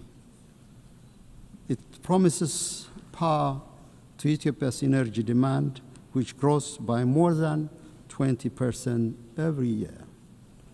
It is a symbol of liberation of millions of Ethiopian women and girls, freeing them from the back-breaking search for firewood. The dam will be instrumental in the attainment of all of the Sustainable Development Goals. It boosts our capability to provide clean water to our people who live under chronic shortage, create employment to our youth, and ensure food security. GERD also enhances regional connectivity. The overwhelming support and solidarity we received on the occasion of the inauguration inspired greater efforts to forge cooperation among the riparian countries of the Nile River Basin. Madam President, our Pan-African aspiration to break the vicious cycle of underdevelopment should bring our countries together to realize initiatives that will transform the lives of our people. The time is now to work towards Africa's true independence, driven by African agency and guided by the common destiny of our people. Ethiopia, with its second largest population in Africa and significant maritime trade, places high importance on the safety and security of maritime navigation in the Red Sea and the Indian Ocean. We concur with the Secretary General's statement during the Awaza conference that no state should be locked out of opportunities for growth, finance, and technology due to geographical circumstance. The international law maxim that defines the high seas as a common heritage of mankind and guarantees equal right of access and use to all states must be brought to reality. In collaboration with other states, Ethiopia will work towards a comprehensive approach to ensure equal development and security for all states along the Red Sea and the Indian Ocean. Ethiopia will also keep on advancing this legitimate policy objective through diplomacy and peaceful engagement. Madam President, in conclusion, I'm convinced the spirit, genius, and competence of humanity towards unity, justice, and collective well-being will triumph over the current atmosphere of rivalry and hopelessness. For its part, Ethiopia is firmly committed to upholding multilateralism centered on the Charter of the United Nations and to contributing to the maintenance of collective security and sustainable development. I thank you, Madam President.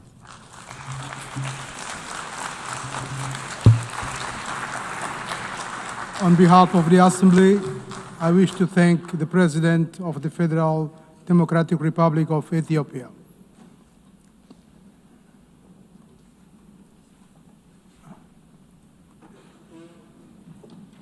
We shall now continue the general debate.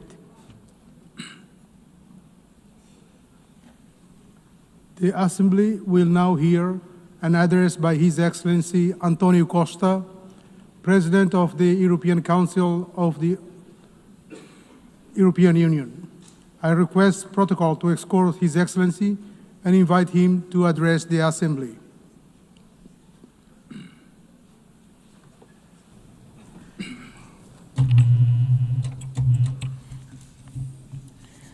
Senhor Presidente, Excellencies, ladies and gentlemen, the world faces a crucial choice. Do you want a rules-based international order that upholds multilateralism and the United Nations Charter, or a chaotic world based on unilateralism, violence, and disruption? The European Union knows where it stands. We are a project of peace, of reconciliation, of social justice. We are and will remain a steadfast defender of multilateralism, of the rules international-based order, and of the United Nations Charter. The alternative to this international rules-based order is a chaotic and violent world. As seen in Sudan, an unreported and devastating conflict with destruction of huge proportions, as seen in Gaza, as seen in Ukraine. In Gaza, where we witness an unimaginable suffering, children starving, families shattered, a humanitarian catastrophe that shocks the world's conscience. The use of starvation as a weapon of war is immoral and one that defies words. The European Union condemns terrorism in all its forms. The horrific attacks by Hamas cannot be forgotten. And we stand with Israel's right to security. Every country, every people have the right to live in security.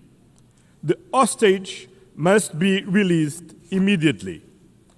The Palestinian people have also the same right to security and to live in a viable state. A negotiated two-state solution is the only path to peace. Security for both peoples, dignity for both peoples, this is the solution we seek. The European Union has been an indispensable partner in the region. We are the largest provider of humanitarian aid to Palestinians. European funding has kept hospitals, schools, and institutions running. We have been, over the years, the largest supporter of the Palestinian Authority, supporting them in their reform agenda and in their efforts to ensure effective control of all the territory of Palestine. Dear friends, the European Union fully assumes its responsibilities, but we alone cannot stop this humanitarian catastrophe. Peace in the Middle East requires a collective response, and we need everyone to assume their responsibilities. We must act together and demand the unconditional release of all hostages, an immediate ceasefire, full and unimpeded humanitarian access, an end to illegal settlements, a renewed, credible commitment to a two-state solution. This was the strong message from the two-state conference hosted on Monday by France and Saudi Arabia, to which the European Union is fully committed. In Ukraine, a sovereign nation was brutally attacked by a permanent member of the Security Council, in clear violation of the United Nations Charter, a clear violation of sovereignty, territorial integrity, the respect of internationally recognized borders, and the right to choose its own destiny. Principles that bind all the members of the United Nations. This aggression threatens not only Ukraine, it threatens every nation in this assembly.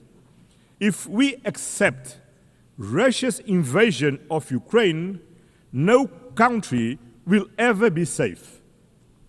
There is only one root cause to this war: Russia's refusal to accept Ukraine's right to choose its own destiny.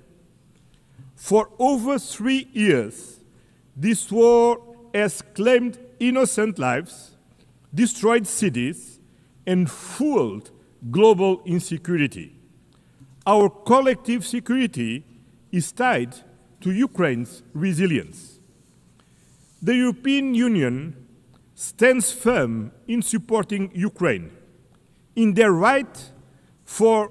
fight for a just and lasting peace, in their efforts to bring an end to the killing and Russia to the negotiation table, in their future reconstruction, in providing security guarantees to prevent future attacks, in their path to full membership in the European Union.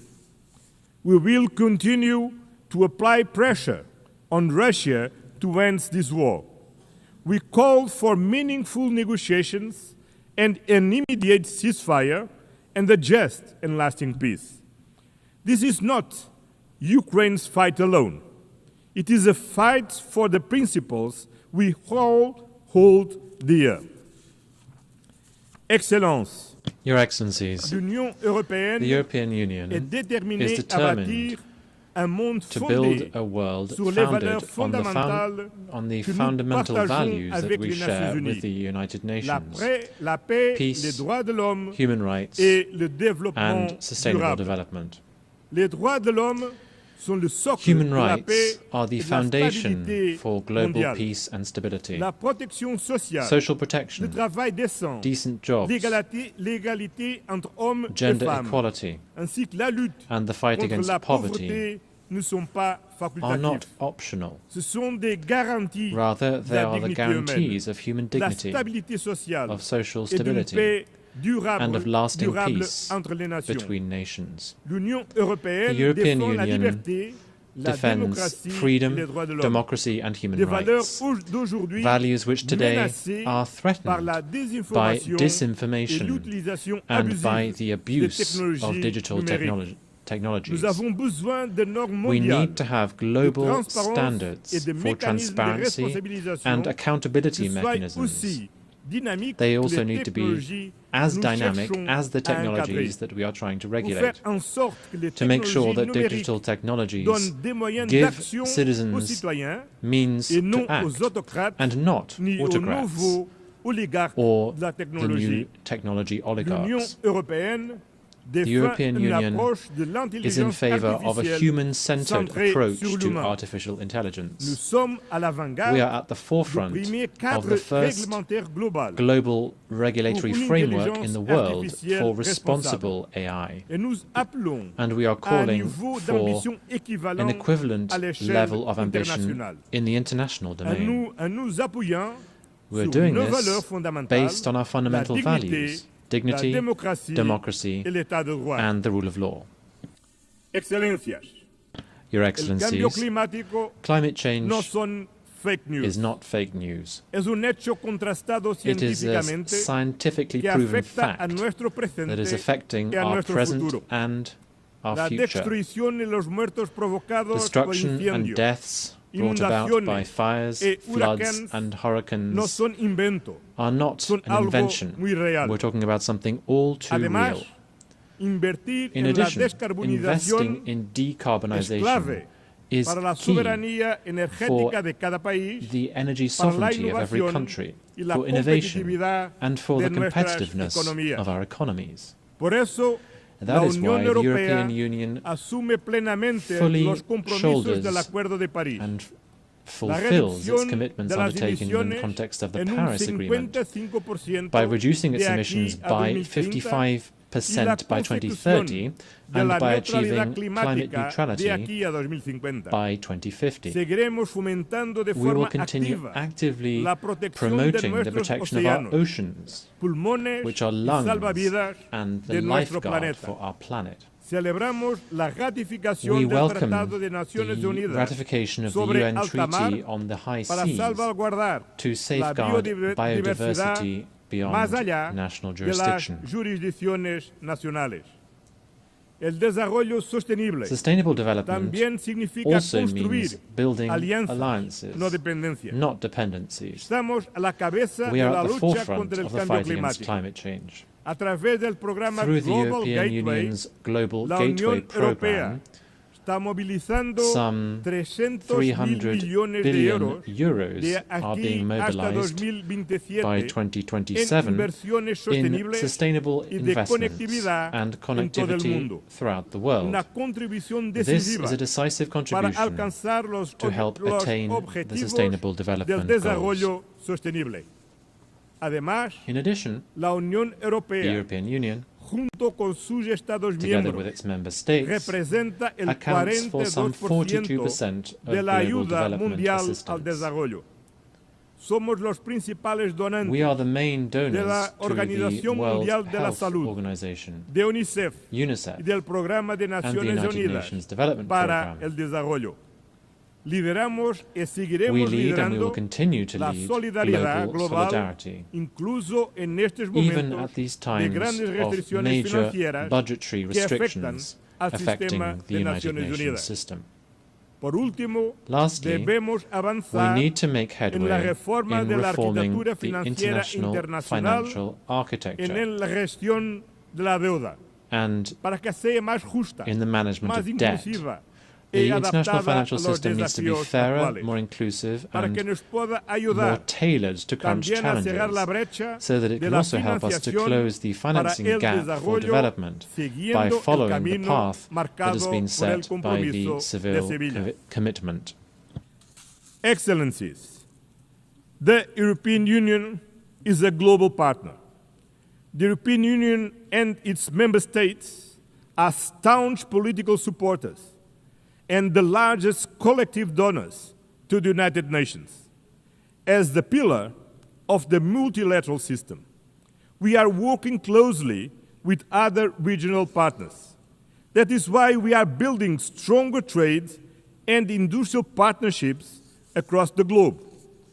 We are advancing deals with Mercosur, Mexico, India, Indonesia, the Philippines, and Thailand, not just to boost trade, but to increase global predictability and resilience. The trade and investment agenda, based on fairness, sustainability, digital innovation, labor rights, and climate alignment. Because trade deals, not tariffs, deliver real benefits for all countries, companies, and citizens. In the multipolar world, we are building a powerful global network of partnerships with Africa, Latin America, and the Caribbean, United States and Canada, the Arab world, Asia, and the Pacific, as well with our European neighbors. In today's multipolar world, there is no global south or global north. Both are plural. And the European Union will continue to work with all partners in the spirit of global solidarity and meaningful partnership, because multipolarity needs an effective multilateral system, a rules-based international order under the United Nations Charter. And this commitment stems from our own history. Europe rebuilt itself from the ashes of World War II through peace, through reconciliation, and through integration. We know these principles work because they worked for us. At a time when international cooperation is being tested, the value of reliable partnerships has never been greater. The European Union is a reliable and predictable partner and stands firmly with the United Nations. We will defend its principles, support the reforms of the United Nations Secretary-General Antonio Guterres, work to make the United Nations more inclusive, more representative, and more effective, with the UN Haiti Reform Initiative and the implementation of the Pact for the Future. At a time when multilateralism is under threat, let me leave you with one simple promise. You can count on the European Union. Count on us to stand for peace, for multilateralism, for justice, for human dignity, for sustainability. The time has come to choose clearly: peace over war, law over force, accountability over impunity, solidarity over division, sustainability over crisis, justice over inequality. The European Union has no doubts about where we stand, and you cannot have any doubt about where we are. Thank you very much.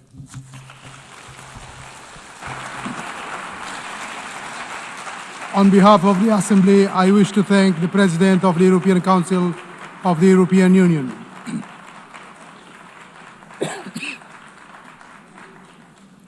The Assembly will now hear an address by His Excellency Philip Isdor Mpongo, Vice President of the United Republic of Tanzania. I request protocol to escort His Excellency and invite him to address the Assembly.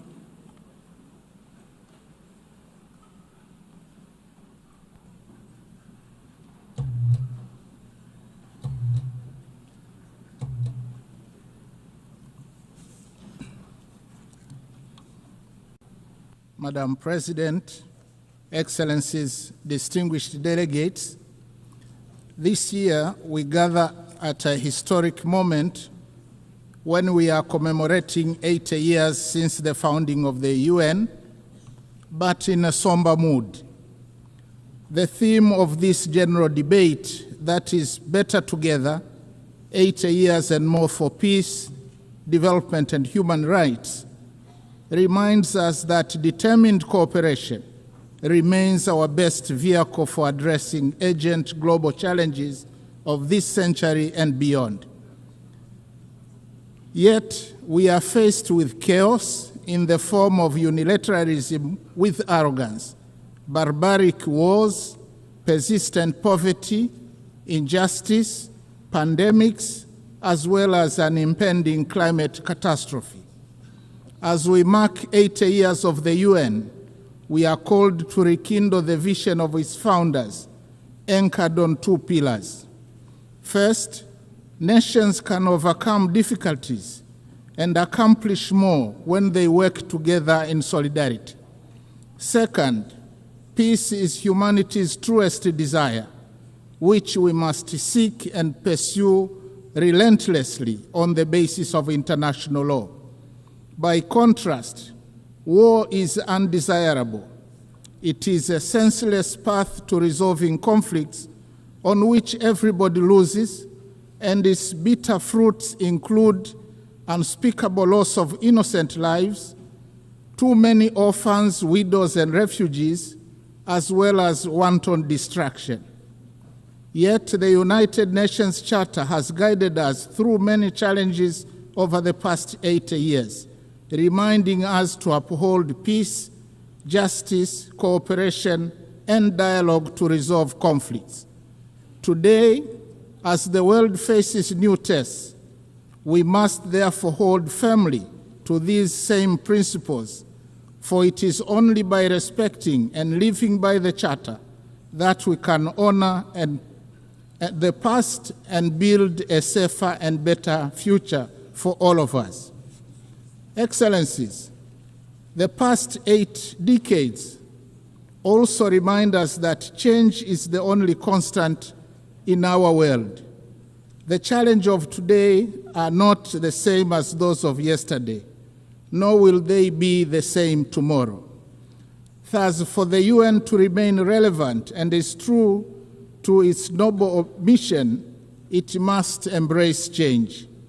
Tanzania welcomes the UN 80 reform initiative unveiled in March this year, which seeks to enhance efficiency across the UN system and strengthening effectiveness.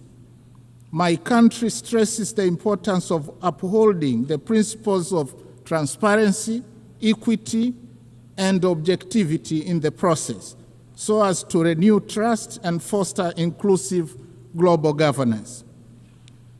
We thank the Secretary General for engaging member states in this endeavor. Nevertheless, Tanzania reiterates Africa's position on redressing the continent's underrepresentation in the Security Council and calls for admission of at least 2 permanent seats for Africa with veto power, as articulated by the Eswatini consensus. Tanzania also joined other countries of the Global South in demanding urgent and comprehensive reform of the global financial system. While we support the outcomes of the 4th International Conference on Financing for Development held in Seville, Spain this year, we renew the call for scaling up long-term concessional financing, revising sovereign credit rating frameworks, and rethinking debt sustainability assessments in order to unlock capital for investment in infrastructure, education, health, and climate adaptation. We reiterate our demand for increased voice and representation of Africa in the governance structures of the IMF and the World Bank. These noble demands have gone unheeded for a very long time and must be addressed now. Excellencies, SDGs remain our common plan for a better world. Yet, with only 5 years left before 2030, it has been established that over 80% of the targets are off track, with progress on more than half of the goals being weak and insufficient. The big elephant in the room, suffocating progress, is an estimated financing gap of $4 trillion per annum. Nevertheless, Tanzania remains committed and has made strides in implementing the 2030 agenda, with overall performance estimated at 60%. Examples include SDG 3, where maternal mortality declined from 750 deaths per 1,000 live births in 2000 to 104 in 2022. For SDG 6, access to clean and safe water increased in both rural and urban areas from 32 and 55% in 2000 to 79.9 and 94% respectively by 2024. On affordable clean energy, SDG 7, the number of villages connected to electricity increased from 8,587 in 2000 to 12,318 in 2024. Only 15 villages remain without electricity. However, significant challenges remain, especially on environmental sustainability, that is SDGs 13, 14, and 15. Going forward, we urge the international community to strengthen collective response to climate change, seizing the opportunity presented by COP30 in Belém, Brazil, prioritizing delivery on the pledges for climate action, including capitalization of the Loss and Damage Fund. We call for increased long-term concessional financing, technology transfer, and fairer trade terms to complement our zeal in domestic revenue mobilization, reversing capital flight, and pursuit of win-win partnerships in the exploitation of our natural resources. I am glad to inform the Assembly that in June 2025, we launched the Tanzania Vision 2050 that articulates our long-term development aspirations and dovetails quite well with the SDGs agenda. Excellencies, peace is not a bonus. It is a prerequisite for socio-economic development. We must therefore seek and pursue peace tirelessly. We commend the efforts of the UN Secretary General, world leaders, and organizations that are active in conflict mediation and resolution in countries and regions such as Eastern DRC, Sudan, Russia, Ukraine, and the Middle East. As we commemorate the Beijing Plus 30 and celebrate the progress made in promoting gender equality and the empowerment of women, we call for full involvement of women in the quest for peace.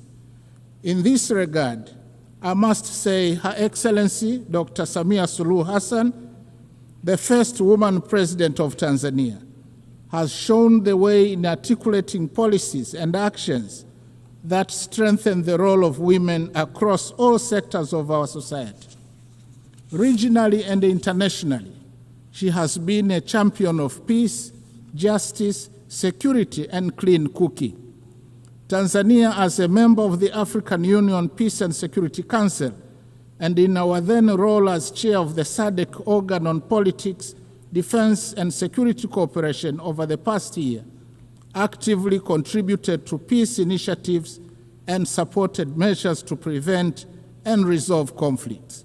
In this spirit, Tanzania announces its candidacy for a non-permanent seat on the UN Security Council for the term 2029-2030, reaffirming our commitment to global peace and security. Excellencies, Tanzania opposes the continued imposition and proliferation of unilateral coercive measures which undermine the principles of sovereign equality and peaceful coexistence enshrined in the UN Charter. Such measures, often applied without mandate of the Security Council, represent a form of economic aggression that disproportionately harms innocent civilians by depriving them of essential needs such as food, medicines, and capital goods. In this context, Tanzania reiterates its principled solidarity with nations, including Zimbabwe and Cuba, and the peoples who continue to endure the adverse effects of the long-standing economic embargo and sanctions. We stress that these embargoes and sanctions contravene international law. Similarly, Tanzania stands in solidarity with the people of Palestine and Sahrawi, who continue to be denied the fundamental rights of freedom, sovereignty, and self-determination. Tanzania also strongly condemns all forms of terrorism carried out within or across national borders. Madam President, Excellencies, and distinguished delegates, in his last speech to the United Nations General Assembly prior to retirement in 1985, Mwalimu Julius Nyerere, the founding president of my country, articulated the principle that, and I quote, "To be silent when we see danger, to refrain from attacking policies which are seen as contrary to the interests of peace and justice, to do these things would be to surrender our freedom and our dignity. That we shall never do." End of quote. Following the same principle, Tanzania considers unilateralism and misuse of military might, as well as shameful incapacity of the international community and global powers to bring an end to bloodshed and horrific wars raging in many places around the world to be unacceptable. Similarly, Tanzania condemns the resurging use of the law of the jungle as a means of resolving conflicts, as well as committing atrocities that cast shame on the whole of humanity, particularly extreme violence against children, women, the sick, and the elderly in conflict situations, as well as imperial attitudes, including that of regarding Africa as a free mind to be exploited and ample land to be plundered. The hypocrisy and scandal of international companies, some of which are state-sponsored, to continue to prosper from the exploitation of Africa's natural wealth while causing or supporting conflicts should be brought to an end now. Instead, Africa needs win-win partnerships in the exploitation of our natural wealth. Tanzania also reminds the international community that increased military spending on research and manufacture of weapons for money is tragic and morally wrong. It obstructs the quest for peace in the world and takes away an enormous amount of resources that could have been used to propel sustainable development and prosperity for all humanity. I thank you.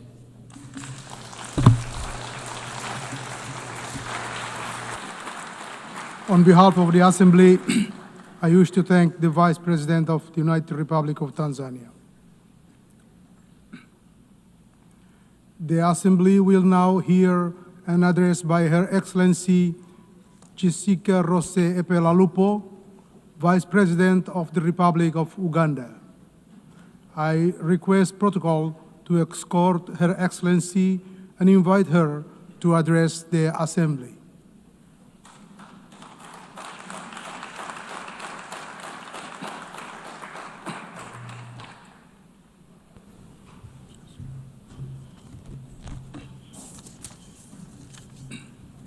The President of the UN General Assembly, Excellencies, Heads of State and Government, distinguished delegates, ladies and gentlemen, I bring you warm greetings from His Excellency, General Yoweri Kaguta Museveni, who could not be present personally on this and on whose behalf I am privileged to address this 80th session of the UN General Assembly.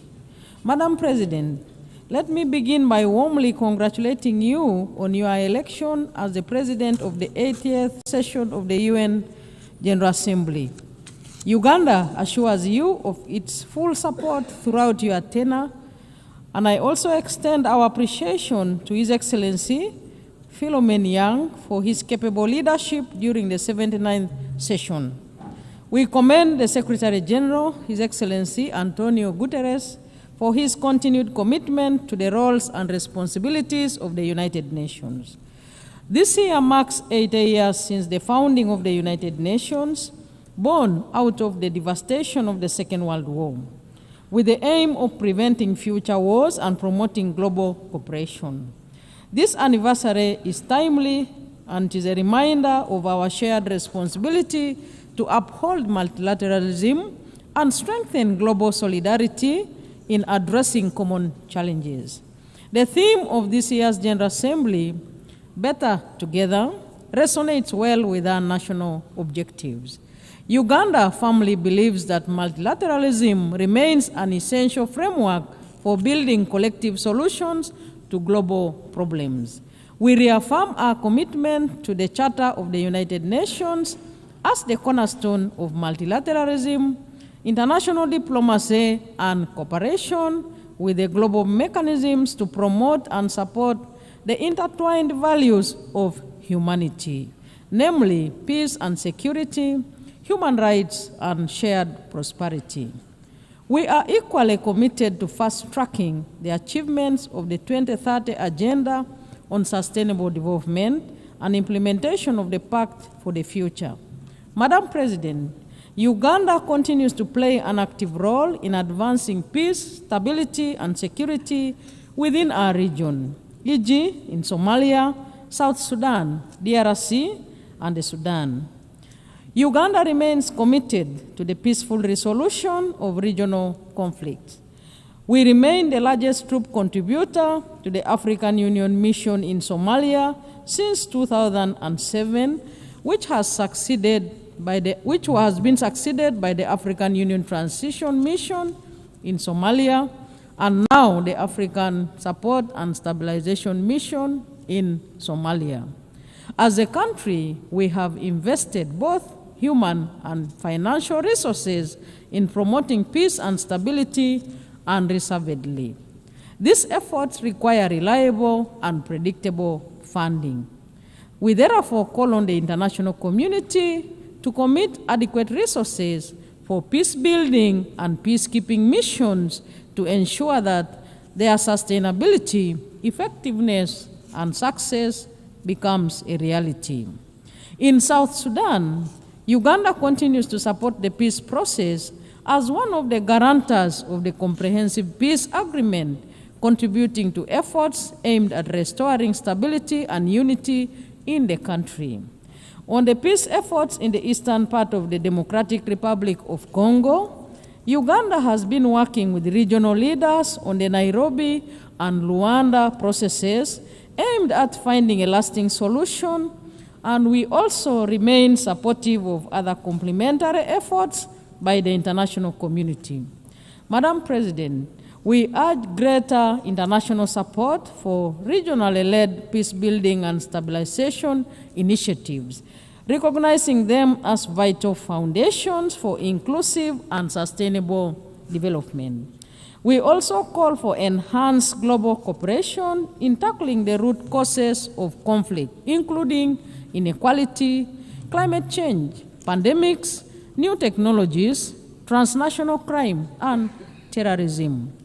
Madam President, Uganda calls for the comprehensive reform of the United Nations Security Council to address the imbalance in its current configuration and make it more equitable, just, and democratic. We demand for Africa's representation on the Council as a special case, as a matter of urgency in both the permanent and non-permanent categories, in line with the common African position enshrined in the Eswatini Consensus and SATE Declaration. Africa must have 2 seats in the permanent category with all rights and privileges, and 2 additional seats in the non-permanent category. On the question of Palestine, we urge the international community to give renewed priority to the realization of the internationally endorsed 2-state solution. We appeal to the United Nations Security Council to play a decisive and just role in resolving the Palestinian issue, which is crucial for lasting peace in the Middle East and central to global peace and security.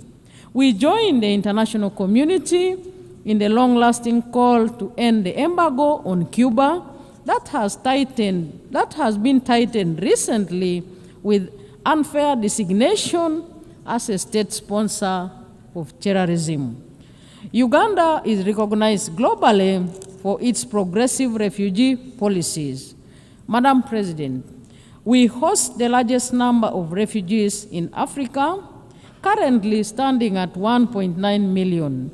Uganda allocates land to refugees and integrates them into our national systems, sharing public services such as education and healthcare, etc. However, this model is under serious pressure due to declining international support amidst rising global geopolitical tensions. The drop in partner funding has strained our already limited resources, affecting both host communities and our ability to meet national development targets, including SDGs. Uganda remains committed to upholding its obligations, but we cannot do this alone, as it diverts vital resources from our national development needs. Madam President, we therefore urge the international community to meet its obligation and support host countries like Uganda. Refugee hosting should not become a debt burden. Uganda should not be expected to borrow money to care for displaced population fleeing conflict. Madam President, with just 5 years remaining to achieve the 2030 Agenda for Sustainable Development, progress in many developing countries remains far off track. Bridging the estimated $4 trillion annual financing gap is crucial. The failure to mobilize adequate resources highlights the shortcomings of current international financial cooperation. We call on international community to fully implement existing commitments, including the Sevilla Commitment, the 2015 Addis Ababa Action Agenda, the 208 Doha Declaration, and the 202 Monetary Consensus.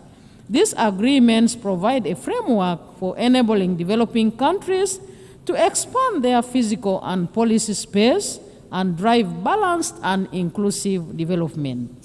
Accelerating the SDGs requires renewed commitment to multilateralism, global solidarity, and the strengthening of international cooperation mechanisms to ensure that no one is left behind. Madam President, Uganda's commitment to the promotion and protection of human rights remains central to our national development agenda. Our Constitution guarantees civil and political rights, freedoms of association, assembly, and expression, and the right of every citizen to participate in democratic governance. Since the introduction of multi-party democracy, Ugandans have enjoyed regular, free, and fair elections at all levels in Uganda. Madam President, Uganda was the first country in the sub-Saharan Africa to introduce universal free primary education in 1987 and universal free secondary education in 2007, an endeavor which has enabled our children to attain basic education and has improved the literacy and numeracy levels in our country, and all the associated benefits and multiplier effects. Health remains at the core of our development strategy. Uganda is scaling up investments in primary health care and deploying digital health solutions to improve service delivery and accountability. Our HIV/AIDS response remains a global model of political will and community engagement. Under the Presidential Fast Track Initiative, Uganda has reduced HIV prevalence to 5.5%, achieved 96% treatment coverage among those diagnosed, and over 90% viral suppression. Madam President, as the current chair of NAM, Uganda is committed to advancing the principle of unity, peace, and solidarity among its members. We support stronger collaboration between NAM and the UN in promoting the interests of developing countries. In this context, we call for accelerated progress on the adoption of the long overdue Covenant on the Rights to Development. Uganda looks forward to welcoming honorable ministers of NAM member states and observers at the 19th Midterm Ministerial Conference scheduled to take place in Kampala between 15th and 16th October 2025. Madam President, as I conclude, the United Nations has stood as a pillar of development, a pillar of peace and human dignity for the last 8 decades. It remains indispensable. It would be impossible to imagine the world today without the United Nations. Uganda acknowledges the UN's many achievements, its legitimacy, convening power, and normative influence. Madam President, more must be done to adopt and adapt and strengthen multilateralism. We must redouble our efforts to uphold international cooperation and ensure that the United Nations system is reflective of the current realities and capable of addressing the intertwined global challenges of peace and security, human rights, and sustainable development. Let us commit to leaving no one behind. Better together. I thank you. On behalf of the Assembly, I wish to thank the Vice President of the Republic of Uganda.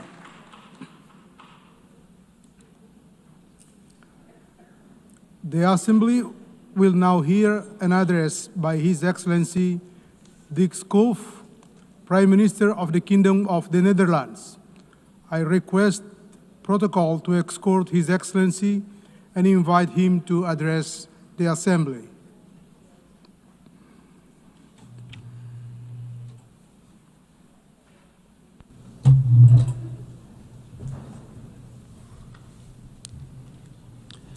Mr. President, Your Excellencies, ladies and gentlemen, back in 1947, a 7-year-old boy, a Dutch boy called Dirk Salemans, and his father made a long car journey to the German city of Cologne. When they arrived, Dirk couldn't believe his eyes. It was a shocking sight, he said in a recent newspaper interview. Rubble everywhere, people living in abject poverty, the entire city flattened by bombing. Today, almost 80 years later, those images are still seared in Dirk's memory, and that was precisely his father's intention. He wanted to show me what war can do to a city, Dirk recalled in the interview. At the same time, he added, we were also hearing radio reports about the establishment of the United Nations in New York, and all my father's hope was invested in that. When the interviewer asked what exactly the hope was based on, Dirk recalled the opening words of the United Nations Charter, we the peoples. And indeed, it is the peoples of the world, the people, who task their governments with saving them from war, human rights violations, and armed conflicts. We the peoples. It was those words on that day in Cologne that inspired Dirk Salemans to embark on a career as a UN diplomat that spanned almost 30 years. And it is those same words, 80 years on from the UN Charter, that still remind him and us of that task. Of course, the world has changed dramatically since then, and unfortunately we must acknowledge that the mission, no more war, has failed. In fact, this year, even as we celebrate the United Nations 80th anniversary, we have heard it said that the UN can no longer justify its existence. Anyone who says that, however, has forgotten where we came from. Without the UN, there will be no disarmament treaties, no International Court of Justice, no climate agreements on sustainable development goals. Without the UN, which is often the only organization capable of supplying aid in the toughest places on the earth, millions of people would be deprived of food, clean water, and medical aid. Over the past 80 years, we've taken the UN's achievement for granted. We've neglected to look back on where we've come from and all the milestones we have achieved along the way. And although the situation right now might be especially difficult, I know this too. It has never been easy. Every achievement was preceded by the lengthy consultations. Countries were often at loggerheads, and sometimes it was tempting to throw in the towel. But that never happened. And the reason can only be that, despite our many differences, We all understand what's at stake. That's the context in which I view the increasingly frank debate on the UN future. Yes, the world has changed. Yes, international relations have changed. And yes, the way we work together has changed. But I believe that this can lead us to only one conclusion, that we must change with times. And that's exactly what we're doing through initiatives like UN80, which aims to enhance the UN's impact on the ground, simplify its structure, and forge stronger partnerships with other bodies, like international financial institutions, the private sector, and philanthropic organizations. Changing with the times also means making the most of today's opportunities. Earlier this week, I spoke with several UN youth representatives.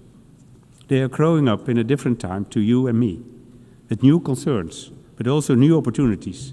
We need their insights, not only because our decisions will affect their future, but above all, because they are the future. So if we are to move forward, we must work together by using AI and other technologies wherever possible. And the Kingdom of the Netherlands has already taken the lead on this by teaming up with donors and partners to explore new ways of boosting the efficiency and effectiveness of multilateral institutions. New ways, but not new principles. Because the guiding principles, as laid down in the UN Charter 80 years ago, remain unchanged. And today I'd like to reflect with you on the most important one of all, the protection of the international legal order. Back then, that inspired everything we stand for today, leading to a multilateral system of agreements and providing a powerful counterweight to the idea that might is right. In my part of the world, as well for a long time, but now we know that this is not a given. We've seen that in Ukraine, whose people have been suffering under Russian attacks for 3.5 years now. As Ukrainian troops continue fighting every day to protect their country, their families, and their right to self-determination, people in the areas occupied by Russia are enduring systematic oppression and grave human rights violations on a daily basis. We've seen several initiatives aimed at bringing peace closer since spring, such as the talks in Saudi Arabia, Turkey, and the US. But peace still seems like a very distant prospect. Ukraine has adopted a constructive stand, but so far Russia has shown no real willingness to accept the US proposals. And in the meantime, the war of aggression and the suffering continue unabated. But in case you're thinking, there goes another European who only wants to talk about European problems, let me assure you, that is not the case. If the UN 80 years have taught us anything, it's that all the big issues are closely interlinked. As a kingdom of different countries in different parts of the world, we know that better than anyone. Take food security. In the European part of our kingdom, we are approaching the limits of what the earth can sustain, while the Caribbean part of the kingdom has seen how vulnerable people are when they're dependent on others for their food security. And there are those other matters that we hear far too little about, even though they give cause for grave concern. Just look at what's happening in Sudan. Since April 23, more than 150,000 people have been killed, and 14 million more have had to flee their homes. All trade routes and aid corridors have been cut off, so for the past year, humanitarian organizations have been unable to provide more aid. As a result, half the Sudanese population is living with the reality of food insecurity. And in parts of Darfur and Kordofan, a famine has been declared. This has to stop. The Netherlands, together with the EU and donor countries, is therefore calling on all the warring parties to respect international law and allow humanitarian aid to reach those who need it.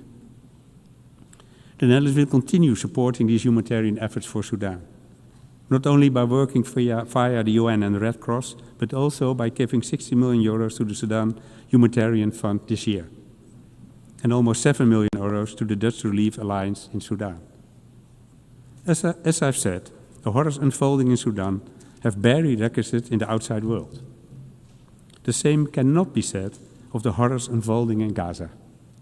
Every day we see more heartbreaking images emerging from the region.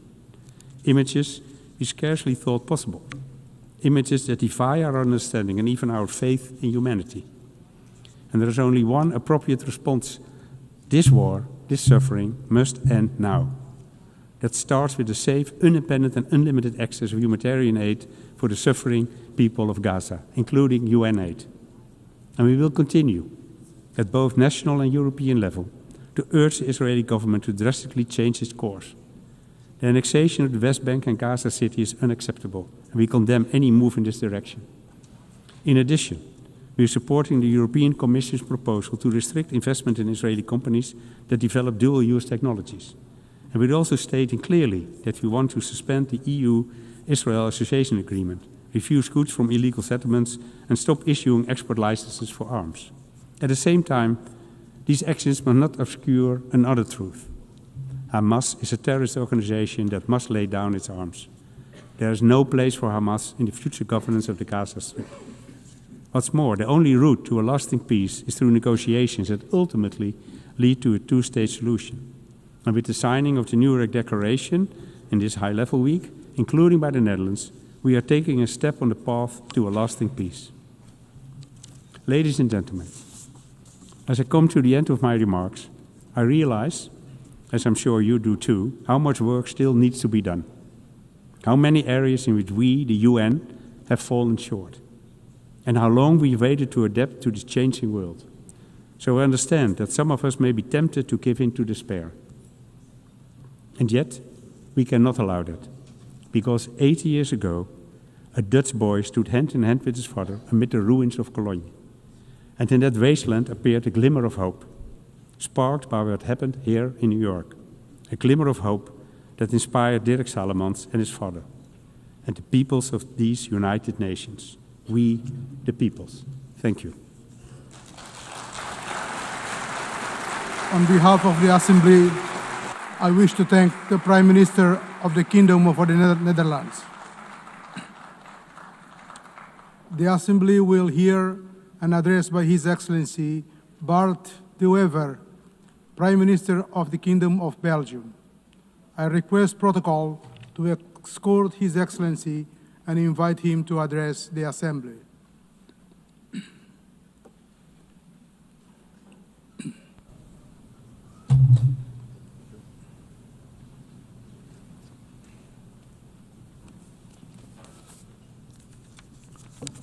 Mr. President, esteemed colleagues, ladies and gentlemen, it is the first time that I stand before you.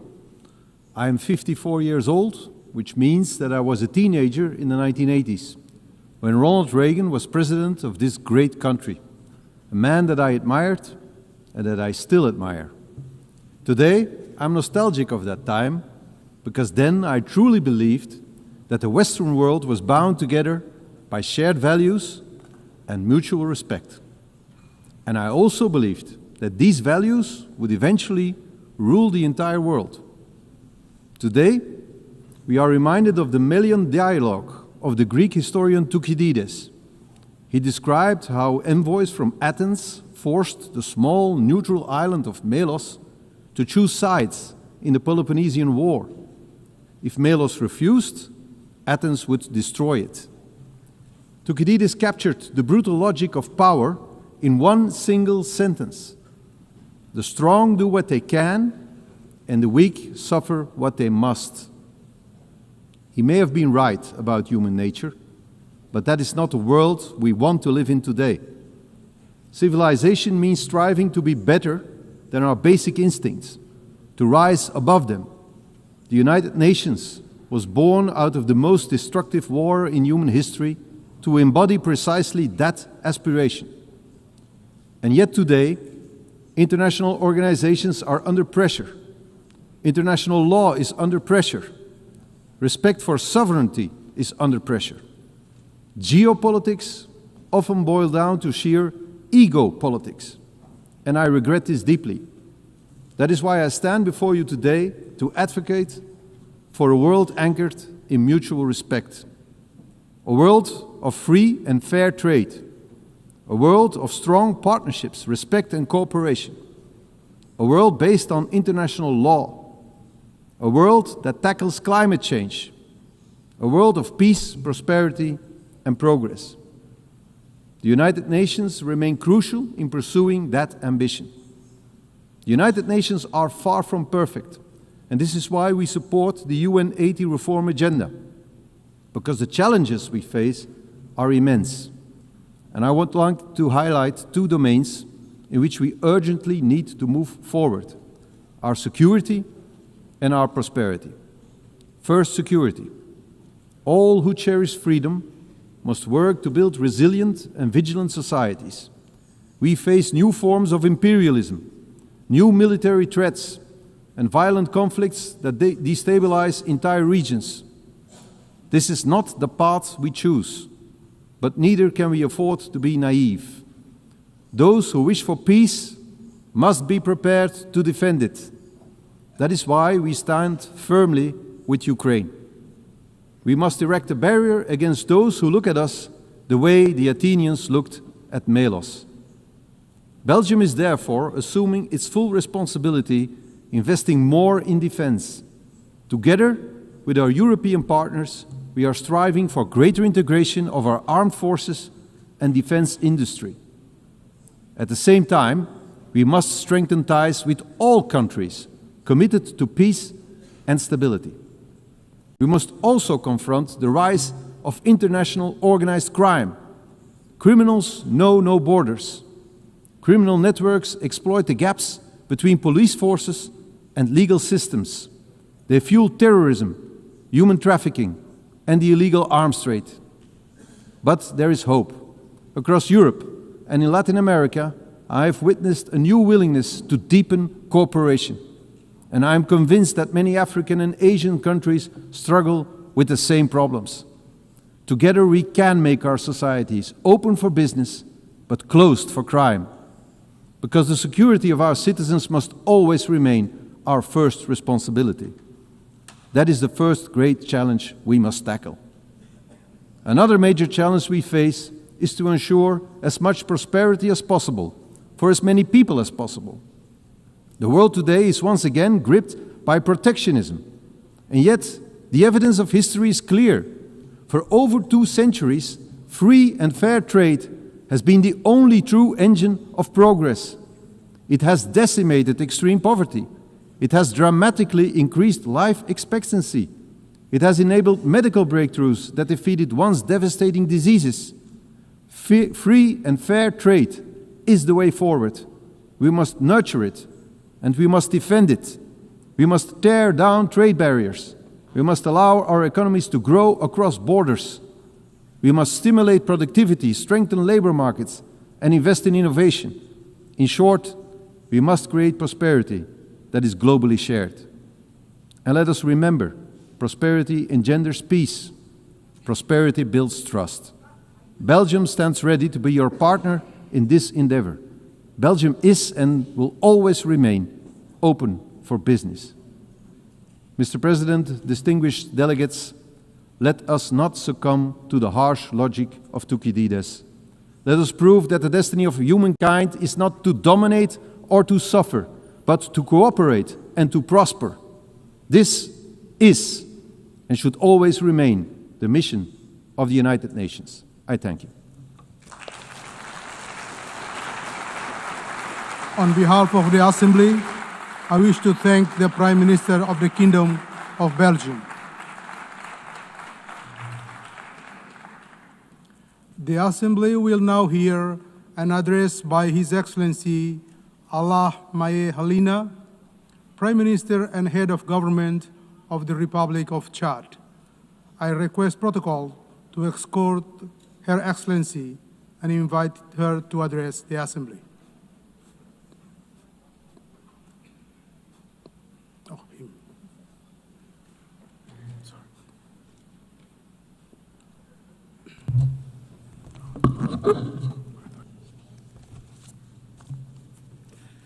Madam President of the General Assembly, ladies and gentlemen, heads of state and government, Secretary General of the United Nations, because of constraints linked to his national agenda, Marshal Mohamed Idriss Déby Itno, President of the Republic of Chad, head of state, who wished to be involved in this important meeting at the United Nations, has not been able to come to New York. He would like to convey his sincere regret for not being here, and has conferred upon me the task of delivering his message, which reaffirms Chad's commitment to the principles of multilateralism and the sovereignty of peoples. It is therefore for me a great honor to deliver to this august assembly the message of the President of the Republic of Chad, head of state, and I quote, Madam President of the General Assembly, ladies and gentlemen, heads of state and government, Secretary General of the United Nations, permettez-moi à l'entame de mes propos rendre grâce à Dieu le Tout-Puissant, source de sagesse et de force qui nous a permis de nous réunir dans un esprit de dialogue pour nous pencher sur les défis de notre temps et de notre monde, au premier rang desquels les questions de développement, mais aussi les préoccupations de paix et de sécurité internationale.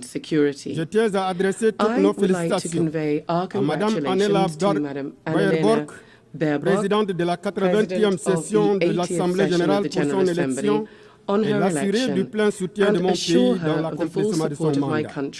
De même, je voudrais exprimer nos infinis remerciements à l'ambassadeur Philémoyan, président sortant pour sa brillante direction de la session précédente. Aussi, voudrais exprimer notre sincère appréciation et tout notre soutien au secrétaire général M. Antonio Guterres pour ses efforts inlassables en vue de maintenir haut le flambeau du multilatéralisme incarné par l'ONU, dont la mission, voire la raison d'être, whose mission and even raison d'être is currently being tried by numerous challenges that are constantly affecting our common bedrock of humanity. Madam President, Your Excellencies, ladies and gentlemen, L'Organisation des Nations Unies, 80 ans après sa naissance, dans la douleur de guerre, doit aujourd'hui renaître dans la vérité de nos espoirs. Le thème choisi cette année, mieux ensemble 80 ans et pour la paix, le développement et les droits de l'homme est plus qu'une célébration. Il est une interpellation, une invitation à réexaminer le rôle, la pertinence et surtout la légitimité politique et morale de notre organisation commune. Il serait injuste de nier le mérite historique de l'ONU. Elle a contribué à préserver la paix mondiale, encadrer la décolonisation, faire progresser les droits humains et offrir un cadre de coopération multilatérale. Néanmoins, il convient de souligner que 80 ans après sa création, l'ONU reste encore loin d'avoir accompli les accomplished the aims that were conferred upon it by the Charter, despite undeniable progress that I have mentioned. We have to note that the UN has never disappointed as much as it is today, in particular because of its inability to stop bloody conflicts that continue to prevail in several areas of the world, in Africa, in Asia, in South America. There is increasing defiance because too often major decisions taken by this organization seem to serve the interests of some great powers to the detriment of the aspirations of the countries of the South, because the Security Council remains a very fixed structure, a legacy of the post-war period, where Africa, the cradle of a fifth of humanity, remains excluded for all major representation, because sanction and intervention mechanisms are often selective, and indignation seems to be conditioned on where it's happening geographically. We need to be bold enough to say here, peacekeeping missions of the UN have often failed in their promises and in their duty, be this in Haiti, in the CAR, in the Democratic Republic of Congo, or in Mali. The Blue Helmets, in certain cases, have been accused of inaction and even behavior that runs counter to the very principles of the organization.